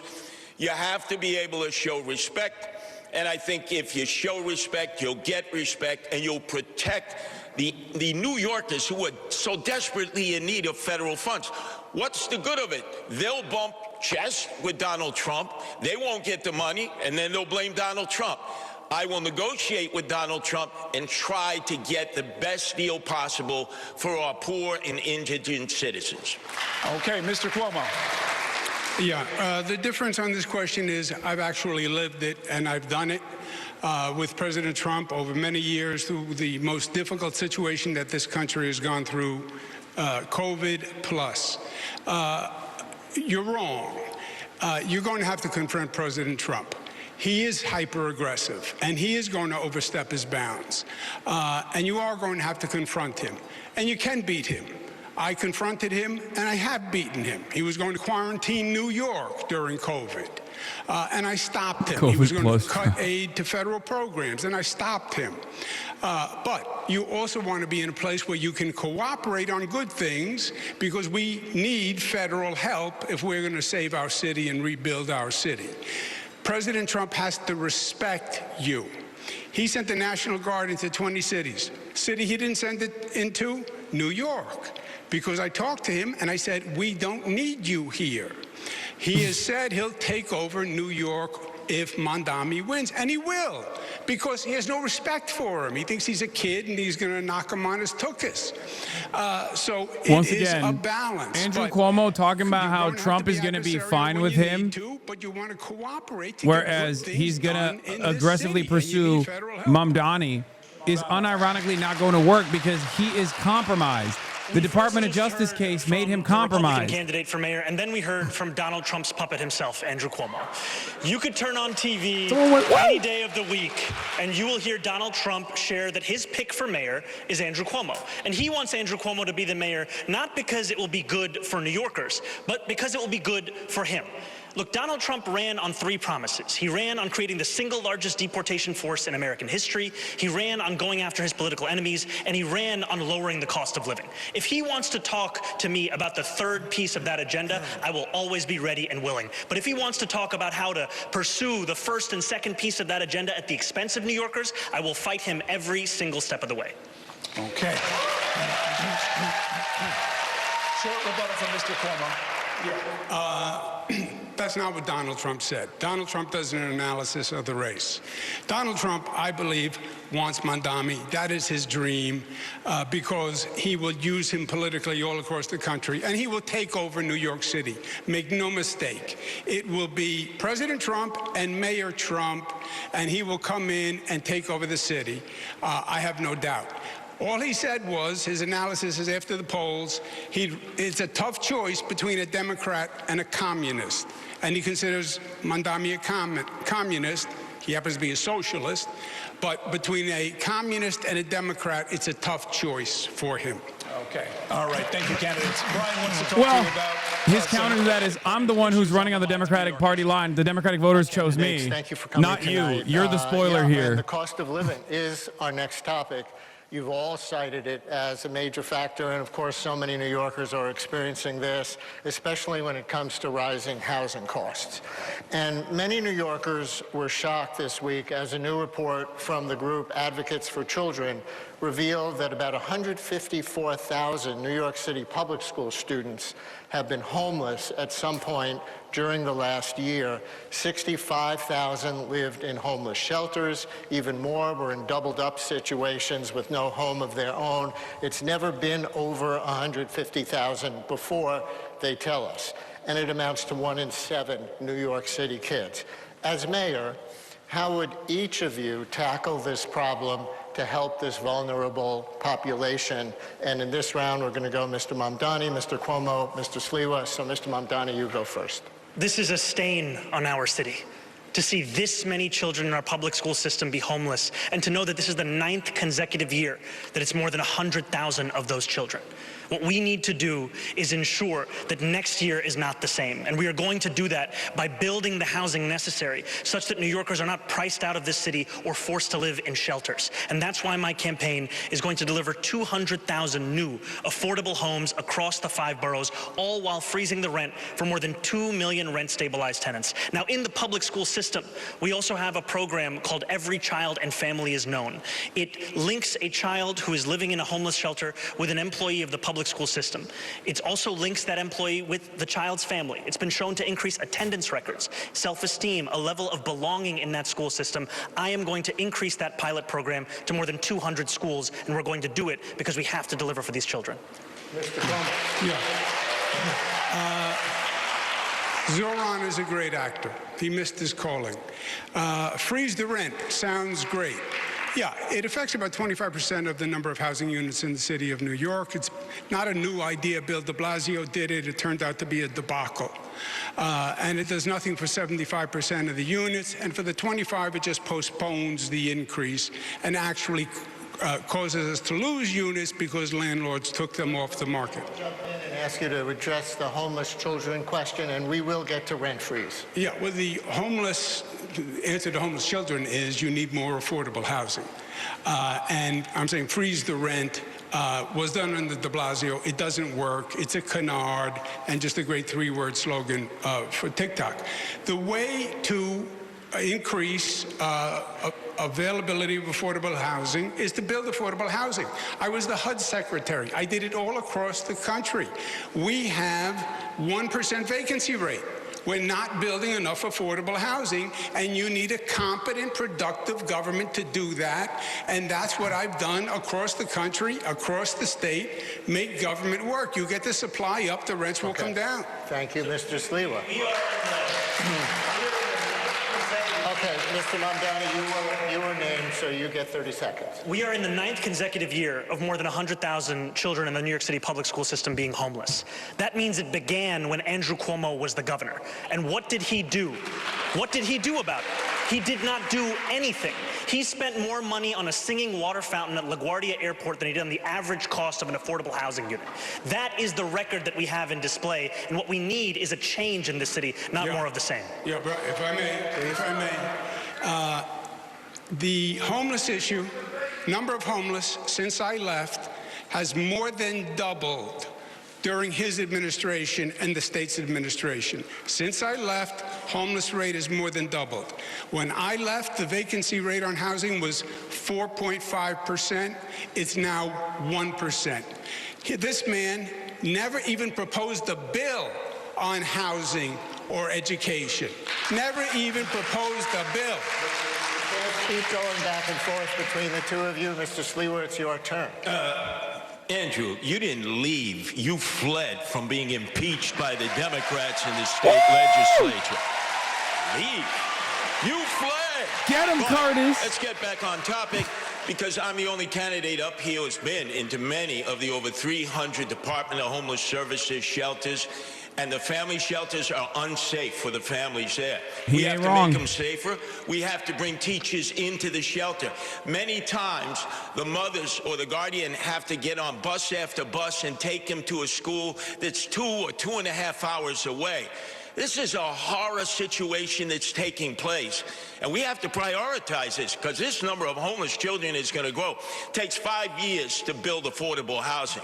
We need to address it in the shelters itself to be able to handle it, so that the teachers can come in, whether they're public school teachers, charter school teachers, and I know there are a number of parochial school teachers who love children who would volunteer their efforts to do that. We're going to give it to Katie Honan now to ask about another aspect of affordable housing. We're going to switch to the millions of New Yorkers who are renters, specifically those in rent-regulated apartments.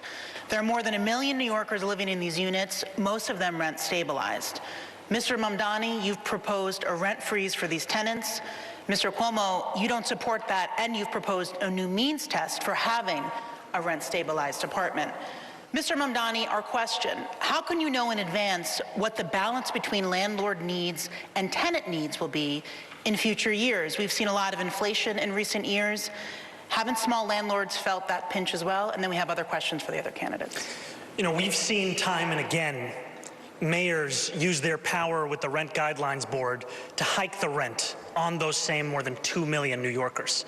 This same Rent Guidelines Board did a study that found that landlords of those units had seen their profits increase by more than 12%. Their response: hike the rent on rent-stabilized tenants who have a median household income of $60,000. I believe that tenants across our city deserve relief, and I also believe that city government can work to alleviate the pressures for landlords of those units without having to put that burden on those same tenants. It's possible to keep New Yorkers in this city and to help landlords with rising insurance costs, water bills, Con Edison, and a broken property tax system. Thank you. Mr. Sliwa, what's your proposal for helping New Yorkers with the historically high rent burdens in either stabilized or market rate units? Well, the first thing, we have 6,000 empty apartments in NYCHA. That is a sin. That's what the mayor can control right away. We need to move those families with children in. For those who live in rent-stabilized apartments and have their rent subsidized, Zohran, Mamdani, we need to make sure that the big realtors he's getting a clap for rent subsidization tax, because they're holding off on those apartments and not putting them out into the marketplace because they want to flip the building. Not for the mid-sized landlords or the small landlords. They need the help. And there are a number of people in the outer boroughs. They own a home, they live on the property, they're not absentee landlords, 2, 3, 4 apartments, and they're deciding not to put them in the marketplace when somebody either leaves or dies, because they have to deal with tenant-landlord court, which is an absolute nightmare. Why do we care about landlords? Because America's a bourgeois democracy, and small business owners, small capital owners like small landlords are the backbone of American discourse, unfortunately. 6 years, which destroys their equity and forces them to leave. Thank you. I don't believe in that, by the way. I'm just saying that's how they perceive it. Repealing a means test to live in a rent-stabilized apartment. What's your position now, and what changed in that? The 2019 law was added tenant protections that had never been added before. protections against tenant evictions. But to answer your question, you cannot, Zohran said, the tenant doesn't have to pay more rent, but we're going to cover the landlord's costs. No, you can't do both, and that's not what happened.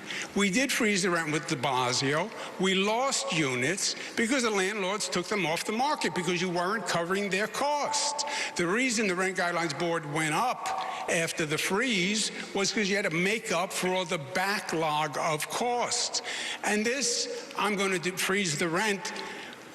And people think it applies to all of them. No, just the 25% of units that are rent stabilized. He's here. And he's just shitting on Zohran. He has no vision. He's just being like, no, he's not going to freeze everyone's rent, just the rent stabilized. He doesn't control the Rent Guidelines Board. He's doing the thing that leftists do to me when they have no alternative options and they just simply yell about whatever I'm presenting as a mechanism for change. Mr. Mamdani, you were invoking. He's not going to freeze all the rent. A candidate for mayor who tells you everything that he cannot do, then Andrew Cuomo should be your choice.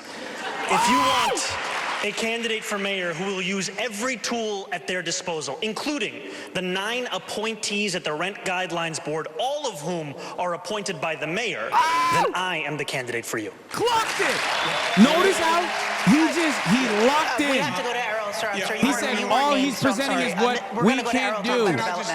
I'm going to do everything I can for you. Can I get the rebuttal? Quickly. Okay, quickly.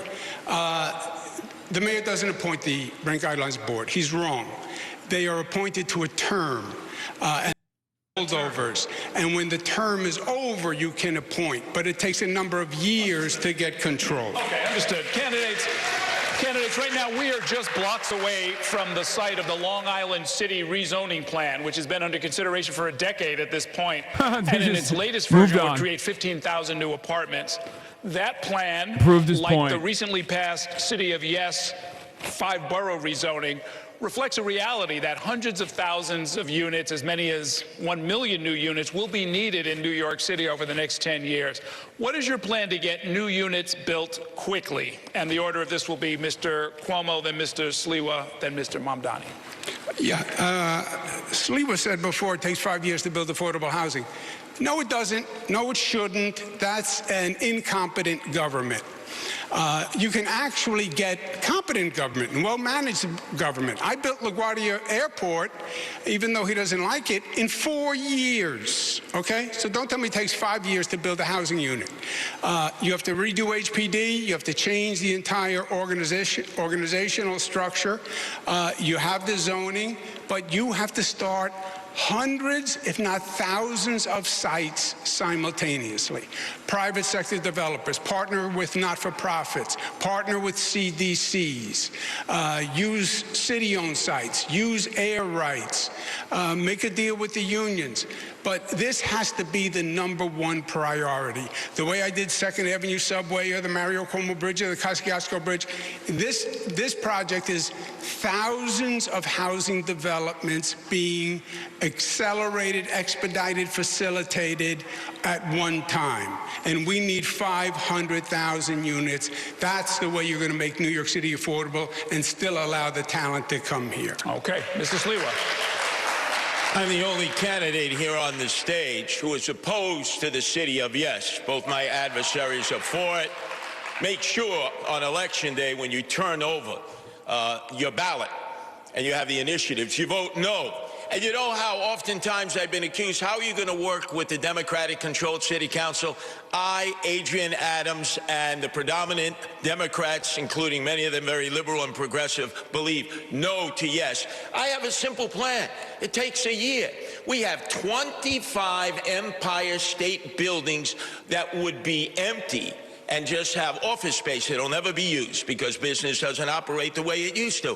Retrofit them to affordable apartments. Most are in Manhattan. The infrastructure is there. You set up a partnership with developers. It'll put men and women to work, and you'll get your affordable apartments a lot quicker and not be a burden to the outer boroughs and the residential communities because you're in the back pockets, Andrew, of the developers who wine-dined and pocket-lined you. Would it be a closer race if it was Cuomo or Sliwa versus Zohran? No, elected city council members should because have Sliwa is a veto Republican. power over whether No or Democrat's not, going to vote for him. housing gets built in their district? Absolutely. No matter how woke he gets. Control. Community boards should have their say. What happened in zoning? We throw it out.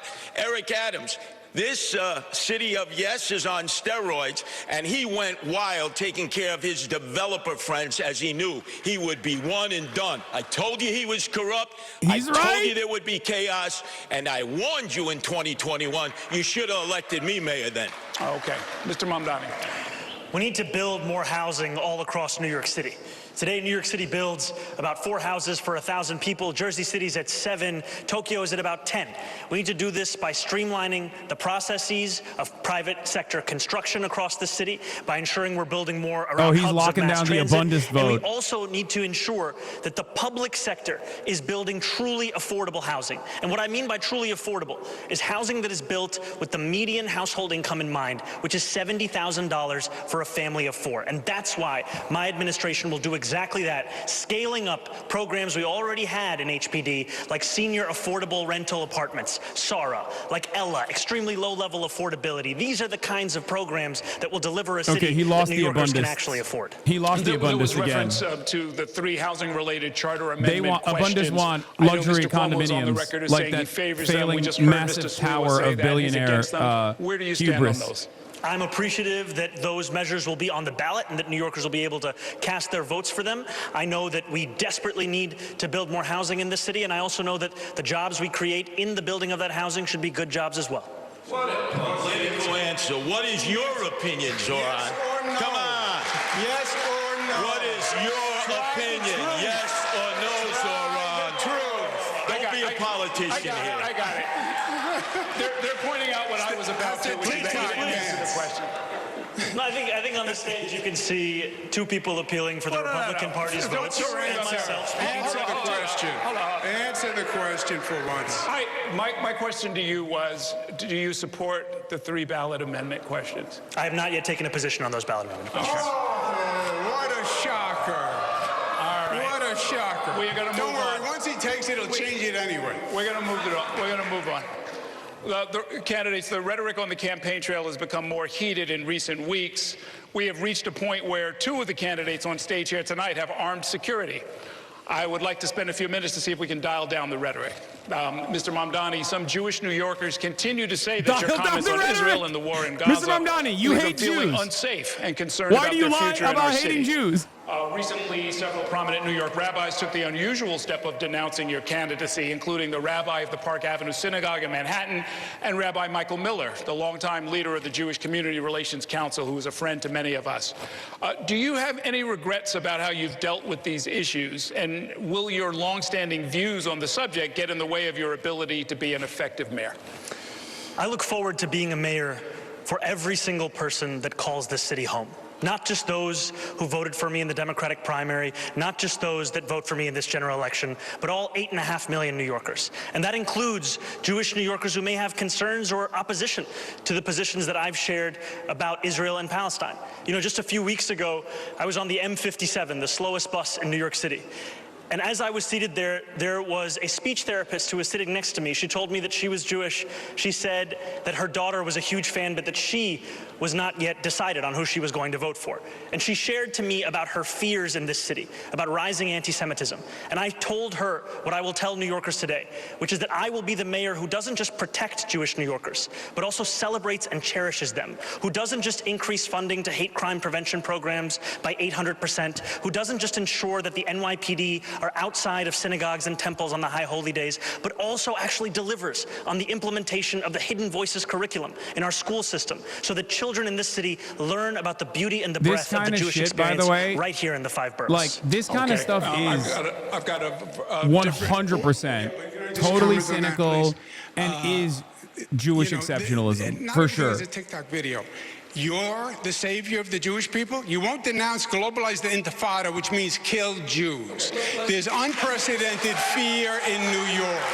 It was not several rabbis, Errol. It was 650 rabbis who signed the letter, not several. let me ask you a related question, Mr. Cuomo. Many New Yorkers have serious grievances with Israel and the way the Israeli government under Benjamin Netanyahu has conducted the war in Gaza and expanded settlements in the West Bank. What would you say to and how would you handle New Yorkers who are in the streets, if you were mayor, protesting the actions of the Netanyahu government? Fine. That's your right. Protest, demonstrate, disagree. God I like bless that America. the question God for bless New Zohran York is, City. why are you going to kill all the Jewish New Yorkers? And the question for Cuomo is, will you let pro-Palestinian protesters protest? Justify anti-Semitic behavior in New York. It doesn't justify having a Jewish population that feels unprotected in New York. It doesn't justify leaders who stoke these rabbis, the any critic of Israel and flames Israeli of politics is hatred anti-Semite. against Jewish people, which is what Zohran does in my. Chance to answer, and then we'll go to Mr. Sliwa. You know, I've heard from Jewish New Yorkers about their fears about anti-Semitism in this city. And what they deserve is a leader who takes it seriously, who roots it out of these 5 boroughs, not one who weaponizes it as a means by which to score political points on a debate stage. Mr. Sliwa. Ooh. Good line. Excuse me, Mr. Cuomo, it's my turn, all right? It's like 2 kids in a schoolyard. Yeah, I heard you on the radio this morning. Zohran, this is personal for me. I know you are under threat. The mother of my 2 youngest sons who are raised Jewish, Melinda Katz, is prosecuting this person who came up and tried to do you harm. But let me speak on behalf of my 2 sons. When they've heard some of the statements you've made, like in support of global jihad, and I hear some people out there saying that Jews, their time is due, which means the same thing. They're frightened, they're scared. They view you as the arsonist who fanned the flames of anti-Semitism. Bro, they cannot Zohran should turn around and be like, your current wife has said more about Israel than I have, calling them animals who bomb civilians. A lot of apologizing to do. My sons are afraid. Their family, their friends, many in the Jewish community are concerned if you become mayor because they don't think when anti-Semitism rears its ugly head, which it's now doing more than ever before, that you will have the ability to come in and put out those flames of hate. Okay, yeah, you can. I think there is room for disagreement on many positions and many policies, but I also want to correct the record. I have never, not once, spoken in support of global jihad. That is not something that I have said, and that continues to be ascribed to me, and frankly, I think much of it has to do with the fact that I am the first Muslim candidate to be on the precipice of winning this election. Now, stand up for yourself. Let's all fucking the same, go. Curtis, I do still want to be the mayor that will keep your sons safe, that will keep every single New Yorker safe. And it is my job to not only deliver on that commitment, but also to ensure that New Yorkers feel it every single day that they live in this city. Okay, candidates, Brian's going to take us into the next section. Thank you, Earl. And the next section is some individual political questions, one for each of you. Let me start with you, Mr. Cuomo, then Katie will ask a question of Mr. Sliwa and Errol to Mr. Mamdani. I can't deal with this, bro. Listen, the New York Jews are terrified of the first Muslim mayor of New York for holding the majority opinion on Israel's genocide is just racism. I don't give a fuck. You can suck my cock, okay? If you run around and you're like, oh, I'm so terrified on the Upper East Side, Upper West Side of New York. I'm so terrified on fucking Columbia campus because the mayor has the majority position on Israel. You can suck my dick. Your moral compass and concerns that you cannot effectively work with other elected officials. Yeah, well, first, you somewhat fucking misstated bullshit. the facts, but it's just racist I resigned nonsense. because there was allegations made. I didn't want to waste the time and distract state government. I knew it was going to take a long time to sort out. I left, which I thought was respectful to state government. We sorted it out legally. 40% of New York Jews support Zohran, by the way. I was dropped from the cases. You know that. We've had this discussion 4 times, but you like to talk about the past rather than yesterday. I chose Governor Kathy Hochul. I would have no problem working with her. The legislature, I got 11 budgets passed on time. most in modern political history. They haven't gotten one done on time since I was there. So don't tell me who knows how to work with the legislature. And a mayor being able to deal with that legislature is key. Because don't kid yourself, I've watched every governor and mayor since Ed Koch. There is a tension between the city and the state. The city's arguing for its budgets, the state is saying no, and the city has been getting screwed by the state, and that has to change, and the city has to be doing better. Thank you. Katie? New Yorkers, you've often presented yourself as more of a well-known New York character than a serious policy expert. Your critics have said your candidacy is making it more likely that Zohran Mamdani can win the election. Sharon, thank you for the 10 What gifted. do you say to them and to others who feel that while your name recognition has seen a boost, the Parker your Broadcasting candidacy Service is not helpful to New Yorkers, including those who share your views? Number one, I have 13 campaign offices open. I'm throughout the outer boroughs. You see the excitement and energy of the working class people that I represent. I am the Republican populist candidate representing nobody the working subscribed. class. That's crazy. And I'm washed. also, It's Katie, over. the candidate on the independent line, first ever, put together by my wife Nancy, who loves animals like so many. fucking washed. Save the animals. No kill shelters. Animal abusers go to jail. So people know that I'm not just running to protect people, which has been my life as leader of the Guardian Angels. I'm there to protect our pets and animals. Because remember, The global jihad Mahatma thing Gandhi is said, I'm gonna a forever society hold that that against does not them. take care of its Fucking animals, asshole. does not take care of Twitch its Primes are people. free. Homeless, emotionally disturbed, veterans. I'm out there every day tending to their needs with the Guardian Angels, doing things that the city and state should have been doing a long time ago, but neglected them and instead spent $7 billion on migrants that we don't even know. That is a disgrace. We should be there for our own people who are suffering and wallowing in desperation and despair. Okay, Mr. Mamdani. You have criticized Taco the Dam, thank you for politics of 10. the Matt past Pluma, thank you where for 10. leaders either avoid taking a stand on a key issue or try to be all things to all people. But at times during this campaign, you've carefully avoided answering tough questions. We saw an instance just a few minutes ago when I asked about how you plan to vote on those ballot initiatives next month. We've asked whether you support a major rezoning push for part of Queens, some of which is in your district. You've been unclear about how you think the city schools should be run, its governance structure. How is that different from Bro, he politics is the most as usual? policy-focused candidate on that stage.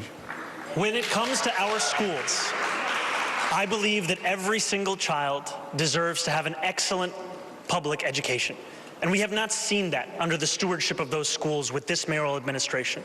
We have not seen it because we are not fully funding those schools. We are not on track to comply with the class size mandates of those schools. We are not even on track to ensure greater literacy levels across those schools, despite the strides that have been taken with NYC REITs.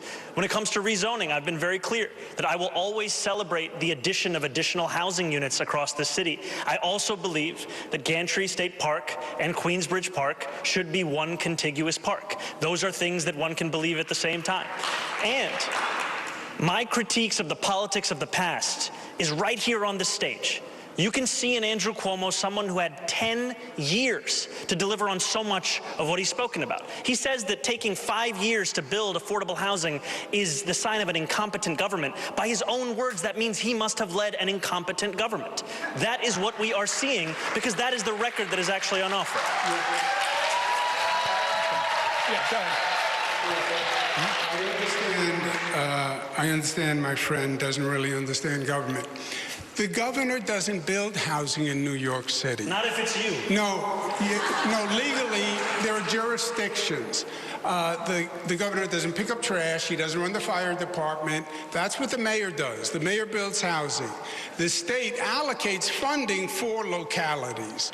And I allocated more funding for housing than any governor in the history of the state of New York. All right? I did things. You have never had a job. You've never accomplished anything. There's no reason to believe you have any merit or qualification for 8.5 million lives. You don't know how to run a government. You don't know how to handle an emergency. And you've literally never proposed a bill. on anything that you're now talking about in your campaign. You had the worst attendance record in the assembly, and you gave yourselves the highest raise in the United States of America. You went from $110,000 to $140,000, and then you never showed up for work, and you missed 80% of the votes. Shame on you.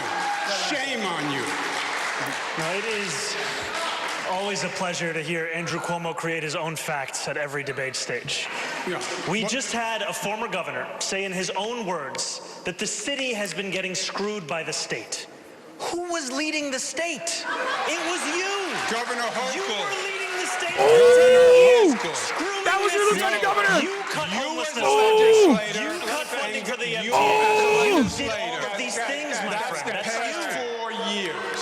It's the past 4 years. Okay, guys, No, moderator, don't stop him. You understand how this works. You can't talk over each other. Nothing works if you do that. I believe we've heard your response. I wanted to give you a quick word, and then we're going to move on. I heard the both of them again fighting like kids in the schoolyard. Zohran, they packed your it. They resume packed could the fit room on with a like cocktail, the only Cuomo napkin. fans, I think. And Andrew, your failures could fill a public school library in New York City. Okay. Go ahead, Jim. Yeah, take the We're heat gonna off move him, now to Curtis. Public safety.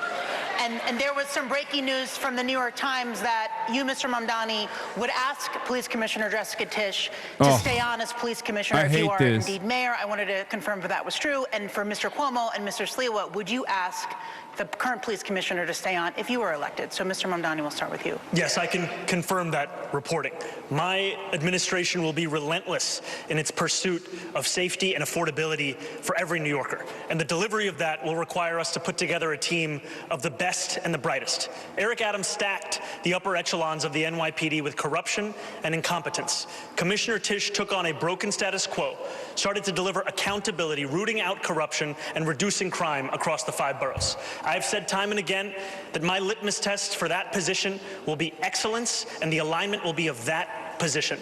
And I am confident that under a Mamdani administration, we would continue to deliver on that same mission and do so while creating the Department of Community Safety to ensure that mental health experts were the ones responding to the mental health crisis. Because safety and justice is at the cornerstone of our pursuit of public safety, and in doing so, we will also be able to deliver our agenda for affordability. Thank you. And very briefly, quickly, Mr. Sliwa and Mr. Cuomo, would you ask Commissioner Tisch to stay on if you are elected mayor?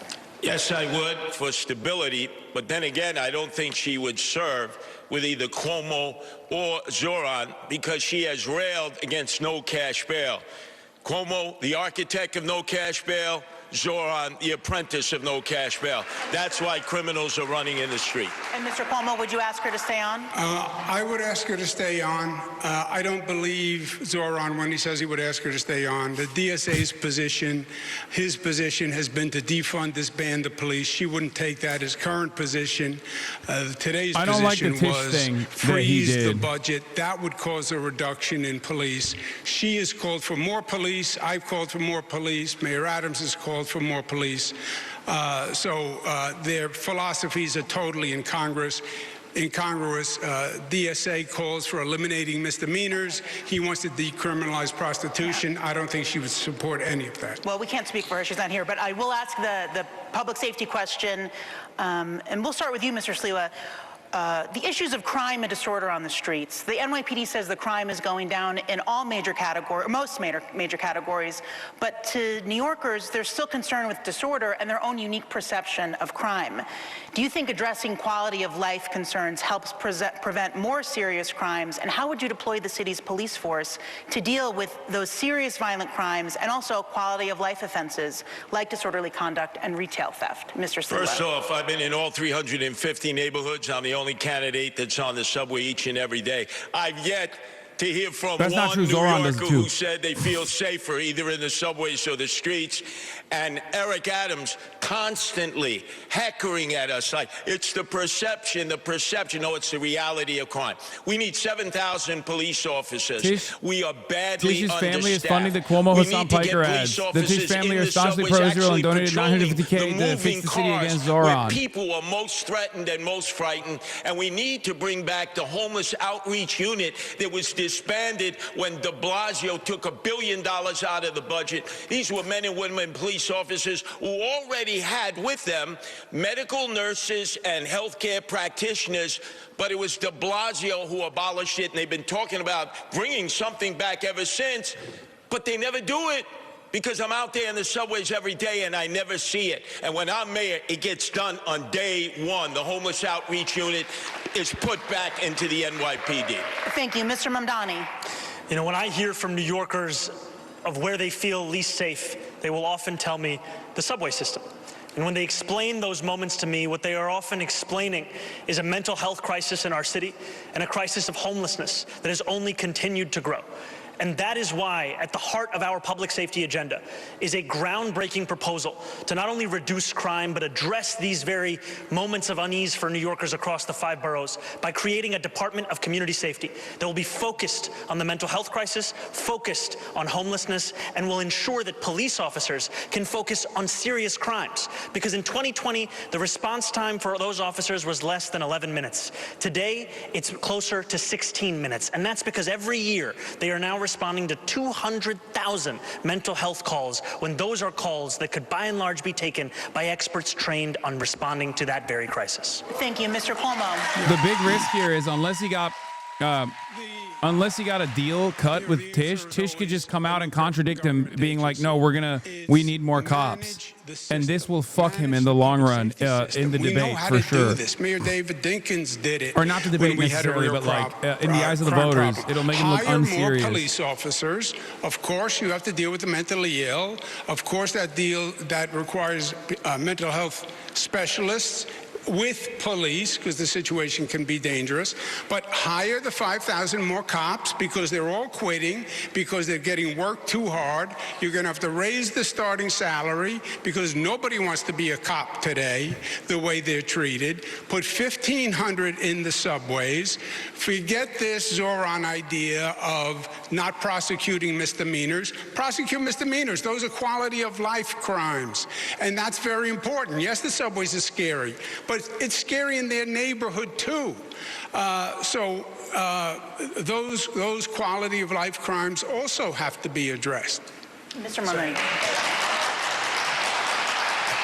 No matter how many times Andrew Cuomo describes it as my idea or my policy, I have never once stated that we were not going to prosecute misdemeanors. And that is what you see from the former governor, is someone who spends more time talking about the platforms of other organizations and other individuals than the one that I've actually put forward, or the one that he is supposed to be running on.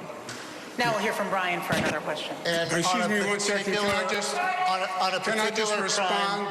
Can I just respond to that accusation? Whether it's misdemeanors or felonies, no cash bail releases him back into the streets, and both of you afford no cash bail. I want to move on. You'll get your I think Zohran and his team wanted to avoid unnecessary conflict with the NYPD. A particular crime concern, and that is violence among younger New Yorkers, specifically teenagers. My question is, what is your stance on the statewide Raise the Age law, which increased the age of adult criminal responsibility from 16 years old to 18 for most crimes? Police Commissioner Tish says, quote, "The mentality on the street is that nothing happens to those under 18 who possess a gun." So would you support modifying Raise the Age in any way? And Mr. Mamdani, since you just announced that you would invite Commissioner Tish to stay on, would you go along with her on this? I would not support changes to the state's legislation, and I would not support them because the major issue with the implementation of that legislation has been the fact that there is hundreds of millions of dollars that was supposed to be delivered alongside that law that is still languishing in Albany. And I am excited to be the next mayor of the city to finally fight for the money that this city is owed, to ensure that we deliver it to our young people across the 5 boroughs. Mr. Cuomo. What I was referring to before is Zohran is a member of the DSA, Democratic Socialists of America. They have a charter. He gives them 3% of his salary. He has said multiple times, I'm a DSA member, I pledge allegiance. They say abolish jails, defund police, don't enforce misdemeanors. Go to my website, andrewcuomo.com. It's right on the front page. Now, is he lying to the DSA? Is he lying to New York? Is he lying to everybody? Who knows? On the raise the age, I passed the law. I support the law. We were one of only 2 states that put 16 and 17-year-olds in adult prisons. It was inhumane. It was cruel and unusual, and I'm proud of that law. It's administered by local governments. Some are doing it better than others. If Zohran thought that there was money locked up in Albany, maybe he should have gone to Albany and proposed a bill to release it. I mean, he has. Once again, the architect of Raise the Age, Governor Cuomo, the apprentice to him, Zohran. It's personal for me. My oldest son, Anthony, last October was the victim of a vicious gang assault that could have killed him. Bro, everyone is constantly beating this guy and his family. What the hell? Free because they went to family court, not criminal court. So how can both of you look at me? I almost lost my oldest son to gang violence, and the perpetrators went to family court and got a little pat on the wrist and was sent home to do it again and again. No. We need to start charging juveniles who commit violent crime in criminal court, and I'll appoint criminal court judges who follow the law and don't just release them because of no cash bail. Clear difference between you on that. Curtis Lewa, we must send minors to perma jail. Individual questions for you, and we're going to try and pick up the pace a little bit here. I'd like crazy. you to really just explain kind of where you're coming from. Mr. Mamdani, you've called for reorganizing the NYPD to create this Department of Community Safety that, among other things, would handle calls involving people in mental health distress. Your opponents have disparaged this as sending social workers rather than cops into dangerous situations like domestic violence disputes. Explain really what you have in mind, and please include any evidence that this approach would work. Absolutely. What my opponents are clinging to is the past, because that's all that they know. What I am proposing is something that will address the needs of New Yorkers in the present. We speak and hear from New Yorkers across the 5 boroughs who outline how the mental health crisis is one of the major challenges in this city.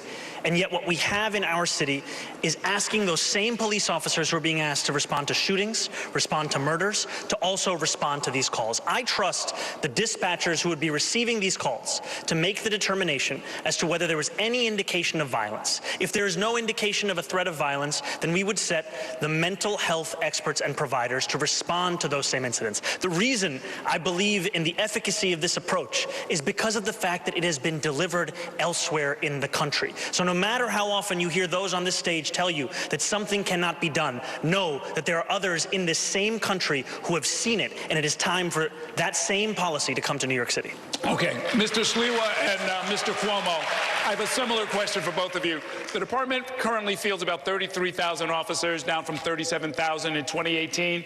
Public safety budget approaching $10 billion. Mr. Sliwa, you want to hire 7,000 more cops. Mr. Cuomo says 5,000 more cops. Each of you make the case for why you think that's necessary, especially given the fact that for much of New York City, crime declines over the last 20 years happened while the size of the force was also declining and not rising. Errol, I have to revisit the last debate for a second when Zohran was basing this policy on what they do in Eugene, Oregon. You've never been to Eugene, Oregon. I have.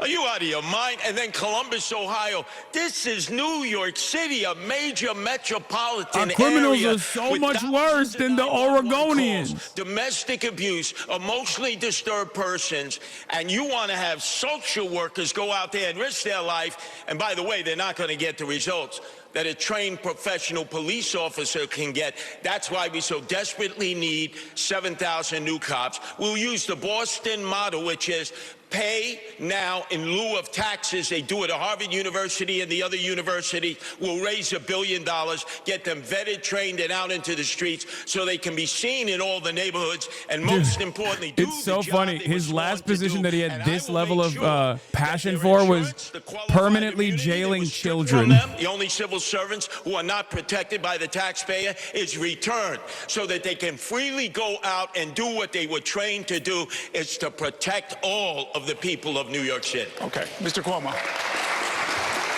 There is nothing new here. We've had mentally ill, homeless people going back to the Billy Boggs case, right, under the Ed Koch administration. I ran homeless services not just for David Dinkins, but also for President Clinton. I've worked in every state, all the large cities, on all homeless programs. I've spent dozens of nights out trying to bring mentally ill people in.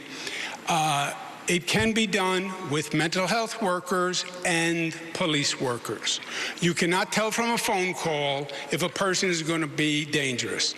And I have seen personally many times a person who seemed very calm and sedate explode yeah, he's talking about into himself. rage. Why? When he's doing a sexual harassment and then cops come and then he sexually assaults the cop. There's nothing new here. It He just has becomes to be done and increasingly managed. more belligerent. Yes, you need more police.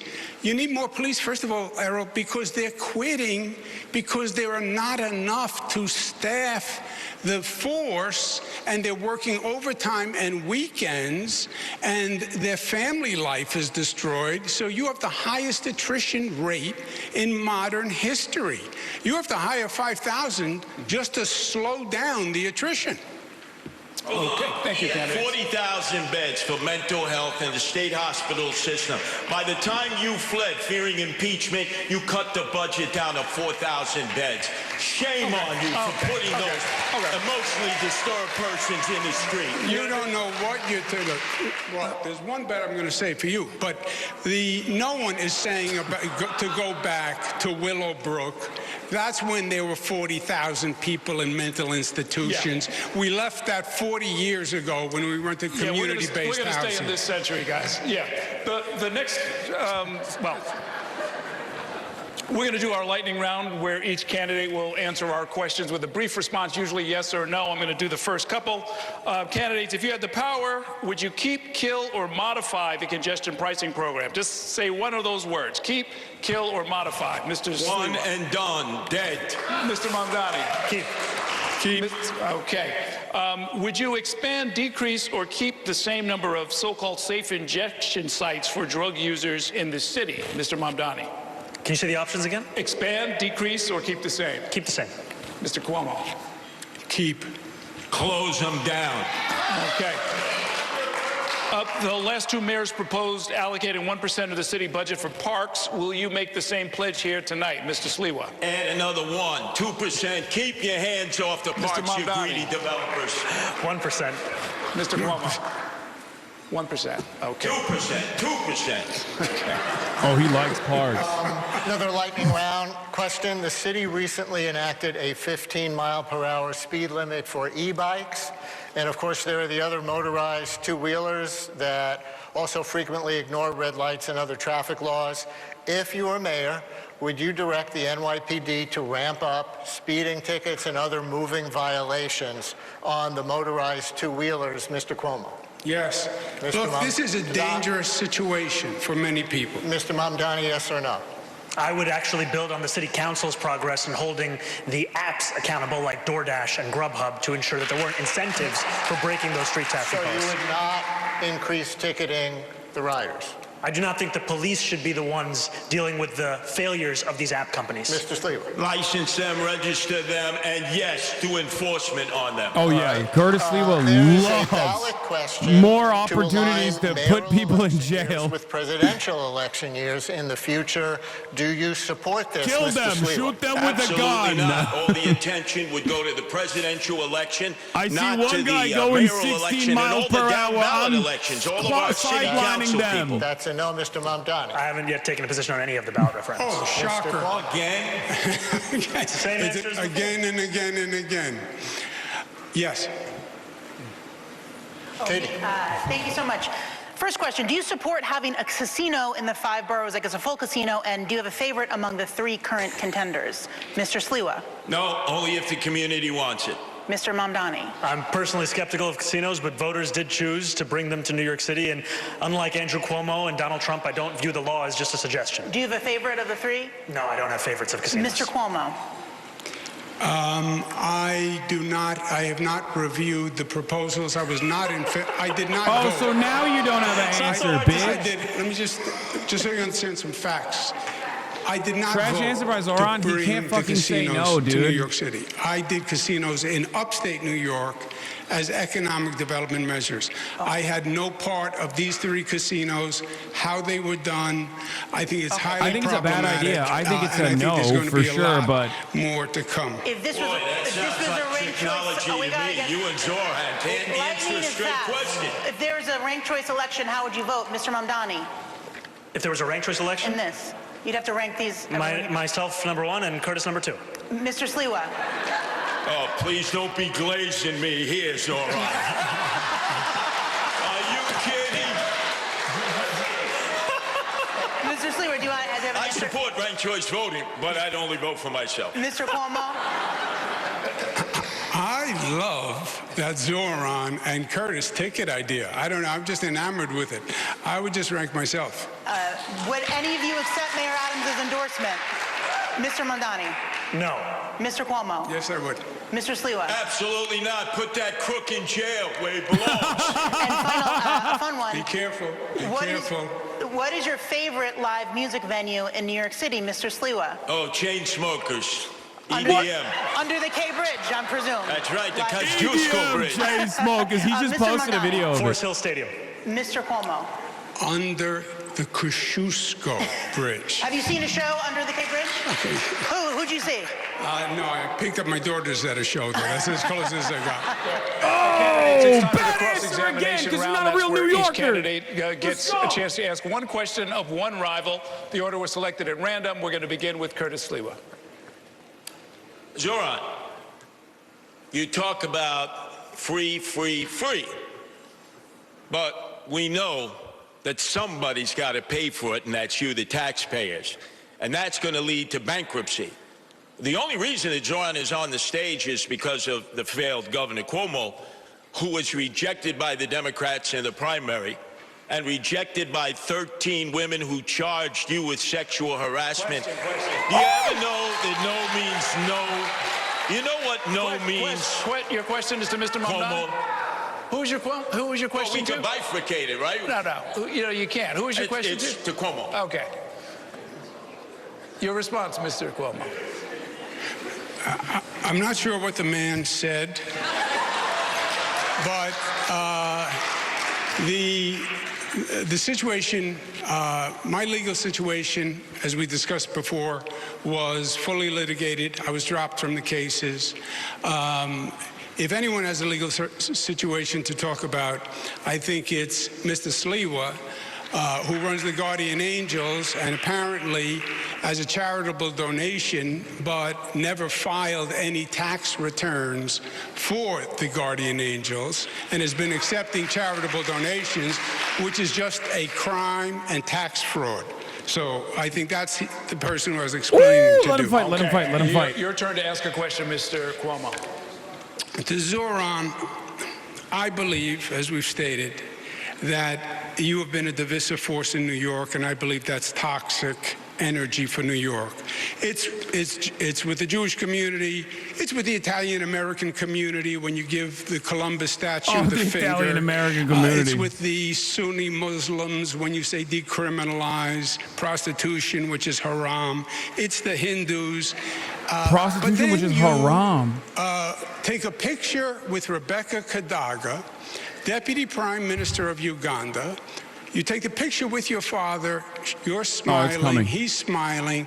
She's known as Rebecca Gay Killer Kadaga. Question. You're a citizen of Uganda. You took the picture. You said you didn't know who she was. It turns out you did. How do you not renounce your citizenship or demand BDS against Uganda for imprisoning people who are gay? just by their sexual orientation. Isn't that a basic violation of human rights? I think he gets the question. Dude, he is such a racist piece of shit, My dude. politics is consistent, and my politics is built on a belief in human rights for all people. And that extends to queer and trans New Yorkers, and it extends to queer and trans Ugandans. And had I known that the first deputy minister was the architect of that legislation, I would not have taken that photo. And yet I also know that this constant attempt to smear and slander me is an attempt to also distract from the fact that, unlike myself, you do not actually have a platform or a set of policies to protect those same New Yorkers here. All you have are the insults that you have lobbed at every single opportunity you have. Yeah. Okay. First, no, that's it. Cross-examination is just a question and answer. Your turn to ask a question. Mr. Cuomo, in 2021, 13 different women who worked in your administration credibly accused you of sexual harassment. Since then, you have spent more than $20 million in taxpayer funds to defend yourself, all while describing these allegations as entirely political. You have even gone so far as to legally go after these women. One of those women, Charlotte Bennett, is here in the audience this evening. You sought to access her private gynecological records. She cannot speak up for herself because you lodged a defamation case against her. I, however, can speak. What do you say to the 13 women that you sexually harassed? Oh, he altered. Oh, he altered. Oh, my God. Oh, my fucking God. He altered. Trump did that before, by the way. Then you have to be serious and mature. There were allegations of sexual harassment. They were then went to 5 district attorneys, fully litigated for 4 years. The cases were dropped, right? You know that as a fact. So everything you just stated, you just said was a misstatement, which we're accustomed to from you. Stated was a misstatement? Yes, because the cases were dropped. That's what happened. And my question to you, you still didn't answer, why won't you say BDS against Uganda for saying gays should be imprisoned for being gay? Okay. You have no problem with BDS against Israel, but no BDS for Uganda. This is just...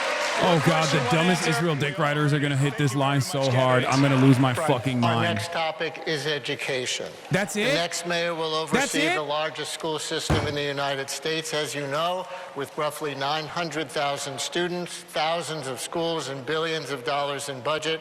We have an education question for each of you. So Mr. much. Mamdani, you said you would give up mayoral control of schools and share decision-making with various stakeholders. But in the last debate, you said you're still for mayoral accountability for educational outcomes. This has confused some people about how you can give up final authority but still hold yourself accountable. Can you try to clarify that? I remain opposed to mayoral control, and I also believe that the mayor is accountable for that which happens in this city. I will not shirk that accountability, even when we are putting together a system that has greater involvement for parents, for educators, for students. Look, 1 in 300 Americans is a student in the New York City public school system.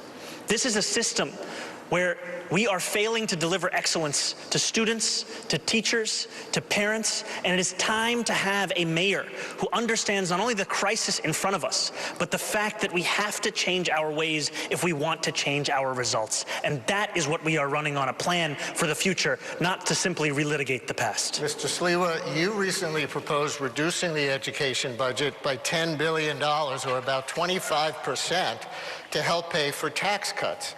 But your website includes things like, quote, hire more therapists, expand services for students with learning differences, build new vocational high schools, restore arts programs, expand athletic programs, and increase teacher pay to attract and retain top talent. Those are all exact quotes from your website. How do you defund the education department by 25% to cut taxes, add in the Trump administration's various cuts, and do all those expansions at the same time? Remember, he's a Republican. Well, let me tell you, you have a bureaucracy at the Tweed Courthouse. Perfect place to house the Department of Education because of the corruption in the top ranks. You have 13 deputy chancellors. You have about 50 department heads. Nobody at the school level ever deals with them. $41,000 we pay per student, and teachers still have to reach into their pockets to pay for basic supplies. You cut at the top, contracts that have been negotiated that have not been overseen. You will save millions and millions of dollars. And yes, you open up the schools as it was when I went to public school, after school center, night center, weekend center, not just sports, but culture, plays, musicals. People used to be able to take instruments home when they were in band and orchestra. That attracted children.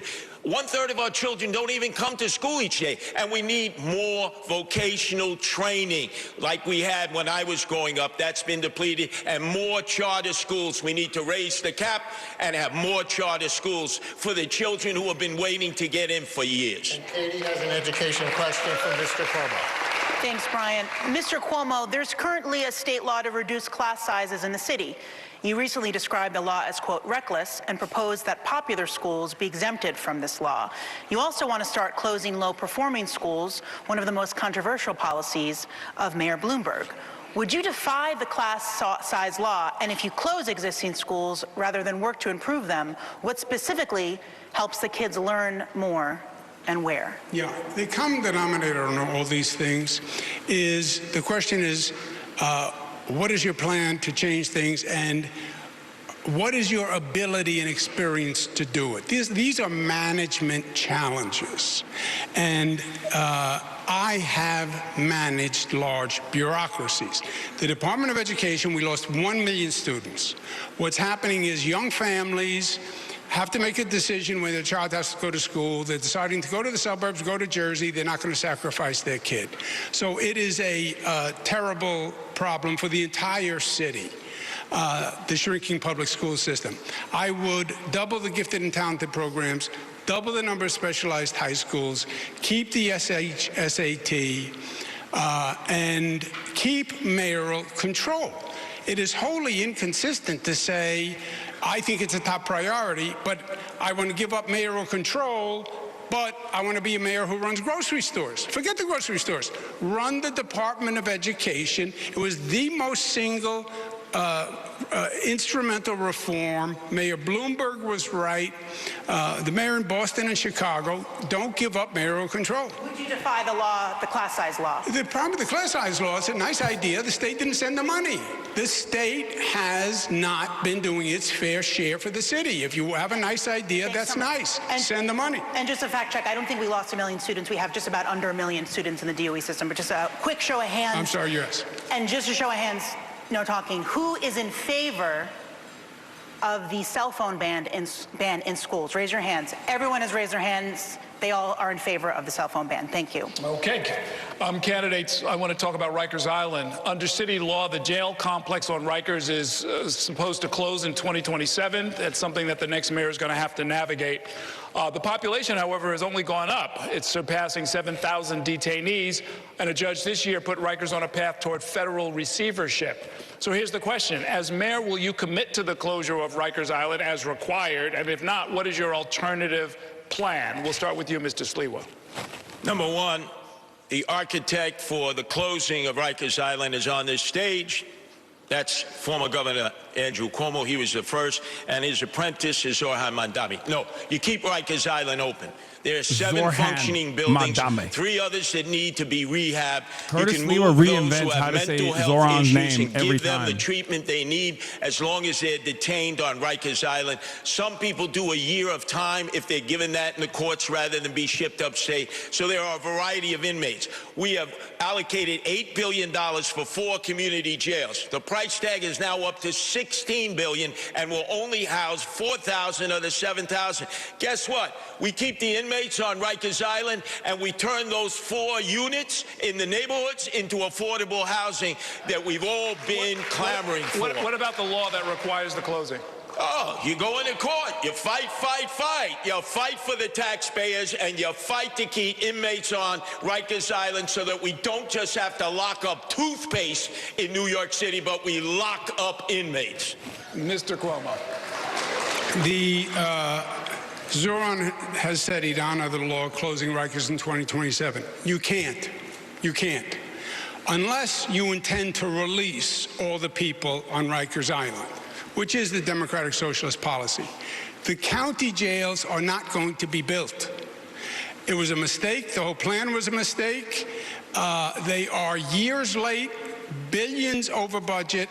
I would say scrap the county jails, build new jails on Rikers Island, provide ferry and bus transportation for people from the other boroughs to visit on Rikers Island, and then use the existing 4 sites for commercial residential. But you cannot close Rikers on 2027 because there's no place to put the people unless you're going to release 7,000 people. Well, you're familiar with the idea that a law is passed, it's supposed to be followed, even if it's difficult, even if the timeline is screwed up, even if the money's not there. Yeah, so then, which is Zohran's position, then you're saying release the 7,000 people.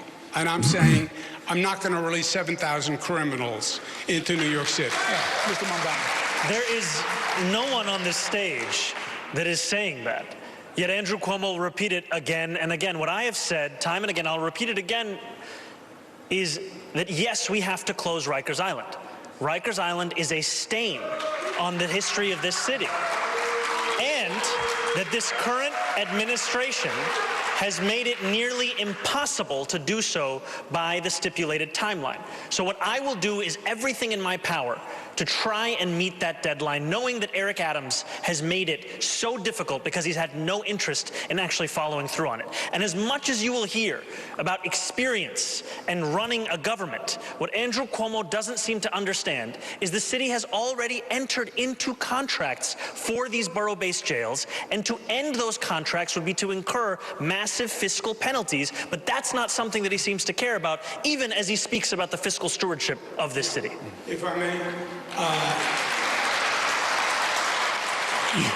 you want to talk to me about running government or managing projects? I built the 2nd Avenue subway. I built the Mario Cuomo Bridge, the largest infrastructure project in the United States of America, $5 billion, on time, on budget.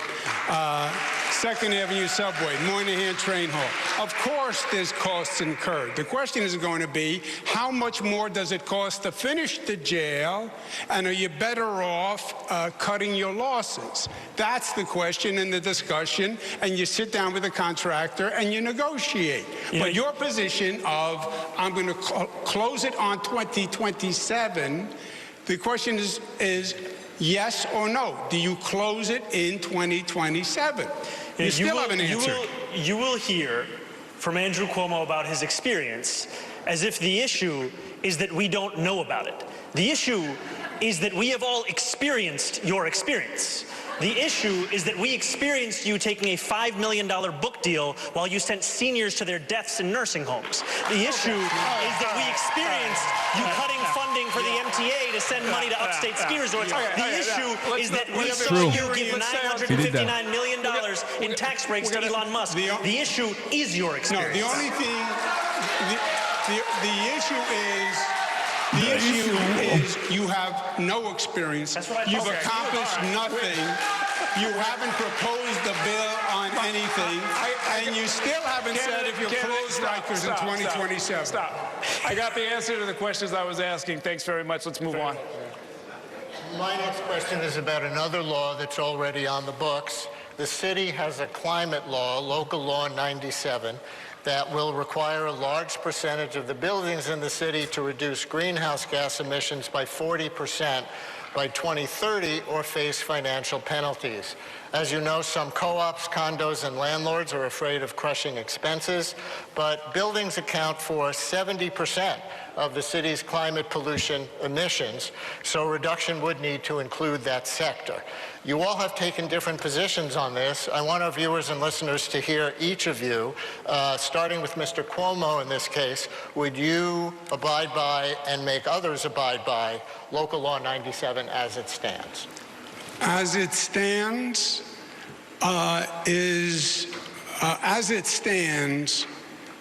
you're going to have to be flexible in the application. What's going to happen now is many companies will just pay the fine because it's cheaper than actually following the rules. And that's the last thing you want. That accomplishes nothing, right? It's just another tax, in essence, on these units. So there's going to have to be flexibility. It's the right intent, it's the right goal, but how you implement it has to deal with reality and the costs. Again, otherwise, I can tell you, I've had this conversation with many of them. They're not even going to try. They're just going to pay the fine. What kind of flexibility, if you could be It's going to be specific? timing, and what do we mean, and can it be phased in? Mr. Mamdani. The climate crisis is one of the most pressing crises facing this city, and we deserve to take it on with the urgency it requires. It is right now easier to pay the fine than to actually comply with this legislation. We have to ensure that we make it easier for condo and co-op owners to follow these laws, and we do that by eliminating the application fees for J51, by extending that tax credit, by also creating a one-stop shop in New York City government that procures at a large scale heat pumps and the very kind of infrastructure needed to comply. We've seen this happen before with clean energy work that's been done in Woodside houses. It's time to bring that kind of work right here so that we can ensure full compliance with Local Law 97. I read that you're proposing the city buy those heat pumps and other tech in bulk and give them to landlords and other buildings for free. Is that accurate? No, it's to actually ensure that they can afford the cost of these things by purchasing using an economy of scale. Thank you. Mr. Sliwa. I'm the only one on this stage totally opposed to Local 97. 100,000 condo and co-op owners. Their maintenance fees will go up 30%. They won't have enough reserve fees. You're going to see massive flight from the co-ops and condos. Now, they want to electrify everything. Well, there's a man on the stage who took Indian Point offline. That was 25% of our electrical output. From what I understand, that wasn't a bad idea because it was in the danger zone, right? And as a result, they're now starting to build, because of the city of yes that I'm opposed, these It's like one of the few instances where lithium-ion Cuomo battery did the right thing. Staten Island 38, Brooklyn 12. 8 in Queens, 4 in the Bronx, and none in Manhattan? Oh, no. They're going to electrify, and they don't have the electrical output. It was a very old plant close to a meltdown. So I Come say on. no to Local 97, and when I'm mayor, I tell all my commissioners, throw a monkey wrench into the process. The danger zone is We a fucking slow it fiction, down and because we nuclears want are these absurd. condo owners and co-op owners to stay. Mr. Cuomo, you were name checked on Indian Point? I think I was. Indian Point was a danger. It was the nuclear power plant most closely located to the densest population. There was no nuclear plant on the globe that close to a city. There were 20 million people in what was called the kill zone. Before I became Attorney General, there had been a number of lawsuits to stop it. What we did is we brought cables down from upstate New York down the Hudson River. We have nuclear upstate. We're in rural areas to bring that nuclear power down the cables and then on that basis substitute for Indian Point's power. Yes or no? Electricity rates are too high to pay because of you, Andrew Cuomo. Yes or no? Would any of you support new nuclear power plants to help bring down the rising cost of utilities in New York State? Just yes or no, Mr. Sliwa? Upstate, they're already starting, yes. Mr. Mamdani? I think it's something worth exploring. Mr. Cuomo? Is that a yes? Yeah. Oh, yes. Katie? We're going to move on now to the economy. Ms. Mamdani, you're proposing to raise the city's minimum wage to $30 an hour by 2030. How would you get the state legislature to go along with your plan? And do you think it's realistic to feel that a small business owner would have to pay every employee this amount, especially when the city currently doesn't mandate that figure for its own public employees? And I have separate questions for Mr. Sliwa and Mr. Cuomo. So this would be something where the city would have to start doing so as well, because any law that we want New Yorkers to follow, the city should be following it itself. And the reason that we put forward $30 by 2030 is that that's the minimum that a New Yorker needs to be paid to be able to afford to live in this city. And what we are looking at right now is the possibility of the place that we know and love becoming a museum of where working class people used to be able to live. Our proposal that we've put forward would be phased in over a longer period of time for small business owners to ensure that they could deal with this. And it's also one that we are confident we would be able to accomplish because of the fact that we are seeing from New Yorkers time and time again, the absence of it is pushing them to live in Jersey City, to live in Pennsylvania, to live in Connecticut, because they can't afford to live in New York City. Thank you. And for Mr. Sliwa and Mr. Cuomo, if you're not in favor of a $30 minimum wage, what are your plans to raise the salaries of workers in New York City? We'll start with you, Mr. Sliwa. First off, Zohran Mamdani deals with fantasy, not reality. Look at all the Uber drivers. Look at all the taxi drivers, the Lyft drivers. They will now have driverless cars. That's what they're pushing. AI that's going to be wiping out so many jobs, especially for young men and women who went to school, got their 4 years of college, 2-year degree, and they're making $155,000, and then they get wiped out. You know what the corporate sector is going to do. They're going to bring in robotics. Zohran, stop dealing with fantasy and start dealing with reality. You're pushing businesses out because you want to tax them. I'm the only one here who wants to cut the corporate taxes, the income tax, the property tax. This is not a popular proposition. In order to keep business businesses here. are holding us hostage in one of the best cities on the planet, the best city in America. Yeah, good luck. They're not going to hire workers. It's That's going not to be true. robots. Motherfuckers will not leave the state of New York, and they will not leave New York City. Okay, that's bullshit. You have to be there. That's where commerce is. That's where Wall Street is. It's ridiculous. I half agree with Curtis. Zohran does have socialist theory colliding with practical reality. I went through this. We raised the minimum wage to the highest in the United States of America.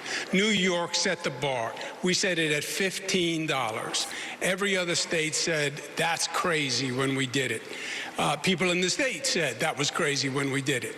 But it was calibrated. It was doable. We phased it in different parts of the state. We phased it in with small businesses. We gave them assistance. Because if you raise it too high, and I believe 30 is too high, I would raise it to 20. If you raise it to too high, you do two things. People lose their jobs. You bankrupt the businesses. These are classic. You're talking about basically doubling tropes. Payroll. And you can have a negative effect where literally businesses close and people lose their jobs.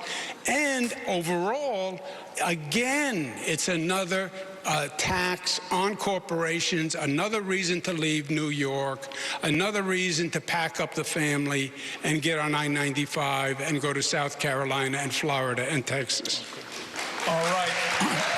Candidates, we are coming down Who the the home fuck is stretch. clapping for the working class need to remain broke? Especially, we're going to go over by 5 minutes, and we're going to have Brian lead a Can you give us a counter for this so I can fight my family? And we're going to have to do this very briefly. Forcible minimum wage increases does not lead to mass displacement of the existing Mr. Cuomo, labor you say the force. city should take partial control of New York City transit. There have been numerous away from controlled the studies MTA, conducted which is on mostly controlled by the state. different Would the regions city where this then has have to happened. foot It does not. more of the bill? And if this is That's a good precisely idea, the reason why when he didn't said he successfully raised the minimum wage to $15, it didn't actually lead to an exodus. He literally admitted that it didn't happen. The New York City Transit Authority, not the MTA. It leases the trains and subways to the MTA. And then the question is the division of responsibility. New York City does the safety along with the MTA. The problem the MTA is having is the capital construction projects. It has been an ongoing problem. I came in, I took over Moynihan and finished it. I came in and took over 2nd Avenue Subway, the L train tunnel.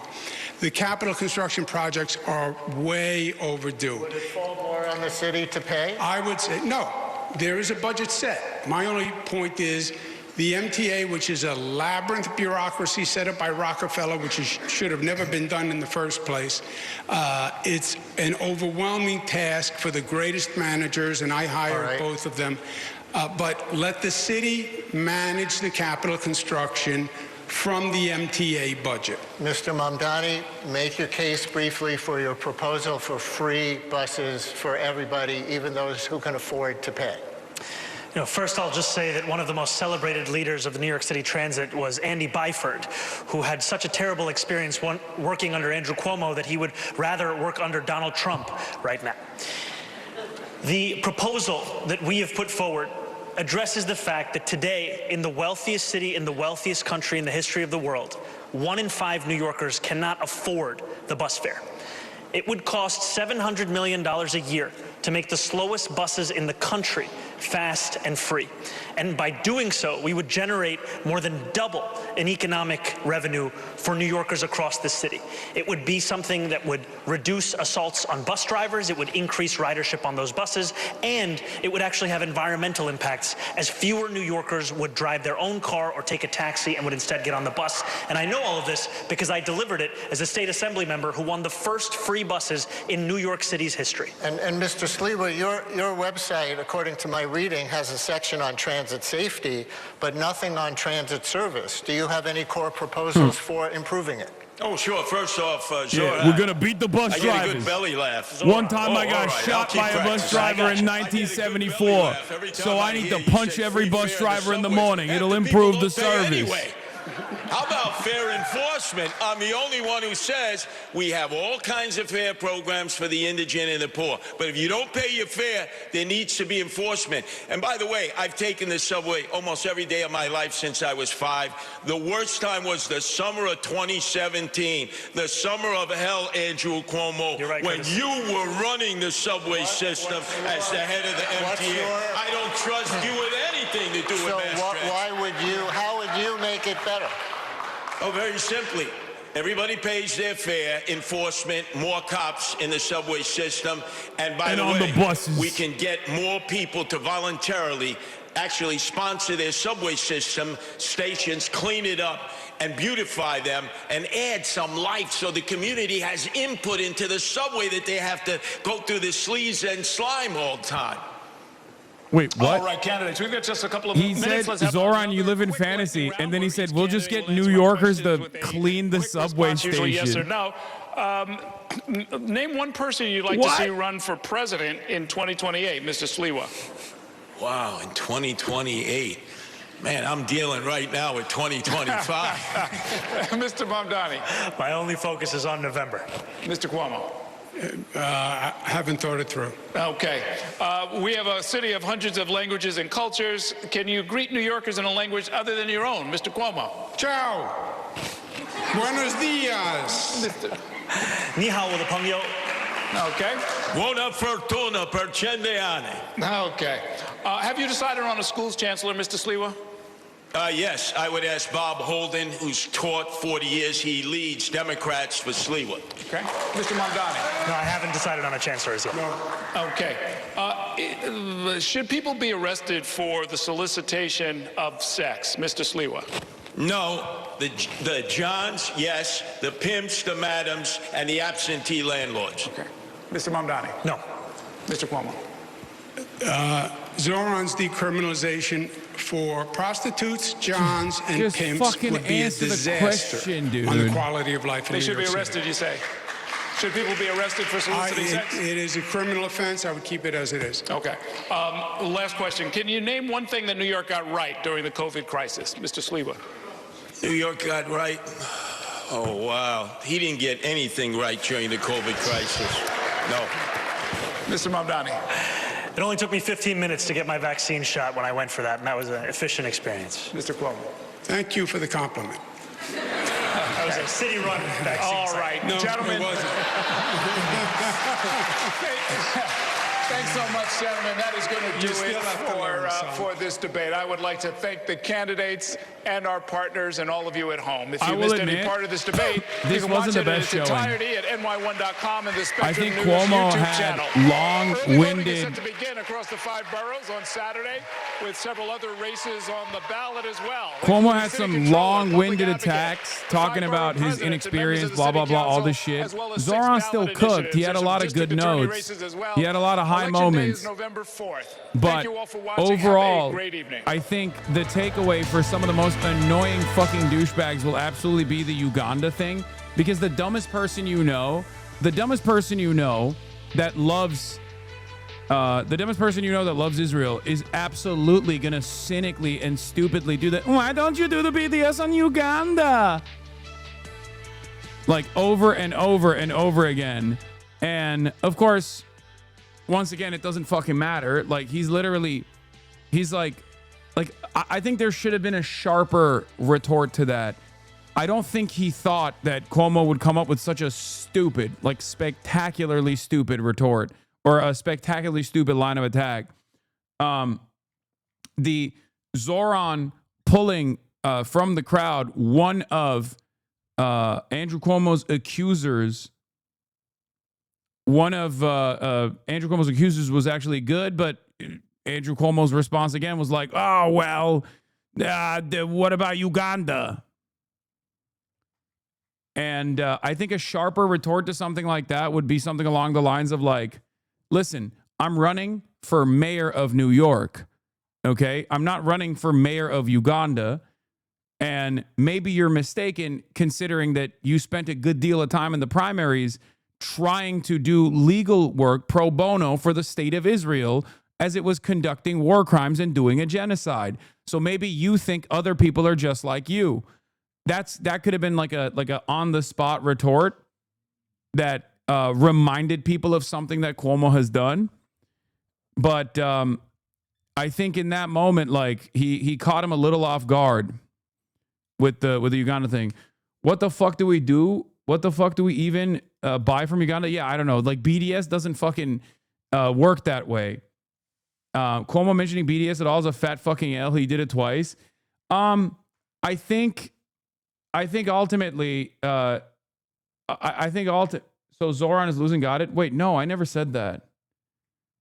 No, I don't think this is going to, I'm just purely looking at like the entire debate and what like people's takeaways will look like.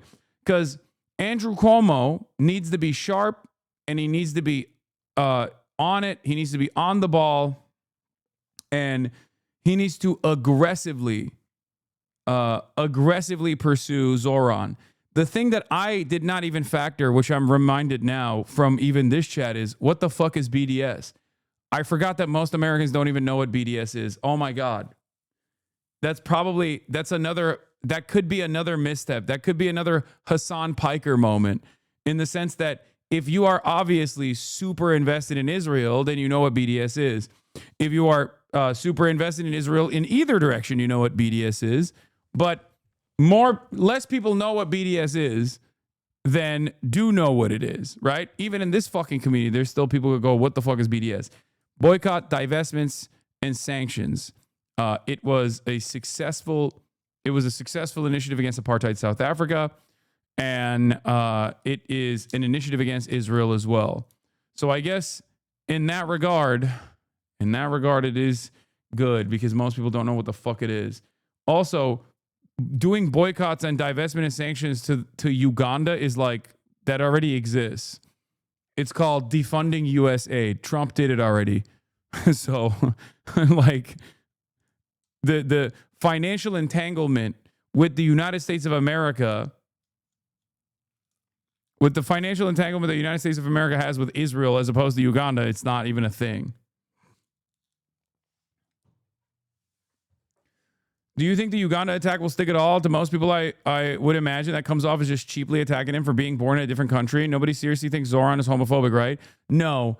I might be a little too biased because why don't you talk about Sudan is a very common line of attack against anti-Zionists, myself included.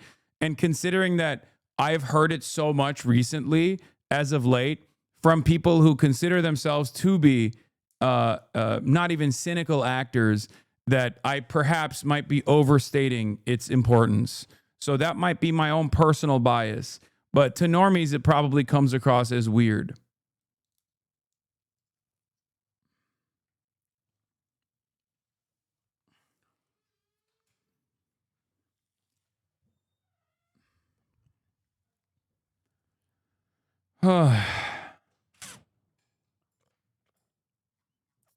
But in any case, what up? In any case, I still think the debate performance like has a lot of good.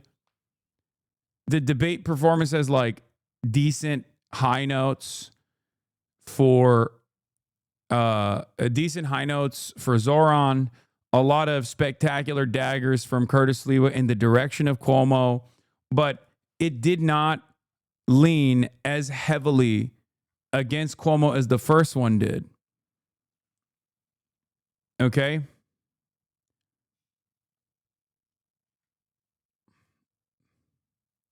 So,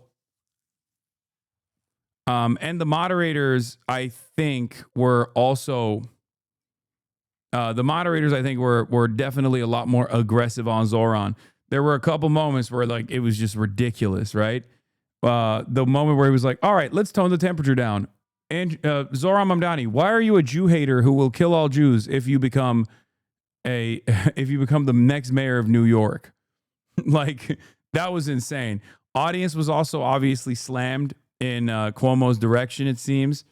You got to be insane to think Curtis Lee was dropping out now after this. That man hates Andrew Cuomo with every fiber of his being. I never said that Curtis Lee was going to drop out. I actually maintained the position that he's not going to drop out because he is a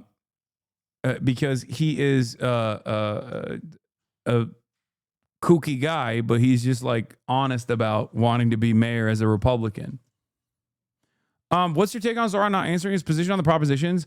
I don't really know. I don't know why he doesn't have a take on them. And I'm not super familiar with what the question was about to begin with.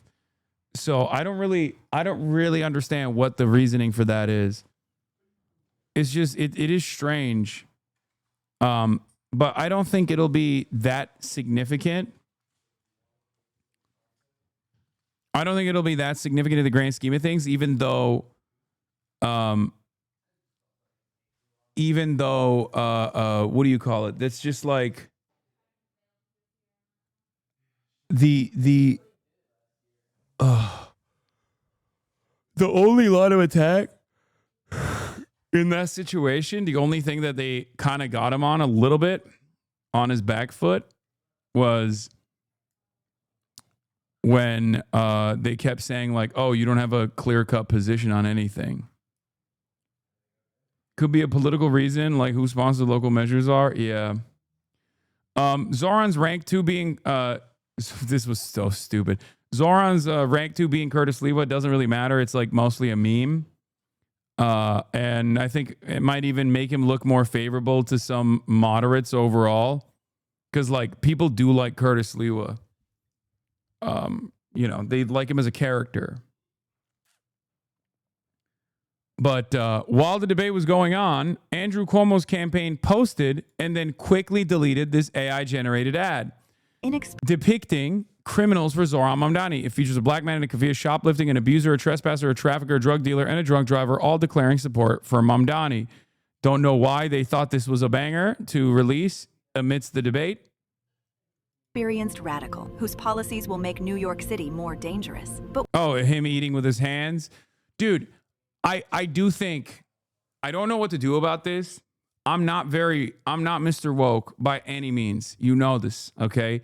I eat a lot of fucking unimaginably heinous Islamophobic attacks on a daily fucking basis.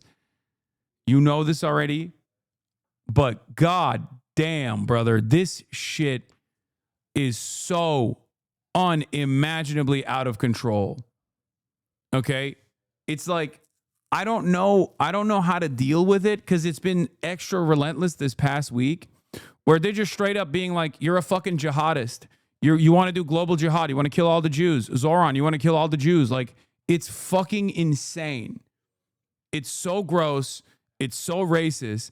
And the fact that like Democrats in unison have not actually called this shit out is very frustrating. And also on top of that, yeah, we got to do timeout, pause on the hate. Stop the hate, guys. Stop the hate. But it's just like,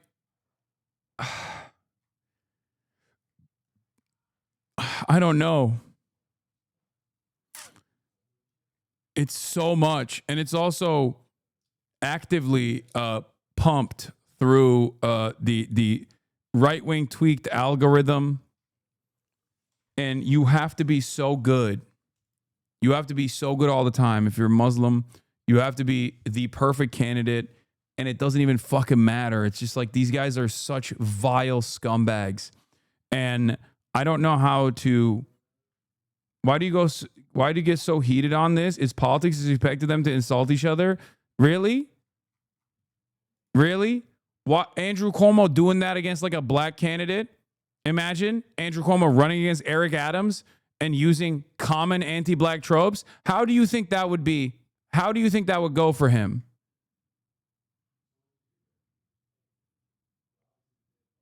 There's a difference between attacking him for his inexperience, which he did a lot, versus being like, oh, you eat rice with your hands and you're a jihadist who wants to do terrorism. Bro, we lost nothing tonight. Not one single voter. Cuomo probably just lost some to Sliwa, but that's it. I know. I'm just talking about something more important than this, okay? Something more consequential than the impact of this singular night's debate performance. Brother, they literally consistently hit the you did 9/11, you and your boys did 9/11 notes over and over again.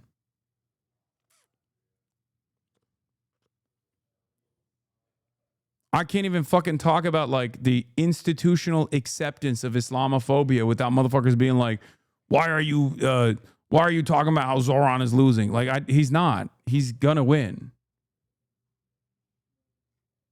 Of course. It's just very, very, very frustrating to see this shit.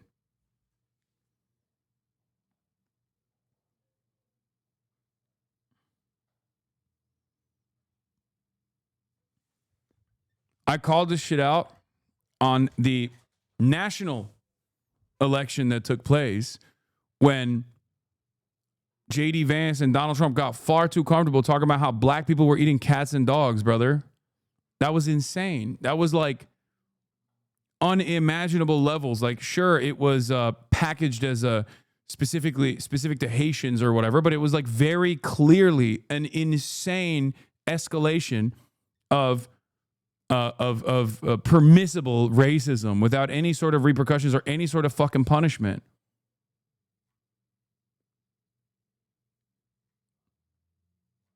And yeah, this stuff has consequences. I've studied Islamophobia for more than 15 years. I've never witnessed anything like the vile anti-Muslim rhetoric circulating on site today. Between Trump 2.0 and the decimation of Gaza and the rise of Zohran Mamdani, anti-Muslim hate is at a dangerous new level. And I think, and I'm going to keep it $1.50. I'm going to be honest with you.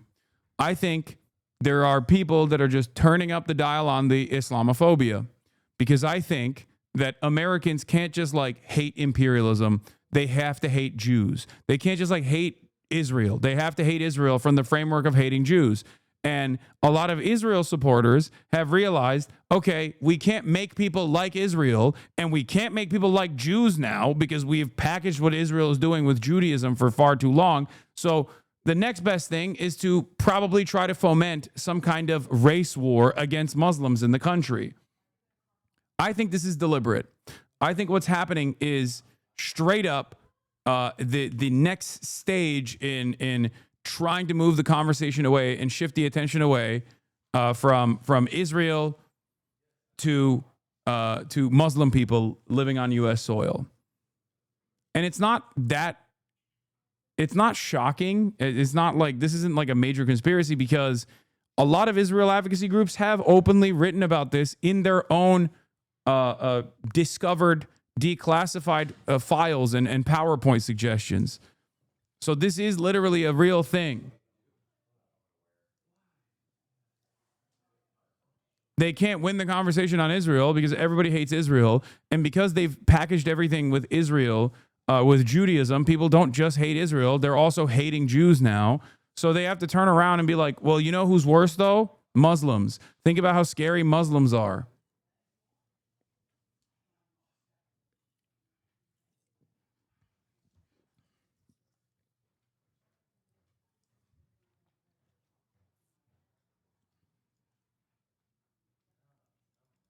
My brother's girlfriend watched a debate with my mom and I. She said she might actually vote for the first time. She's the mother of my niece, and free child care will let her work. I'm the woke friend. I'm telling you, this shit works. People get around you to vote. This isn't a lip take. Voting is crucial to local politics. No, absolutely. I've always been an advocate. I'm noticing how much they have tuned up. Maybe because of my own background. Maybe because I am the recipient of this kind of shit too. What? What about the things you said about black liberals? Could have been sarcasm or missed something on the surface. It seems racist also. Again, could be me missing something. What are you talking about? Sorry to bring this up, but the thing you said to the Sudan chatter was sarcasm, right? Just making sure, lol. What? What? What? I just came from a clip of you responding to someone talking about Sudan, and it didn't look great. Have you talked about that? Was there more context missing? Genuinely asking a question. Please don't take this the wrong way, please. Can someone in the chat explain the Hasan Sudan clip going on? It looks bad, but I know things can be clipped, and I don't know.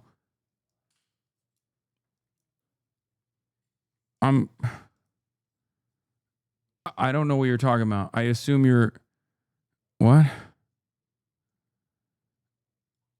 Is the thing you said about sarcasm? I don't even know exactly what you're talking about with respect to Sudan, but often, I mean, I did unironically talk about that earlier, where a very common deflection method from people that want you to shut the fuck up about Israel is to cynically present the ongoing genocide in Sudan. And I don't know exactly what clip you're talking about, but usually after like the millionth response to that same kind of like deflective question, I'm a little bit short. I have talked about Sudan, and of course nowhere near as much as I've talked about Israel.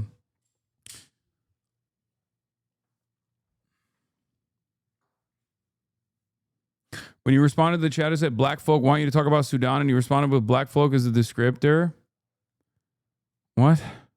It was probably genuinely something stupid from TikTok. Sorry, genuinely my fault. Yeah. Brother, that's not a real dude. No, it seems like he is. Look, see, he understood where I was coming from. What about the thing you said about black liberals? I don't know what the black liberals thing is, but I do demographic analysis of voter patterns with regular frequency, not just on black people in general. And I, as a matter of fact, routinely shit on liberals who think black people are a bad voting bloc or behaving in a misogynistic manner or greatly overextend when analyzing black men, for example, shifting even a little bit to the Republican side. Yeah, it's the clip went viral. I don't know why chatters are being weird. Yeah, I mean, I don't know. I don't know where it went viral. Maybe it went viral on TikTok. Maybe it went viral on Twitter. It is what it is. What are you going to do? Is people on TikTok trying to call you racist? Yeah, I'm not, but I can't hold that against you if you think.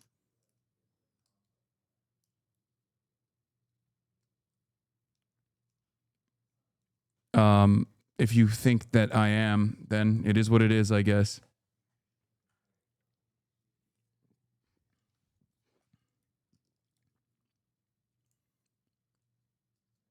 If you responded to every clip taken out of context, we'd be here for another 9 hours. Yeah, I know. TikTok hates you right now. I don't care.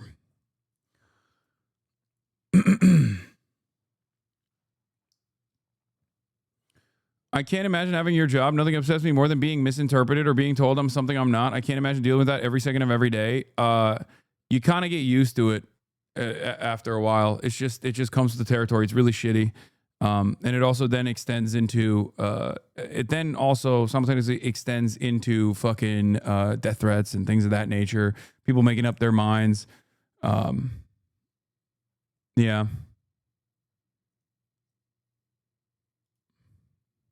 It is what it is. I am not a victim. Okay? I'm a very privileged person. And I am going to continue to advocate for what I believe is best for all people all around the world, for all workers all around the world. And I'm not doing it so that like Black Twitter thinks I'm cool. I'm not doing it for that reason. I'm doing it because it's right. Okay? Remember that. And you shouldn't expect, you should not expect people from marginalized backgrounds to automatically think you're the coolest guy ever just because you advocate for their emancipation as well. When did lying get as powerful as it is now? It's never been more powerful. I mean, look at what fucking Andrew Cuomo's doing. Look at this shit. What do his actual supporters think? Mamdani isn't crazy. He's just... I can't believe that's like... That's Idris Elba. Like, this is AI... This is AI Idris Elba. That's wild. Donnie isn't crazy. He's just trying to even the playing field. You know, give everyone a fair shot. Sure, he said multiple times we need to defund the police, but that was just a metaphor. And yes, he did say crime is a social construct, but that was also a metaphor. His main backer, the Democratic Socialists' ideas are common sense, such as decriminalizing misdemeanors, like shoplifting. Third-degree assault. That's crazy. That's straight up a black dude shoplifting after putting on a keffiyeh. That, dude, what are we doing? What are we doing? What are we doing? What the fuck are we doing, bro? He did AI Idris Elba wearing a keffiyeh before engaging in the act of shoplifting. How is this allowed? Oh my God. I'm losing my fucking mind. Oh my God.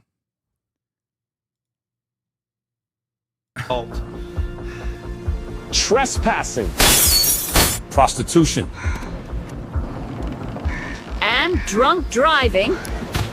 With plans to decriminalize all drugs, Mamdani will be a job creator for drug dealers. Instead of helping us homeless get off the streets and into the mental health facilities we need, he wants to give us safe injection sites to do crack and let us sleep in subway carts. These are actual policies Mamdani and the DSA want to implement on day one. When a woman's being domestically abused, she finally won't have to deal with some pesky cop to arrest the abuser, but now a social worker to help, kumbaya the situation. Breathe in, breathe out. Mamdani is finally lowering jail sentences. guilty! But Mamdani says you're free to go. Who cares if legalizing prostitution statistically leads to an increase for sex trafficking of women and young girls by 70%? You can't have safety without equality. For unlawful abiding citizens like us, globalize the intifada. Wait, why is the drug dealer now burning his hand, which I assume is him trying to burn the American flag? The drug dealer is now anti-Zionist? What?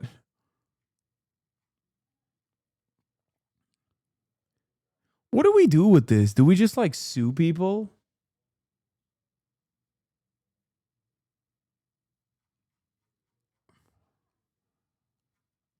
Like, how do you stop? How do you stop this? I don't know. Because it kind of feels like to me, the only way that this was like at least kind of kept back was social pressure. And in the absence of social pressure, everything kind of devolves, right? Like when there's no like cohesive socialized understanding that this is unimaginably racist and also incredibly fucked up, I don't think I don't think there's anything we can do about this. Right? I don't even know why the fuck they took it down. They posted it and then immediately took it down. Maybe someone was like, hey, man, that's crazy. Maybe don't use AI Idris Elba as a, a black man as doing shoplifting. I mean, I like that with AI, now we can make like the anti-Semitic ads that the Nazis made, in the 30s, but this time they can move. You don't even need to hire actors or anything. You could just like prompt it.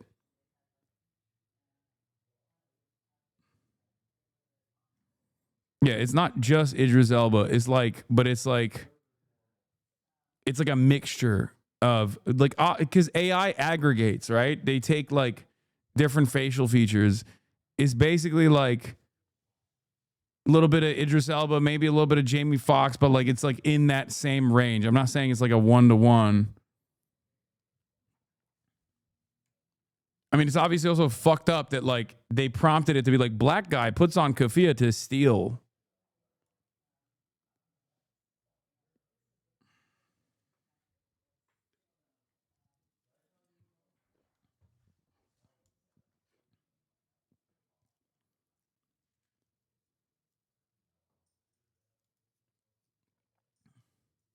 One problem with AI-generated ads is that removing all friction in the creative process cuts out so many opportunities for different people to question if this is really a good idea.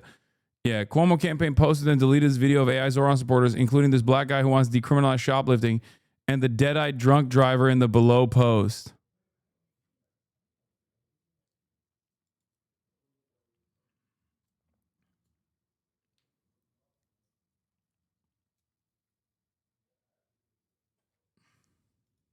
Abiding citizens like us globalize the intifada.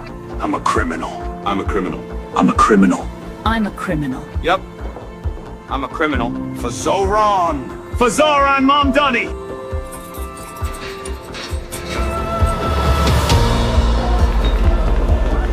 I didn't have a real job until I was 30, but sure, give me the keys to the city. What's the worst that can happen? Paid for by Cuomo for NYC. Incredible work, my man. Fantastic. I love that. It has been established this is AI, right? Are you smoking crack? Yes, brother. Of course this is AI.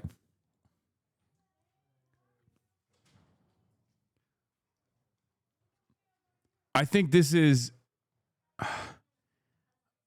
should be illegal. I think we should get ahead of this by saying no AI on campaign ads. But I don't know.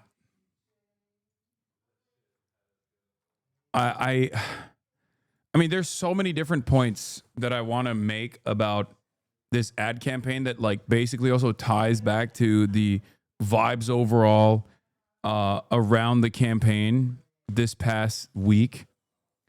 Post first debate, the intensity of the Islamophobia increased a lot. Like, I don't think people recognize it. I don't know if it'll be success. Like, I don't think it's going to be successful in terms of unseating Zohran or ruining his chances for becoming the next mayor. But I think it's a more consequential problem than that overall, because I just think people are straight up becoming way more open with their racist tendencies, racist behaviors. And it's not just for Muslims either. I'm just talking about Islamophobia right now because like Zohran is Muslim, but it is pretty fucking crazy to see. It is pretty fucking crazy to see how hard they are going. Like when they have nothing. No, I think you should see them as being openly racist, and it's not working as true progress. Yeah. Transphobia, anti-black sentiments, like just everything. Anti-immigrant, white nativist, white supremacist attitudes all over the fucking place. And for the record, when people talk to, why don't you react to flagrant? I'll do it tomorrow. when people actually talk about like woke is going to bounce back and whatnot, one of the things I get a little bit frustrated by is like, it's not going to bounce back without all of us. Okay.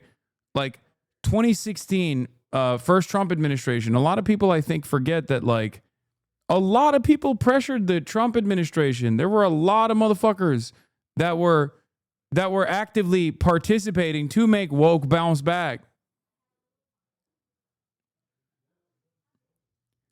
I think a lot of liberals are just like, yeah, it'll bounce back. It'll be great. It'll be better than ever before.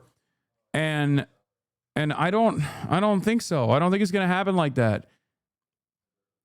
Like, you see it in all of the spaces that we occupy, even at something as silly as like this, like the streaming sphere and YouTube and whatnot. Like, a lot of people are totally on board with never attacking right-wing content creators or toxic content creators that they're like afraid of, that they'll come after them, and are super open to writing off anyone that draws the ire and scrutiny of said right-wing content creators.